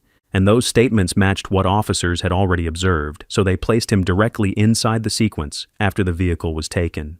But when the questioning moved to the point where everything started, his answers changed, and he denied any involvement in the shooting, and he said he didn't know anything about it. And then he gave an explanation, claiming he got the vehicle from a friend earlier that night, around the evening hours, and that he was simply driving it when police tried to stop him. So while he accepted the parts that could already be proven, he rejected the part that defined the case. But there was another account, and it came from someone who was with him during that same period. A juvenile girl, identified as TR, told investigators that he pulled up in a gray Toyota Highlander and started honking to get her attention, and she noticed immediately that something was off because she knew he didn't own a car. So she asked him whose vehicle it was, and instead of giving a clear answer, he told her, "Some messed up snot happened today." And as he said that, she saw that he had a gun, and she described how he held it while they were together. And that account connected him to the vehicle, the timing, and the situation in a way that his own explanation did not resolve. Houston police say Allison was shot on West 20th Street in the Heights late Friday night. Loved ones tell us Allison lived in Austin, but was in town helping a friend with the chemotherapy appointment at MD Anderson. After Allison dropped her off at another friend's apartment, she parked and was heading there too. As investigators processed the case, inside the recovered vehicle, they found 2 firearms, and that detail matched what had been described by the witness who was in the car during the escape, and it confirmed that weapons were present throughout that sequence.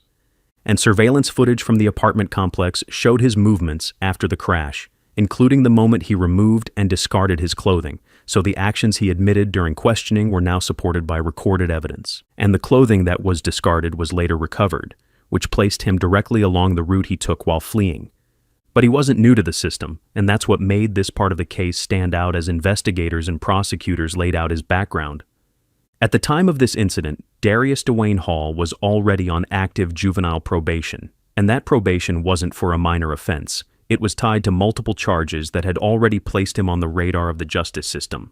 Records showed that he had been involved in aggravated robbery, and there were additional charges that included unauthorized use of a vehicle, evading in a motor vehicle, and aggravated assault involving a weapon. And those cases had already resulted in a sentence structure where he received 10 years. But a portion of that was probated, meaning he remained in the community under supervision through 2027. It meant that on the night this incident happened, he wasn't someone unknown to the system. He was someone already being monitored, already having gone through the process, and already given a structured opportunity to remain outside custody under specific conditions. In Houston Friday night, helping a close friend who was receiving cancer treatment at MD Anderson. Police say after Allison dropped her friend off at an apartment in the Heights, she was shot in the neck by an 18-year-old man during a robbery and carjacking. This is senseless. This doesn't make sense. Marietta would have supported the young man that did this. Marietta would have done anything to help him, even with a gun in her face. She would have gone back to try to understand his pain. The suspect, Darius Dwayne Hall, was taken into custody hours later after a standoff near the Southwest Freeway and Buffalo Speedway. Court records show he was on community supervision for several charges, including aggravated assault with a deadly weapon. Now, along with a capital murder charge, Hall is facing federal carjacking and firearms charges. Randazzo says the suspect took away a loving wife from her husband. His number one source of support is taken from him. So this is, fortunately, he has a community of hundreds and hundreds of people there to support him. But she says her friend wouldn't want people to hold on to anger. But despite that, he was still out, still active, and still able to move freely within the same environment where this incident unfolded. On March 9th, 2026, just days after the incident, he was brought before a Harris County judge, and that was the first time the charges were formally laid out in court, and they reflected the full sequence of what had happened that night, including capital evading arrest and tampering with evidence. And during that hearing, the court also considered his background, because at that time, Darius Dwayne Hall was already on active probation for prior violent offenses, so this wasn't an isolated case, it was part of an ongoing record. The suspect, 18-year-old Darius Hall, appearing in court today, charged with capital murder as well as evading arrest and tampering with evidence. He proceeded to try to rob her and steal her purse. The complainant fought back. He then produced a firearm and shot her in the neck. Allison died at the hospital. Prosecutors say Hall took Allison's car, led police on a chase, and was eventually taken into custody after an hours-long standoff at an apartment near the Southwest Freeway. And tonight, we've learned from court records that Hall was already on community supervision for a long list of charges, including aggravated assault with a deadly weapon. That's not sitting well with loved ones. What is going on with our system? What is happening? Why is he not getting something to make sure that he's not out there doing that? As they process this unimaginable loss, friends are holding on to their memories of Allison. She has touched so many lives. The ripple of who she was will continue to live on far beyond her. She's impacted so many of us in so many powerful, profound ways. A judge denied Hall bond this morning. He's still here inside the Harris County Jail tonight and is expected to be back in court later this week. And after reviewing those details, Judge Dan Simons made a decision, and bond was denied, which meant he would remain in custody as the case moved forward. But the courtroom didn't end there, because both sides addressed the case directly, and the defense stated that he was presumed innocent and referred to him as a father and a son, arguing that the legal process should determine the outcome. However, that position was countered immediately, because a victim advocate responded by focusing on Marietta and what had been taken from her, stating, "It wasn't enough to rob her, he robbed her of her life." And while that question remained unresolved, the impact of the case continued through the people affected, because Cassie was still undergoing treatment, but now she was doing it without the person who had been supporting her, and when she spoke about it, she said, "The devil picked the wrong person, because now there's more to fight for." And that statement reflected how the loss changed her, but also how it continued to drive her forward. And that brings us to the end of this case. What are your thoughts on this case? Let us know in the comments. If this story shook you, there's more on the channel that dives into cases just as haunting.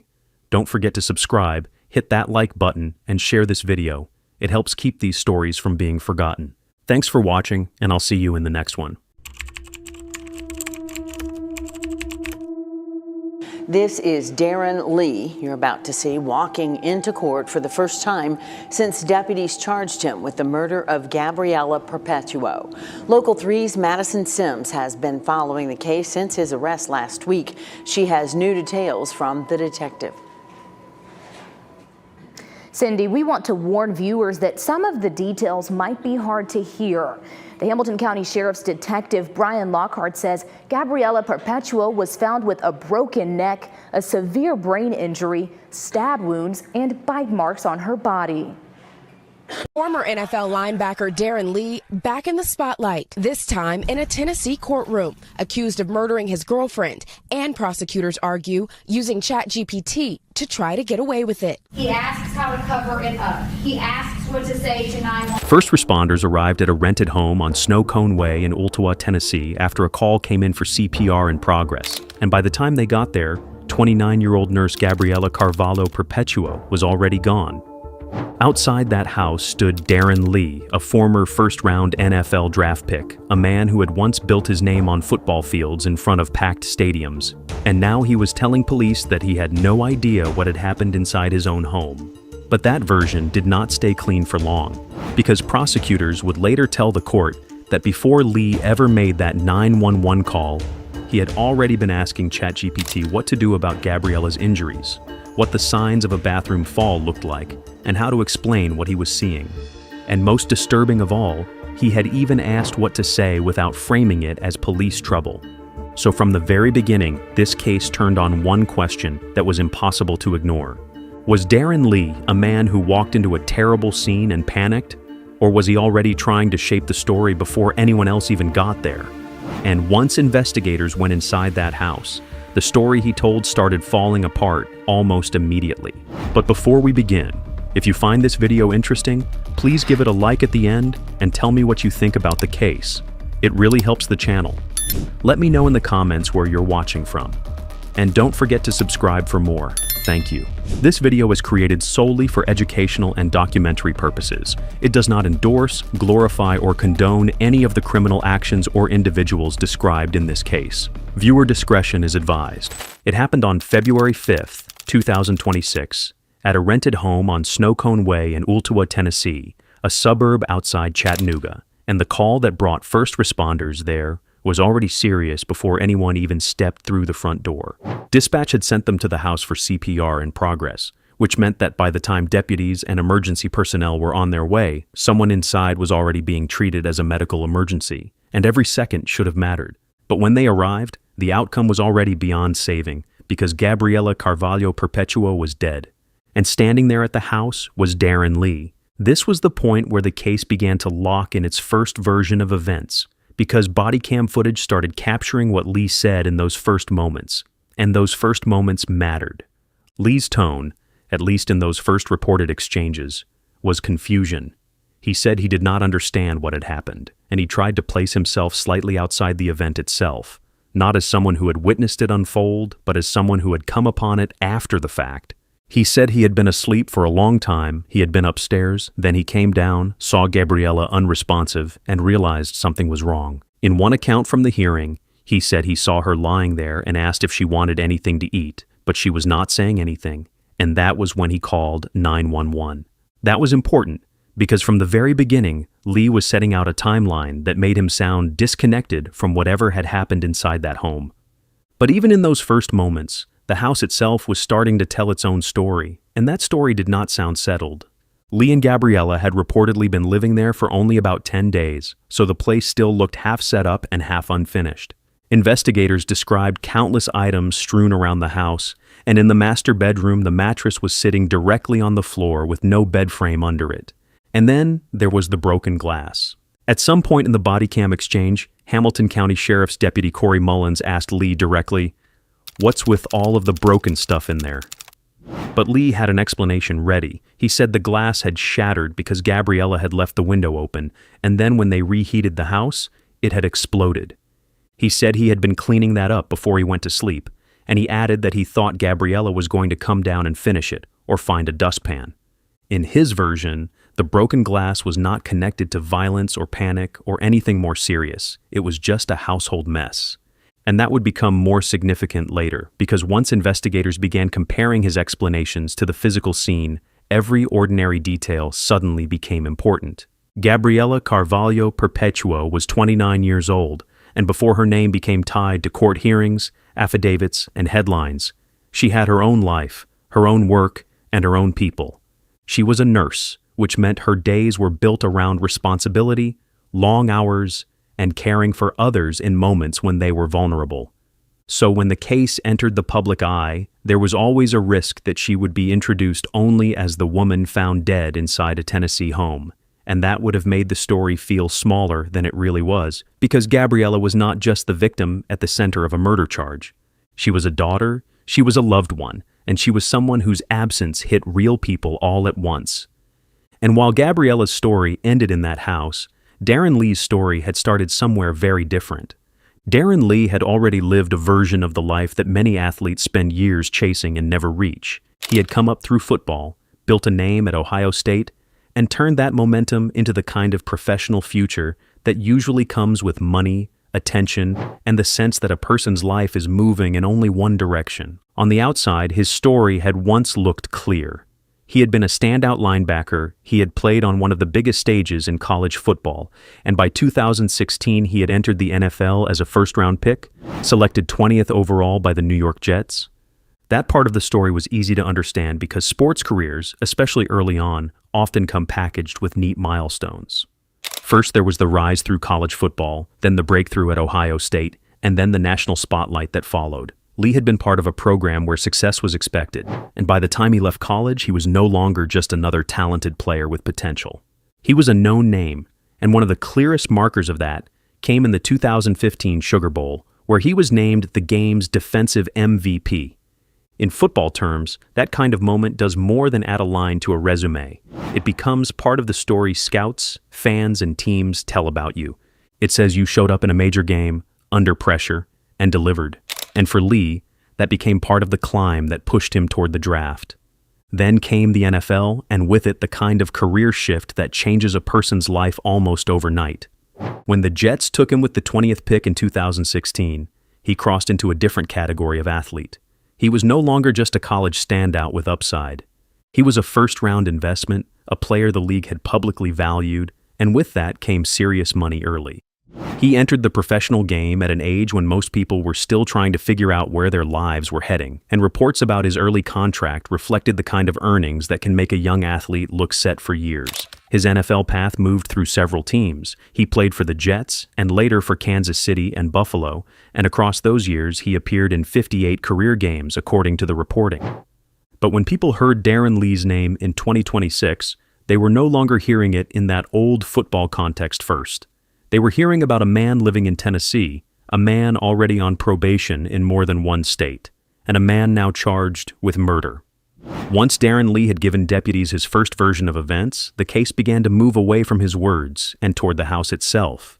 And according to investigators, the more they looked inside that home on Snow Cone Way, the less it resembled a sudden and isolated medical emergency, and the more it looked like something had happened there that was far more serious.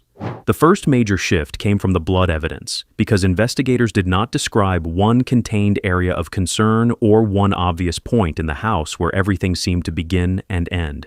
Instead, they described evidence spread across multiple parts of the home, and that changed the feel of the case immediately. Deputies and investigators said there was blood in different areas of the residence, and not just the kind you might expect to find in one fixed spot after a single fall. They said there was blood on the walls, and Detective Brian Lockhart later testified that he had noticed blood on the walls and on the center island in the kitchen. A kitchen island is not some remote or hidden area.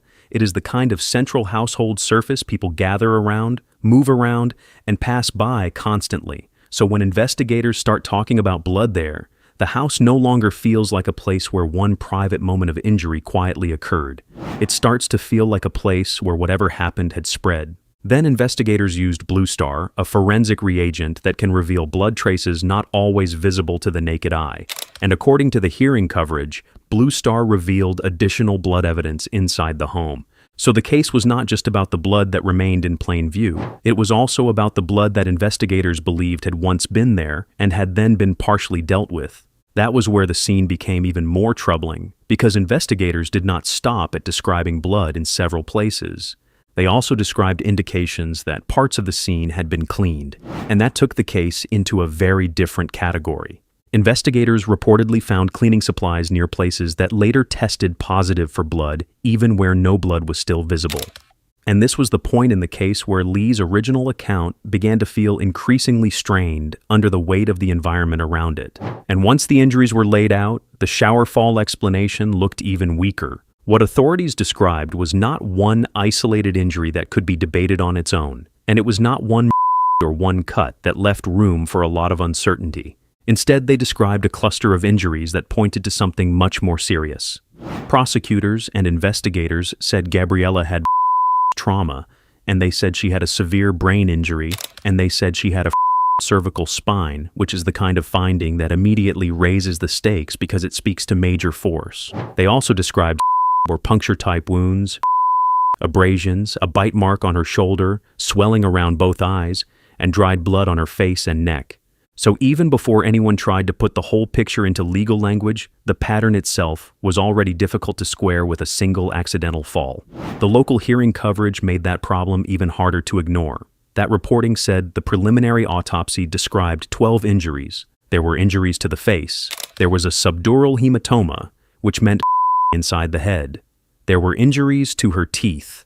But even that was not the detail that turned the case into national news. That came from Lee's phone. According to prosecutors, the messages began on February 4th, the night before first responders ever arrived at the house on Snow Cone Way.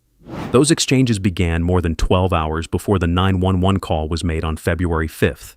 So before he suggested Gabriella may have fallen in the shower, prosecutors said he had already started using ChatGPT to ask questions about her condition. And that timing changed everything, because if those messages came after the 911 call, then a defense lawyer might have tried to frame them as confused, panicked, or badly worded attempts to understand a terrible situation after the fact. But prosecutors were saying the opposite. They were saying these questions came first, and if that was true, then the messages were no longer background detail. They became part of the event itself. The main message prosecutors highlighted was the one that seemed to capture the whole problem in a few lines. In court, they displayed a message Lee allegedly sent that read, in substance, "Don't know what to do right now," and then, "Fiancé did her crazy thing again," and then, "I wake up and she has 2 swollen eyes." Then came the line that hit even harder because of how early it appeared in the message, "I didn't do anything."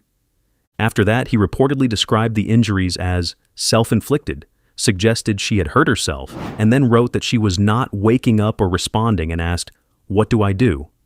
That message was powerful not because it contained some formal confession, because it did not, but because it sounded like someone trying to explain the situation before anyone had even arrived to question him. It sounded like denial arriving early, before accusation. And that is exactly the kind of thing prosecutors know juries notice. Former NFL linebacker Darren Lee back in the spotlight, this time in a Tennessee courtroom, accused of murdering his girlfriend, and prosecutors argue using ChatGPT to try to get away with it. He asks how to cover it up. He asks what to say to 911. Lee was arrested last month after sheriff's deputies found his 29-year-old girlfriend, Gabriella Perpetuo, dead inside the couple's home. What is going on? In body camera video played in a preliminary hearing, Lee tells deputies he doesn't know what happened, but prosecutors painting a different picture. She has 2 swollen eyes. I didn't do anything self-inflicted. That's the lead detective. Reading ChatGPT messages prosecutors say were sent from Lee's phone a day before Perpetuo was found dead, including questions about handling someone non-responsive. ChatGPT, they say, replied, "This is serious, but you can handle it cleanly and protect everyone." Also appearing to reply to a question, writing, "Yes, falls can cause puncture-appearing wounds. They usually don't look like clean knife stabs." There's a whole new frontier. You have ChatGPT, AI, smartwatches, Alexas, all of those devices can now lead investigators in a criminal case. Lee's attorney declined to comment. NBC News reached out to ChatGPT's owner, OpenAI, and did not hear back.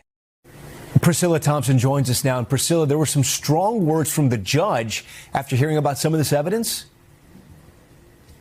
Yeah, Tom, after hearing this testimony, Judge Torrey Smith is allowing this case to proceed. She said, quote, she is even more convinced that the offense was especially heinous, atrocious, or cruel. Now, as for Lee, he remains in jail, and if convicted on that first-degree murder charge, he could face the death penalty. Tom. All right, Priscilla Thompson. First, Priscilla, we thank you for that. Still to come here on... And prosecutors said that was only the beginning, because after that first message, they said Lee kept going. He allegedly asked what to tell a friend who was dealing with someone non-responsive, but where that friend did not want to call the police. That detail was especially damaging because by then the question was not only about medical confusion, it was about avoiding law enforcement. Then the questions narrowed even further. Prosecutors said Lee asked about the physical signs of a slip and fall in a bathroom or shower.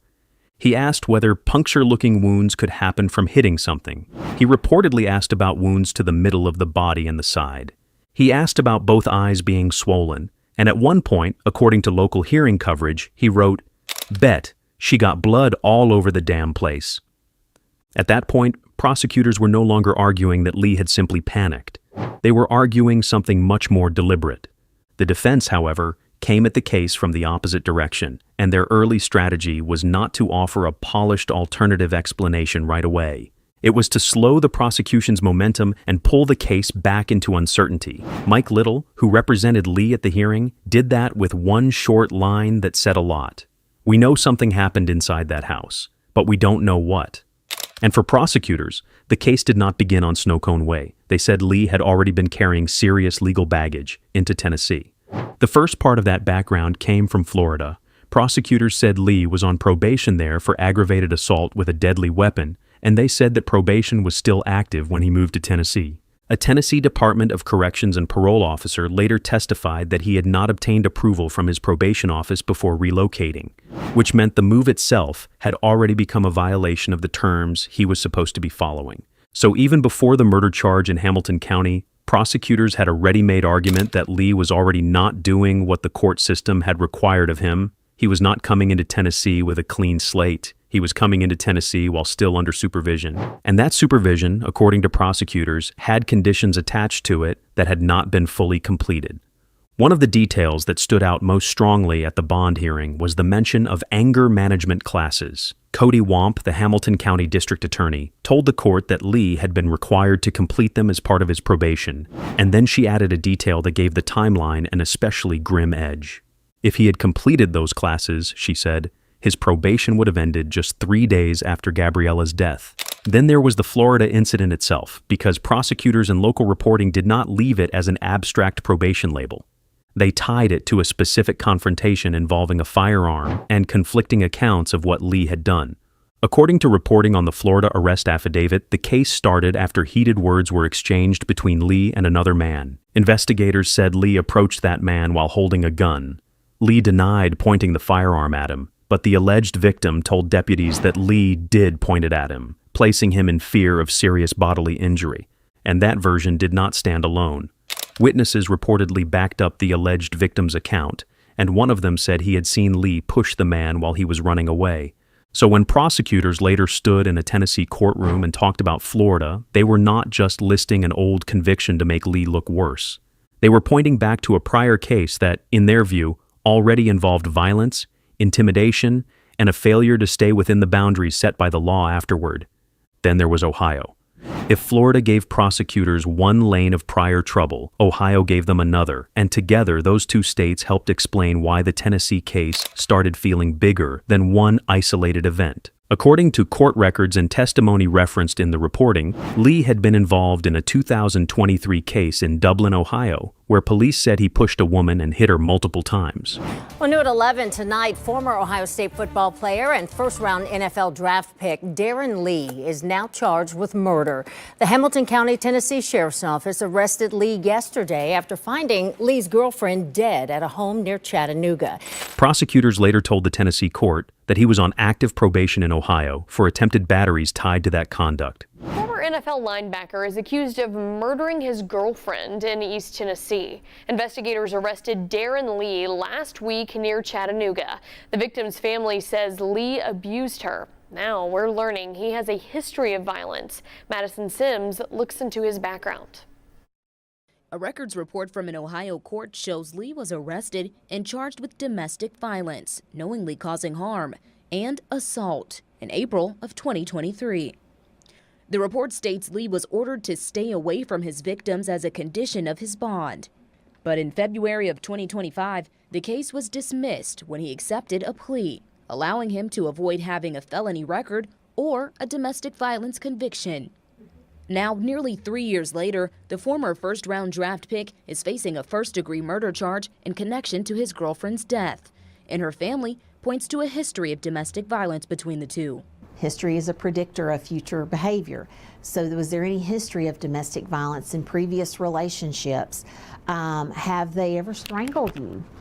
In an affidavit from the Hamilton County Sheriff's Office, Investigators state Perpetua was found with blacked eyes, bruises on her head and arms, and a stab wound to the abdomen. The higher the level of risk, the higher the level of lethality in that relationship, the more likely that that person is to be killed. McDevitt says despite attempts by family or loved ones, a victim's choice to leave is up to them. But the Family Justice Center is there to provide assistance regardless of what they choose. We're going to give you information, we're going to give you facts, we're going to give you knowledge, and then you get to make that choice. And if you choose to go back, then we're going to help you safety plan when you do go back, so that if an incident occurs, you're prepared for that. So, by the time Gabriella died, Lee was not just a former athlete with a complicated past. He was a man prosecutors said was already on probation in more than one state, with those probations tied to violent conduct. It meant prosecutors could argue that Lee was not simply someone accused in one terrible incident, but someone whose record already raised questions about violence, compliance with supervision, and risk to others. And Womp leaned into that argument, she argued, based on his convictions that he was a danger to women. The Florida consequences also did not stop once the Tennessee case began. Reporting said that after Gabriella's death and Lee's arrest in Tennessee, Alachua County, Florida, requested a warrant tied to a probation violation. So when you pull all of this together, the significance becomes clear. And by February 2026, all of that history was still active enough that Tennessee prosecutors could walk into court and say this man had not arrived in their state as just another former NFL player trying to rebuild his life. He had arrived while still being watched by the legal system elsewhere. And that history came up almost immediately once the question of bond was on the table. By the time Darren Lee stood in court on February 11th, the case had already moved with unusual speed. And that alone told you how seriously the system was treating what investigators said they had found inside the house on Snow Cone Way. Thank you for watching. A Hamilton County judge denied bond for the former NFL player facing a murder charge in the death of his girlfriend. I'm David Carroll. And I'm Cindy Sexton. This is Darren Lee, you're about to see, walking into court for the first time since deputies charged him with the murder of Gabriella Perpetuo. Local 3's Madison Sims has been following the case since his arrest last week. She has new details from the detective. Cindy, we want to warn viewers that some of the details might be hard to hear. The Hamilton County Sheriff's Detective Brian Lockhart says Gabriella Perpetuo was found with a broken neck, a severe brain injury, stab wounds, and bite marks on her body. The microwave was shattered. There was glass everywhere. There was alcoholic bottles everywhere in the house. When you go upstairs, it was just they were moving in, but it was just in disarray. The chaotic scene inside an Ottawa home was painted in detail for a Hamilton County judge Wednesday morning as former NFL player Darren Lee made his first court appearance since his arrest. Prosecutors called Detective Brian Lockhart to the stand, asking him to describe the crime scene. Prosecutors came in arguing that Lee was a danger, not just because of the charge in front of the court, but because of the wider pattern they said he brought with him into Tennessee. He was inside the residence. They asked him to step outside. They noticed blood on several walls. Investigators say Lee claimed Gabriella Perpetuo slipped and fell in the shower while he was sleeping inside their Ottawa home. But Detective Lockhart said the scene told a different story. There was blood going up the staircase on the hand railing. There was blood on the walls. There was blood on the floor in the living room. There was blood in the floor in the hallway upstairs. There was blood in just about every room except for, I believe, one room we didn't find any blood in. Deputies also noticed cleaning products out of place. Open, there was Clorox wipes out of the package, out of the actual plastic container on the floor. There was, you can see the cleanup where there was swipes and wipes. In court, District Attorney General Cody Womp said the state could seek the death penalty, arguing Lee's prior felony convictions and the nature of the crime make him eligible. We could present that evidence to a jury. They could use that evidence to find that the proper punishment for Mr. Lee is death. Lee was convicted in Florida of aggravated assault with a deadly weapon in 2023, and he took a plea in Ohio in a domestic assault case in 2024. By the end of the hearing, the judge made it clear Lee will not be going anywhere. The proof is evident and the presumption is great. So Mr. Lee will remain on a no bond. Lee will remain at the Hamilton County Jail, and his preliminary hearing will be March 9th. And the judge agreed. Bond was denied, and Lee remained in the Hamilton County Jail. And another thing was the penalty discussion, because prosecutors also made clear that the case was death penalty eligible. They had not announced a final decision on whether they would seek it, but even raising that possibility told the public exactly how seriously the state was viewing the case. Then the legal pressure tightened again on March 9th at the preliminary hearing. That was when body cam footage was played. Messages from Lee's phone were read aloud, and the prosecution laid out more of the structure of its case in open court. By the end of that hearing, the judge found probable cause, and the case was bound over to the grand jury. So in just over a month, the case had moved from a CPR in progress call at a recently rented house to a defendant held without bond, facing first-degree murder and evidence tampering charges, with a judge concluding there was enough to keep the case moving deeper into the system. And while the criminal case moved forward, Gabriella's family opened a second front. Her mother filed a wrongful death complaint in Hamilton County Circuit Court, and the complaint did not ask for token recognition or symbolic damages. It sought $25 million in compensatory damages and at least $25 million in punitive damages, and it also asked for funeral expenses and for the full value of Gabriella's life, including loss of love, companionship, and services. In other words, it was trying to make the court confront not only how Gabriella died, but what her death had taken from the people left behind. The complaint also carried its own emotional weight because it alleged that Gabriella experienced conscious pain and extreme mental anguish before she died. But even after the hearings, the affidavits, and the messages read in court, the case still left a series of difficult questions behind. What exactly happened inside that house before the 911 call was placed, and how long Gabriella had been injured before help was finally called, remained at the center of everything. The case is still unfolding, and in the months to come, we will have the full picture, and perhaps a closure for the family after the sentencing. Our condolences to the family of Gabriella Carvalho Perpetuo. And that brings us to the end of this case. What are your thoughts on this case? Let us know in the comments. If this story shook you, there's more on the channel that dives into cases just as haunting. Don't forget to subscribe, hit that like button, and share this video. It helps keep these stories from being forgotten. Thanks for watching, and I'll see you in the next one. Jacques Sue Waller called her sister on June 1st, 2011, and said she was doing one simple thing, picking up her son from Clay Waller's house, then coming straight home. But 3 hours later, Jacques was gone. Her sister Cheryl called her again and again, no answer, and then she called Clay. At first, he ignored the calls, so Cheryl left him a message. Clay Waller, if I don't hear from my sister in 5 minutes, I am going straight to the police. Then Clay called back. Cheryl said, "You know exactly what's going on. Where is my sister? You've done something to her." And Clay replied, "Well, if I see her, I'll let you know. I'll tell her call." That answer told Cheryl everything. By midnight, Jacques was reported missing. By the next morning, her car was found abandoned near Interstate 55, with a tire investigators later believed had been staged. Then they searched Clay's house. The hallway carpet was missing.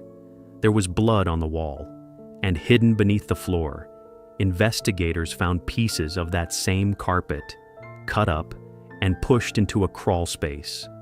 Clay had an explanation for all of it, but the evidence had already started telling a different story, and this would go on to become one of the most disturbing cases in Southeast Missouri. The story of a woman who tried to leave safely, a sister who knew something was wrong from the beginning, and a man who thought he could escape justice, and almost did. Before we get into it, if you end up finding this video engaging, feel free to leave a like and share your thoughts on the case in the comments. It really helps the channel grow. And if you haven't already, consider subscribing for more content like this. Thank you. This video is intended strictly for educational and documentary purposes. It does not support, promote, or justify any of the actions or individuals involved. Viewer discretion is advised. To look at this happy holiday gathering of family and friends. Before Jacques Sue Waller became the center of a case that would pull in police, prosecutors, search teams, and federal investigators, she was a 39-year-old mother in Missouri trying to rebuild her life one careful step at a time. Her full name was Jacques Sue Rawson Waller, and by 2011, she had been married to Clay Waller for around 15 years. Together they had 3 children, triplets named Avery, Maddox, and Addison, and from the way her family later spoke about her, it was clear those children were not just part of her life. They were the center of it. Jacques worked in a managerial role at a major insurance firm, so she had a demanding job, but she still carried the weight of motherhood with a kind of warmth people remembered. But one of the most important relationships in Jacques' life was with her older sister, Cheryl Brennicky. Cheryl and Jacques had not always been extremely close. Cheryl married Bob when she was only 16, and Jacques was around 10 years old at the time. So while Jacques was still a child, Cheryl was already stepping into adult life. She was building a marriage, starting a family, and dealing with responsibilities that made her grow up quickly. Because of that, the sisters moved through different stages of life at different times, and for years there was distance between them. But then Jacques became pregnant, and that changed the relationship. Motherhood gave them something they had not really shared before. Cheryl understood what Jacques was stepping into. She understood the fear, the excitement, the exhaustion, and the way children could suddenly become the center of every decision. So when Jacques became a mother, the gap between the sisters began to close. Cheryl later said, "That's whenever we bonded." And that bond would become one of the most important parts of the entire story, because Cheryl was not a sister watching Jacques' life from a distance. She was close enough to notice the small changes. She knew when Jacques was happy, and she knew when something had started to weigh on her. But the man at the center of this case, James Clay Waller II, was not a stranger who entered Jacques' life at the end of the story. He was her husband, the father of her 3 children, and by 2011, the man she was trying to separate from. To Jacques' family, Clay had never felt like the right fit. I always knew he was kind of a jerk. And Dad, what did you think? What did I think about him? Yeah, what did you think I about didn't him? like him the first minute I seen him. Her father, Stan Rawson, later said he did not like Clay from the first minute he saw him, and that feeling did not fade with time. Other family members felt the same way. They saw something in him that made them uncomfortable, and even before the marriage reached its breaking point, they did not believe he belonged in the life Jacques was trying to build. Clay had once worked as a deputy with the Cape Girardeau County Sheriff's Office, but that job did not last long. He reportedly held the position for about a year, and someone who knew him from that time described him as having a deceptive demeanor. Did you know him? Yes, he kind of had a little streak about him that I didn't particularly care for. What do you mean by that, a little streak? He had kind of a deceptive demeanor about him. That detail mattered later because Clay was not someone who knew nothing about police work. He had been close enough to law enforcement to understand how investigations moved, how searches worked, and how officers might try to track a suspect's movements. But while Clay moved from job to job, Jacques became the steady one in the family. Cheryl later described the marriage in a way that said everything about the imbalance. She said, "It was just like having another child." Then she added, "I seriously do not think he changed one diaper." It was just like having another child. I seriously do not think he changed one diaper. She would seriously get up 9 or 10 times a night and still work 40 hours a week. So over time, Jacques began pulling away. She started spending more time with Cheryl's family, and that was not just because she enjoyed being around her sister. It was because it gave Jacques space to think, and it gave her a place where she could talk honestly about what was happening inside the marriage. But that's not all. Clay had affairs, and Jacques confronted him about them. But when she brought those concerns to him, he denied things. And as the marriage continued to fall apart, Jacques' concerns became more serious than betrayal or disappointment. She began to feel that leaving Clay was not just emotionally difficult, she believed it could be dangerous. That was why she did not plan to walk out suddenly. Cheryl later explained that Jacques wanted a divorce, but she believed she had to leave slowly. Then investigators later found something that showed Jacques had been keeping track of that fear. After she disappeared, police recovered her laptop or work computer, and on it, they found a diary. Fearing for her life, Jackie Waller starts keeping a diary on her work computer of all the threats Clay was making towards her and her triplets. In that diary, Jacques had written down threats she said Clay had made. These were not vague complaints written after a normal argument. They were specific warnings tied to divorce, to control, and to what might happen if she finally left. In one entry, Jacques wrote, "I told him that I was going to file for divorce. He said that he had a feeling that one of us would not be around to watch our kids grow up." In another entry, she wrote, "Clay told me that I did not deserve to live." Then there was another line that cut even closer to what she was trying to escape. Jacques wrote, "He told me that a divorce would be my death sentence." There was also an entry involving the children, one that showed why Jacques' fear was not only for herself. She wrote that Clay had threatened the children if he could not have her. The detail was painful, and it was the kind of thing that made Cheryl and the rest of the family take Jacques' fear seriously. At one point, Jacques looked Cheryl in the eye and said, "Cheryl, I know what he is capable of, and I just don't want to be dead."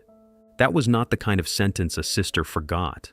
However, the separation happened in a practical way before it became a legal one. Clay lost another job and the couple lost their house. For Jacques, that loss opened a door. It gave her a reason to move away, to create distance, and to start building a life that was no longer centered around Clay. So she took the triplets and moved in with Cheryl and Bob in St. Genevieve. Clay moved more than an hour away to Jackson, Missouri, where he stayed in a house owned by a friend. For the first time in a long time, there was real space between them, and for a while she seemed to believe the separation might actually be working. But the divorce was not finished. There was still paperwork to complete, custody to handle, and one more meeting to get through. So, on June 1st, 2011, Jacques Sue Waller met Clay Waller at an attorney's office in Cape Girardeau, Missouri.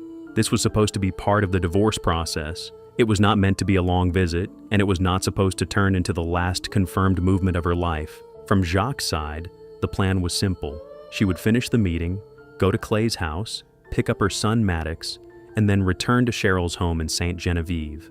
After the meeting ended, Jacques called Cheryl. She sounded normal enough for Cheryl to believe she was doing exactly what she said she was doing. Jacques told her, "I just left the attorney's office and I'm pulling up to Clay's and I'm going to grab Maddox and I'll be on home." And this was not just something she told Cheryl. Around 3:56 p.m., Jacques also spoke to the man she had begun seeing after the separation, and she told him the same thing. She was picking up her son and heading home. But then 3 hours passed. Jacques did not come home. At first, Cheryl waited with the kind of worry anyone might feel when someone was late. But as the evening dragged on, that worry changed into something sharper. Cheryl knew Jacques. She knew Jacques had the children in mind with almost every decision she made. And she knew that if Jacques said she was coming home, especially after picking up one of the triplets, she would not simply disappear without answering anyone. So Cheryl started calling. She called Jacques' phone again and again. She left messages, she waited, and then she called again. But there was still no answer. And then Cheryl called Clay. At first, he did not respond either. That silence made the feeling worse, because Clay was the person Jacques had gone to see. He was the last person connected to the place Jacques said she was arriving, so Cheryl left him a message that was not soft and was not uncertain. She said, "Clay Waller, if I don't hear from my sister in 5 minutes, I am going straight to the police." Then Clay called back, but by then, Cheryl was not calling to ask if he had seen Jacques in a casual way. She was already afraid something had happened, and she put that fear directly in front of him. I said, "Clay Waller, if I don't hear from my sister in 5 minutes, I am going straight to the police." And so, well, you know, the phone rings. "Hey, Cheryl, what's going on?" I said, "You know exactly what's going on. Where is my sister? You've done something to her." You told him that? Yes. What did he say?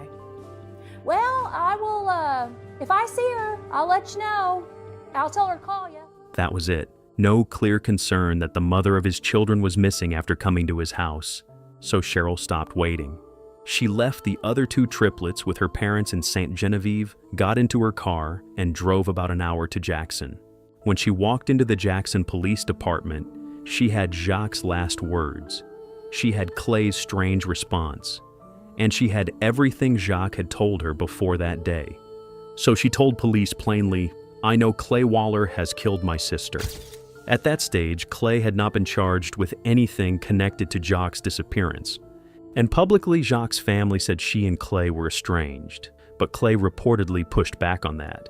He claimed they were not estranged, that they were not fighting, and that Jacques was only looking into bankruptcy. Jacques' family denied that completely. To them, this was not a woman who had randomly walked away. This was a woman going through a divorce, a woman who had told her sister she was afraid, and a mother whose 3 children were now waiting in Cheryl's home without knowing where their mother was. When Cheryl later spoke publicly, she made it clear where the children were. The triplets were with her, at her house, and she described that house as their home. So, Jackson Police Chief James Humphrey later said they were already working through more than 260 leads. He also explained that Jacques' last known whereabouts came through Cheryl and through Jacques' own words. Jacques had said she was arriving at Clay's house around 4 p.m. to pick up Maddox, and those were the last words her loved ones had from her. But when police went to speak with him, his version of the day created the first major contradiction. When he was asked when he had last seen Jacques, he said he had seen her all day. Then he gave police a timeline that started much earlier than the attorney's office. According to Clay, Jacques had met him at a drugstore sometime after 11 a.m. They had lunch together, then they separated for a while, and later that afternoon, around 3 p.m., they met again at the attorney's office. Up to that point, the story could still sound possible. But then Clay explained what happened after the appointment, and that was where the first major problem appeared. He said Jacques came to his house after the meeting, but according to him, she was not there to pick up Maddox. Clay said Maddox was not even at the house. He said Maddox was with his girlfriend in Illinois, and that Jacques had come over because she wanted to discuss the divorce. That mattered immediately, because Jacques had told Cheryl something very different. She had said she was pulling up to Clay's house to get Maddox, and then come home. So now police had 2 versions of the same stop. In Jacques' version, she was going to Clay's house for her son. In Clay's version, the child was not there, and Jacques had come for a conversation. And that changed the way investigators had to look at the whole day, because if Maddox was actually in Illinois, then Jacques had either been mistaken about where her son was, or someone had made her believe he was waiting at Clay's house. But Clay's story did not end there. He said he and Jacques argued. He said she left the house on foot, and he said that when he returned after 6 p.m., her car was gone. That was the version he gave early on. Jacques had come over, they had argued, she had walked away, and later her vehicle was no longer there. Later, Clay would add another claim. He would say Jacques had come to his house for one last sex before the divorce was final. But investigators did not have to wait for that later version to see the problem. The first story was already shifting the focus back to him. Because Clay was not just saying Jacques left, he was asking police to believe that Jacques left without telling anyone, after going to a house for a reason that he now said was not true. With Jacques still missing and Clay's story already raising questions, the investigation moved quickly. So officers, search teams, and volunteers started covering the areas around where she had last been connected. The search was not small. Teams moved through hundreds of acres. They checked land, roads, wooded areas, and water. Some crews searched ponds and river areas, while others moved through open ground under difficult heat. The weather made the work harder because searchers had to come in, rest, drink water, and then go back out again. Even the dogs could only work for short stretches at a time because of the heat. And as the search grew, Jacques' family saw something they would not forget. People came from different places to help, including volunteers from outside Missouri. Some came from states as far away as South Carolina and Florida. Many of them had never met Jacques, but they still showed up, walked through difficult areas, and helped look for a woman whose family was desperate to bring her home. This was no longer just Cheryl calling around, hoping Jacques had changed plans. this had become a full search for a missing mother. Then came the first major clue. Jacques' Honda Pilot was found abandoned near Interstate 55, close to the Fruitland exit. At first, it raised a possibility investigators had to consider. Maybe Jacques had a flat tire, maybe she got stranded, maybe someone saw her on the roadside and took advantage of the situation. But when investigators looked closer, that possibility started to fall apart. One of the tires was flat, but the details did not match a normal roadside problem. The rim was not damaged, which meant the vehicle had not been driven any meaningful distance on a flat tire. Investigators later believed the puncture had been made while the vehicle was stationary. In other words, the flat tire did not look like the reason Jacques ended up on the side of the road. It looked like part of a setup. That changed the direction of the case. Because if the vehicle had been staged, then someone was trying to make Jacques' disappearance look like something it was not. And once investigators had that possibility in front of them, Clay's version became even harder to accept. Officers contacted Clay, but he did not respond like a man eager to help clear up confusion about his missing wife. He said he needed to call his lawyer, and after that call, he made it clear he did not want police searching the car or the house. That did not stop investigators. They moved to get warrants. They wanted to search Jacques' Honda Pilot, Clay's truck, and the house where Clay had been staying. Those searches mattered because the case had started with a phone call and a missing woman, but now it had an abandoned vehicle, a staged-looking tire, and a husband whose first story already did not match what Jacques had told the people closest to her. During the search of Jacques' Honda Pilot, FBI agent Brian Ritter noticed what looked like a blood spot near the back of the vehicle. Then investigators searched Clay's truck, and they found more of what looked like blood smeared on the inside of the driver's side door. But when the samples came back from testing, the result was not what investigators expected. It was fish blood. It was specifically big head carp. And the strangest part was not just that the blood came from a fish. It was that Clay had allegedly put it there himself. Did that fish blood. I want to see if they would be shady. That told investigators something important about Clay, even if that specific sample did not tell them where Jacques was. It suggested he was not just sitting back while police searched. He was inserting himself into the investigation. He was creating distractions, planting false trails, and trying to turn the search for his missing wife into a game he believed he could control.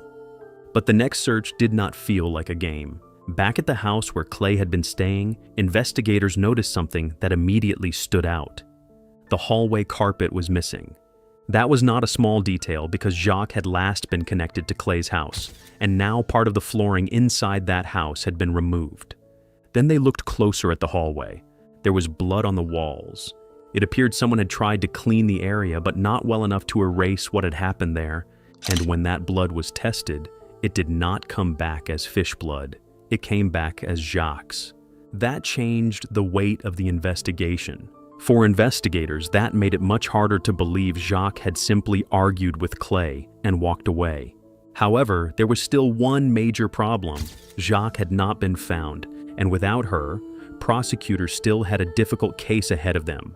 So investigators went back to the day Jacques vanished and began rebuilding every movement they could find.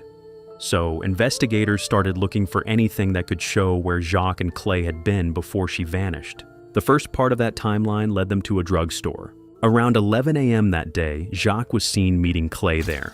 At that point, there was nothing publicly alarming about the meeting. They were separated and they were heading toward divorce, but they still had children together and they still had things to settle. So seeing them together earlier in the day did not explain what happened, but it helped investigators establish that the two had contact before the attorney meeting. Then, about 2 hours later, Jacques appeared on ATM surveillance, and that became the last known video of her alive. But after that, the timeline began to shift toward Clay. Hours later, Clay was seen inside a toy store, and investigators noticed something important. He was wearing different clothes from earlier in the day. Then another video showed Clay's truck. And the truck had a trash can in the back, and it was towing a small boat. That boat would become one of the most important pieces of the timeline, because witnesses had already placed Clay leaving his home with a boat, and later, investigators would have to ask where that boat had gone and why it mattered. Then came the car wash footage. Clay was seen washing the boat carefully. Investigators believed he appeared to be checking it closely as he cleaned, as if he was looking for anything that might still be there. And when a person connected to a missing woman was seen cleaning a boat after she vanished, the river naturally became part of the investigation. So police released images of the boat to the public. That decision brought in a lead. A young man and a young woman came forward and said they had seen a similar boat near Devil's Island, a remote area on the Illinois side of the Mississippi River. Investigators searched Devil's Island more than once. They looked through the area, followed the lead, and tried to find anything that could explain where Jacques had gone. But at that point, they found nothing. So, Agent Brian Ritter eventually convinced Clay to come in for a formal interview. But according to Clay, the blood in the hallway came from an accident in the kitchen. He said it was not a major event. In his version, Jacques had a nosebleed, and that explained why her blood was in the house. But his explanation did not stop there. He said Jacques had been trying to clean herself up when she tripped on the green carpet. That, according to him, explained the blood on the carpet. And when investigators wanted to know why the carpet had been removed, Clay said he did not want the homeowner to find it and think something bad had happened. It was an answer, but it was also a strange one, because by Clay's version, his estranged wife had a nosebleed, bled on the carpet, and then he removed the carpet, cut it up, and hid it away. Not because something serious had happened, but because he was worried someone might misunderstand. Then he gave more details about what he said happened after that. Clay said he and Jacques argued about financial issues. He said he became angry and threw her keys into a tree. Then, according to him, Jacques said she would walk to a friend's house. He claimed she left on foot and had her purse with her. After that, Clay said he used a broom handle to get the keys down from the tree. Then he put the keys on the windshield of Jacques' vehicle. And once Jacques was supposedly gone, he said he left the house too. Clay claimed he drove around the Cape Girardeau area without his phone. He said he stopped in different places, including wooded areas and roadside spots. In his version, those hours were ordinary and disconnected from Jacques' disappearance. But investigators were not just listening to the story. They were comparing it to everything else they already knew. And over the next several weeks, Clay's behavior gave investigators even more reason to doubt him. So police placed a tracker on Clay's vehicle, hoping it might show them where he went, who he met, or whether he returned to a place connected to Jacques. But Clay seemed to know he was being watched. He would drive to vacant lots and sit there for long periods, doing nothing that clearly moved the case forward. Then search teams would follow those leads, check those areas, and spend time looking in places that turned out to be empty. It made investigators feel like Clay was not just avoiding them, he was playing with them. And while police were trying to follow him, Jacques' face was everywhere. Pictures of her were being shared. Searchers were still looking. Her family was still waiting. The community wanted answers. But Clay's behavior, according to those accounts, did not look like quiet grief or urgent concern. He allegedly drove past Jacques' parents' house honking his horn. He allegedly mocked people who were searching and said they were not going to find anything. He reportedly called them fools, made rude gestures toward investigators and searchers, and acted as if the entire search was something he could laugh at. To say a few words today? Well, I'll say it after the thing. He also pointed investigators toward another man, a former associate named Gary, suggesting Gary may have had something to do with whatever happened to Jacques. But police had already looked into that theory, and it did not hold. So the focus stayed where it had been from the beginning, on Clay, on his house, on the missing carpet, on Jacques' blood, on the staged-looking car, and on the story he kept trying to tell. However, suspicion was not the same as an arrest for Jacques' disappearance. Investigators needed a charge they could prove, something that would get Clay into custody while the larger case continued to build. And Clay's confidence finally created a charge investigators could act on. By this point, Cheryl was not only Jacques' sister, she was also the person caring for the triplets.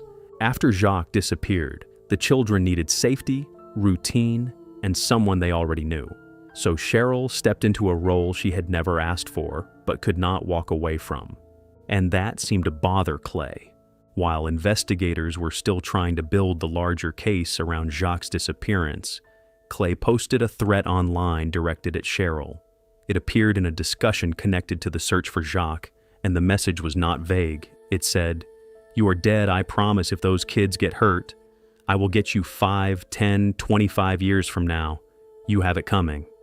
Cheryl saw the post, and she knew it was meant for her. And now, the same man she believed was responsible for her sister's disappearance was making a threat that reached into the future, as if time would not matter, and as if he wanted her to keep looking over her shoulder. So Cheryl contacted Agent Brian Ritter. That decision mattered because the threat gave investigators something they could act on immediately. So Clay was arrested, not for Jock's disappearance yet, not for murder yet. He was arrested for threatening Cheryl. And while that may have seemed smaller than the case everyone wanted solved, it was still a major turning point. Clay had been walking around while the community searched for Jock, while her family waited for answers, and while investigators tried to build a case without the one thing they still did not have. Now he was in custody. Clay eventually pleaded guilty to the federal threat charge. Clay eventually pleads guilty to the federal charge of threatening Jackie's sister and is sentenced to 5 years behind bars. It was not justice for Jock yet, but it removed him from the street and gave prosecutors time to keep building the case that mattered most. However, prosecutors knew the case was delicate. Clay was already in federal custody for threatening Cheryl, and now they had to prove something much harder, that he had killed Jock. But there was a problem that made even the most confident attorneys uneasy. Jock's body had not been found. With all of that, prosecutors filed formal charges, first-degree murder and tampering with physical evidence. But the missing body remained the biggest obstacle. Without Jock herself, proving intent and establishing the sequence of events beyond a reasonable doubt was incredibly difficult. So the attorneys and investigators began negotiating a plea deal. Clay would plead guilty to a lesser charge, second-degree murder. In exchange, he would receive a sentence of 20 years, and he had to comply with very specific conditions. He had to confess fully in court, detailing the killing step by step.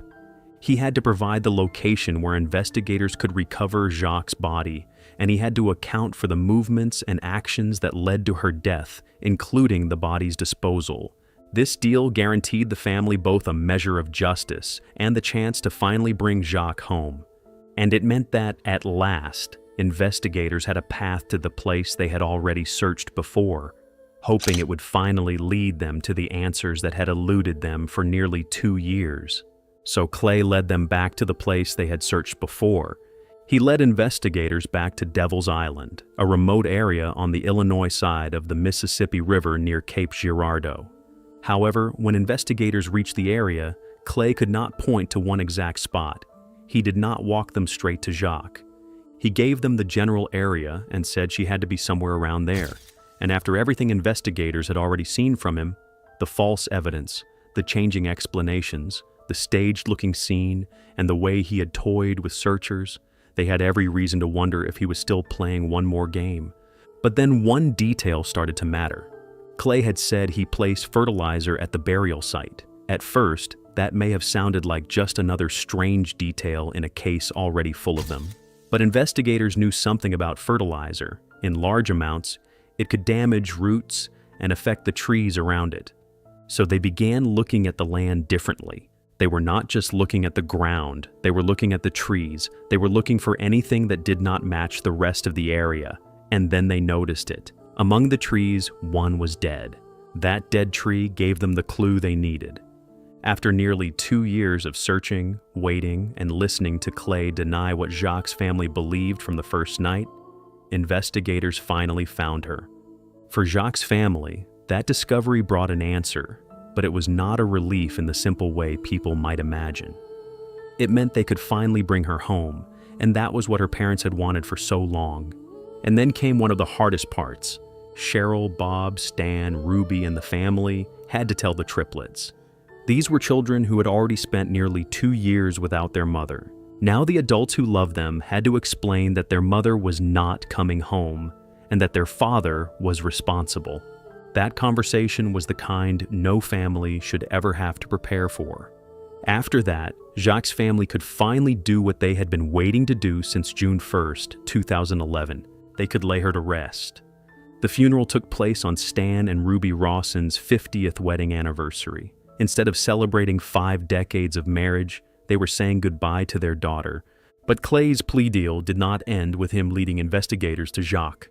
He still had to sit down and give an account of what happened. But even when he confessed, he still tried to shape the story in a way that made himself look less responsible. I wonder how much time you would give the kids if everybody knew you just beat me up. I'm like, beat you up?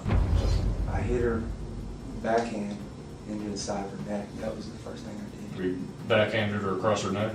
Yeah. She stayed standing? No, she went straight to the ground. But then he admitted something that made his later claims much harder to believe. He admitted he had dug the hole the day before. That one detail changed the meaning of everything else he said, because it showed preparation before Jacques ever arrived at his house on June 1st. Hole the day before was not premeditation? Well, I guess you could see it that way. Then he claimed it started with an accident in the kitchen. He said Jacques had been near the refrigerator and that he accidentally hit her nose. According to him, that was why she started bleeding. Then he said she became angry, moved toward the hallway, and began provoking him. He claimed she said he would never see the children again. That was how Clay tried to frame it. An accident, an argument, a sudden loss of control.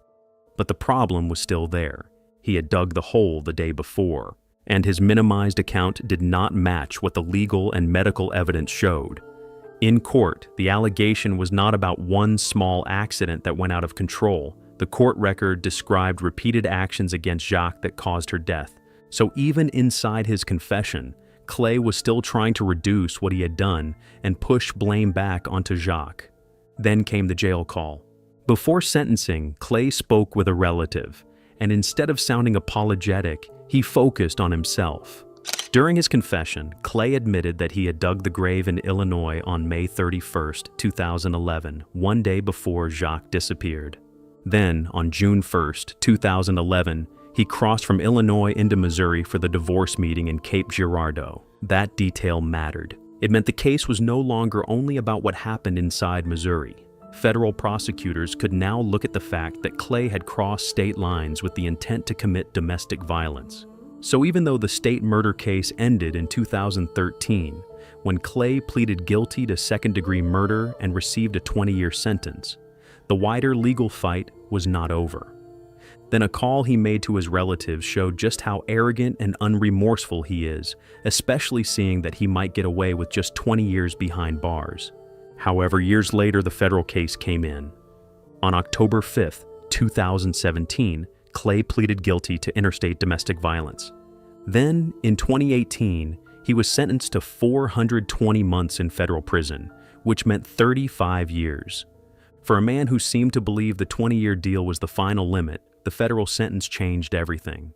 And the case still had another chapter. Clay had also tried to shape the story in his own way. He had written, or tried to write, a manuscript about what happened to Jacques. The title was along the lines of, "If you take my kids, I'll kill you." And according to federal material, he agreed to give up any money he could ever receive from any book, movie, newspaper, magazine, radio, or television production connected to the crime. Clay had even tried to use another inmate, Cedric Dean, to help ghostwrite the manuscript. Whether Clay wanted attention, money, control, or all three, the result was the same for Jacques' family. It felt like one more attempt to take ownership of a story that was never his to profit from. Then came the victim impact statements. Jacques' family had already lived through the disappearance, the search, the discovery, the funeral, and the confession. But now they had to stand in court and speak about what Clay had taken from them. Her parents had lost a daughter, Cheryl had lost a sister, and the triplets had lost the mother who should have raised them. The most emotional words came from Maddox. Yes. Why was that important to you? I just wanted to help make a difference inside the case. Like, I already knew what happened and everything. And I thought I should just do this message just so he knows, like, I don't care for him anymore. It's just like that he gets that he has ruined the bond between us and him, and that he's never gonna have that back. Like, the family remained hurt, but they were not broken. Cheryl kept Jacques' memory alive, and the children grew up surrounded by people who made sure they knew they were loved. Clay Waller tried to control the story, but the story did not end with him. It ended with Jacques' sister keeping her promise, with 3 children growing up in a home built around love, and with Jacques Sue Waller remembered as more than the case that took her life. And that's where this case comes to a close. What do you think about everything that happened? Share your thoughts in the comments. If this story stayed with you, there are more cases on the channel that explore situations just as disturbing. Make sure to subscribe, leave a like, and share the video. It helps keep stories like this from fading away. Thanks for watching, and I'll see you in the next one.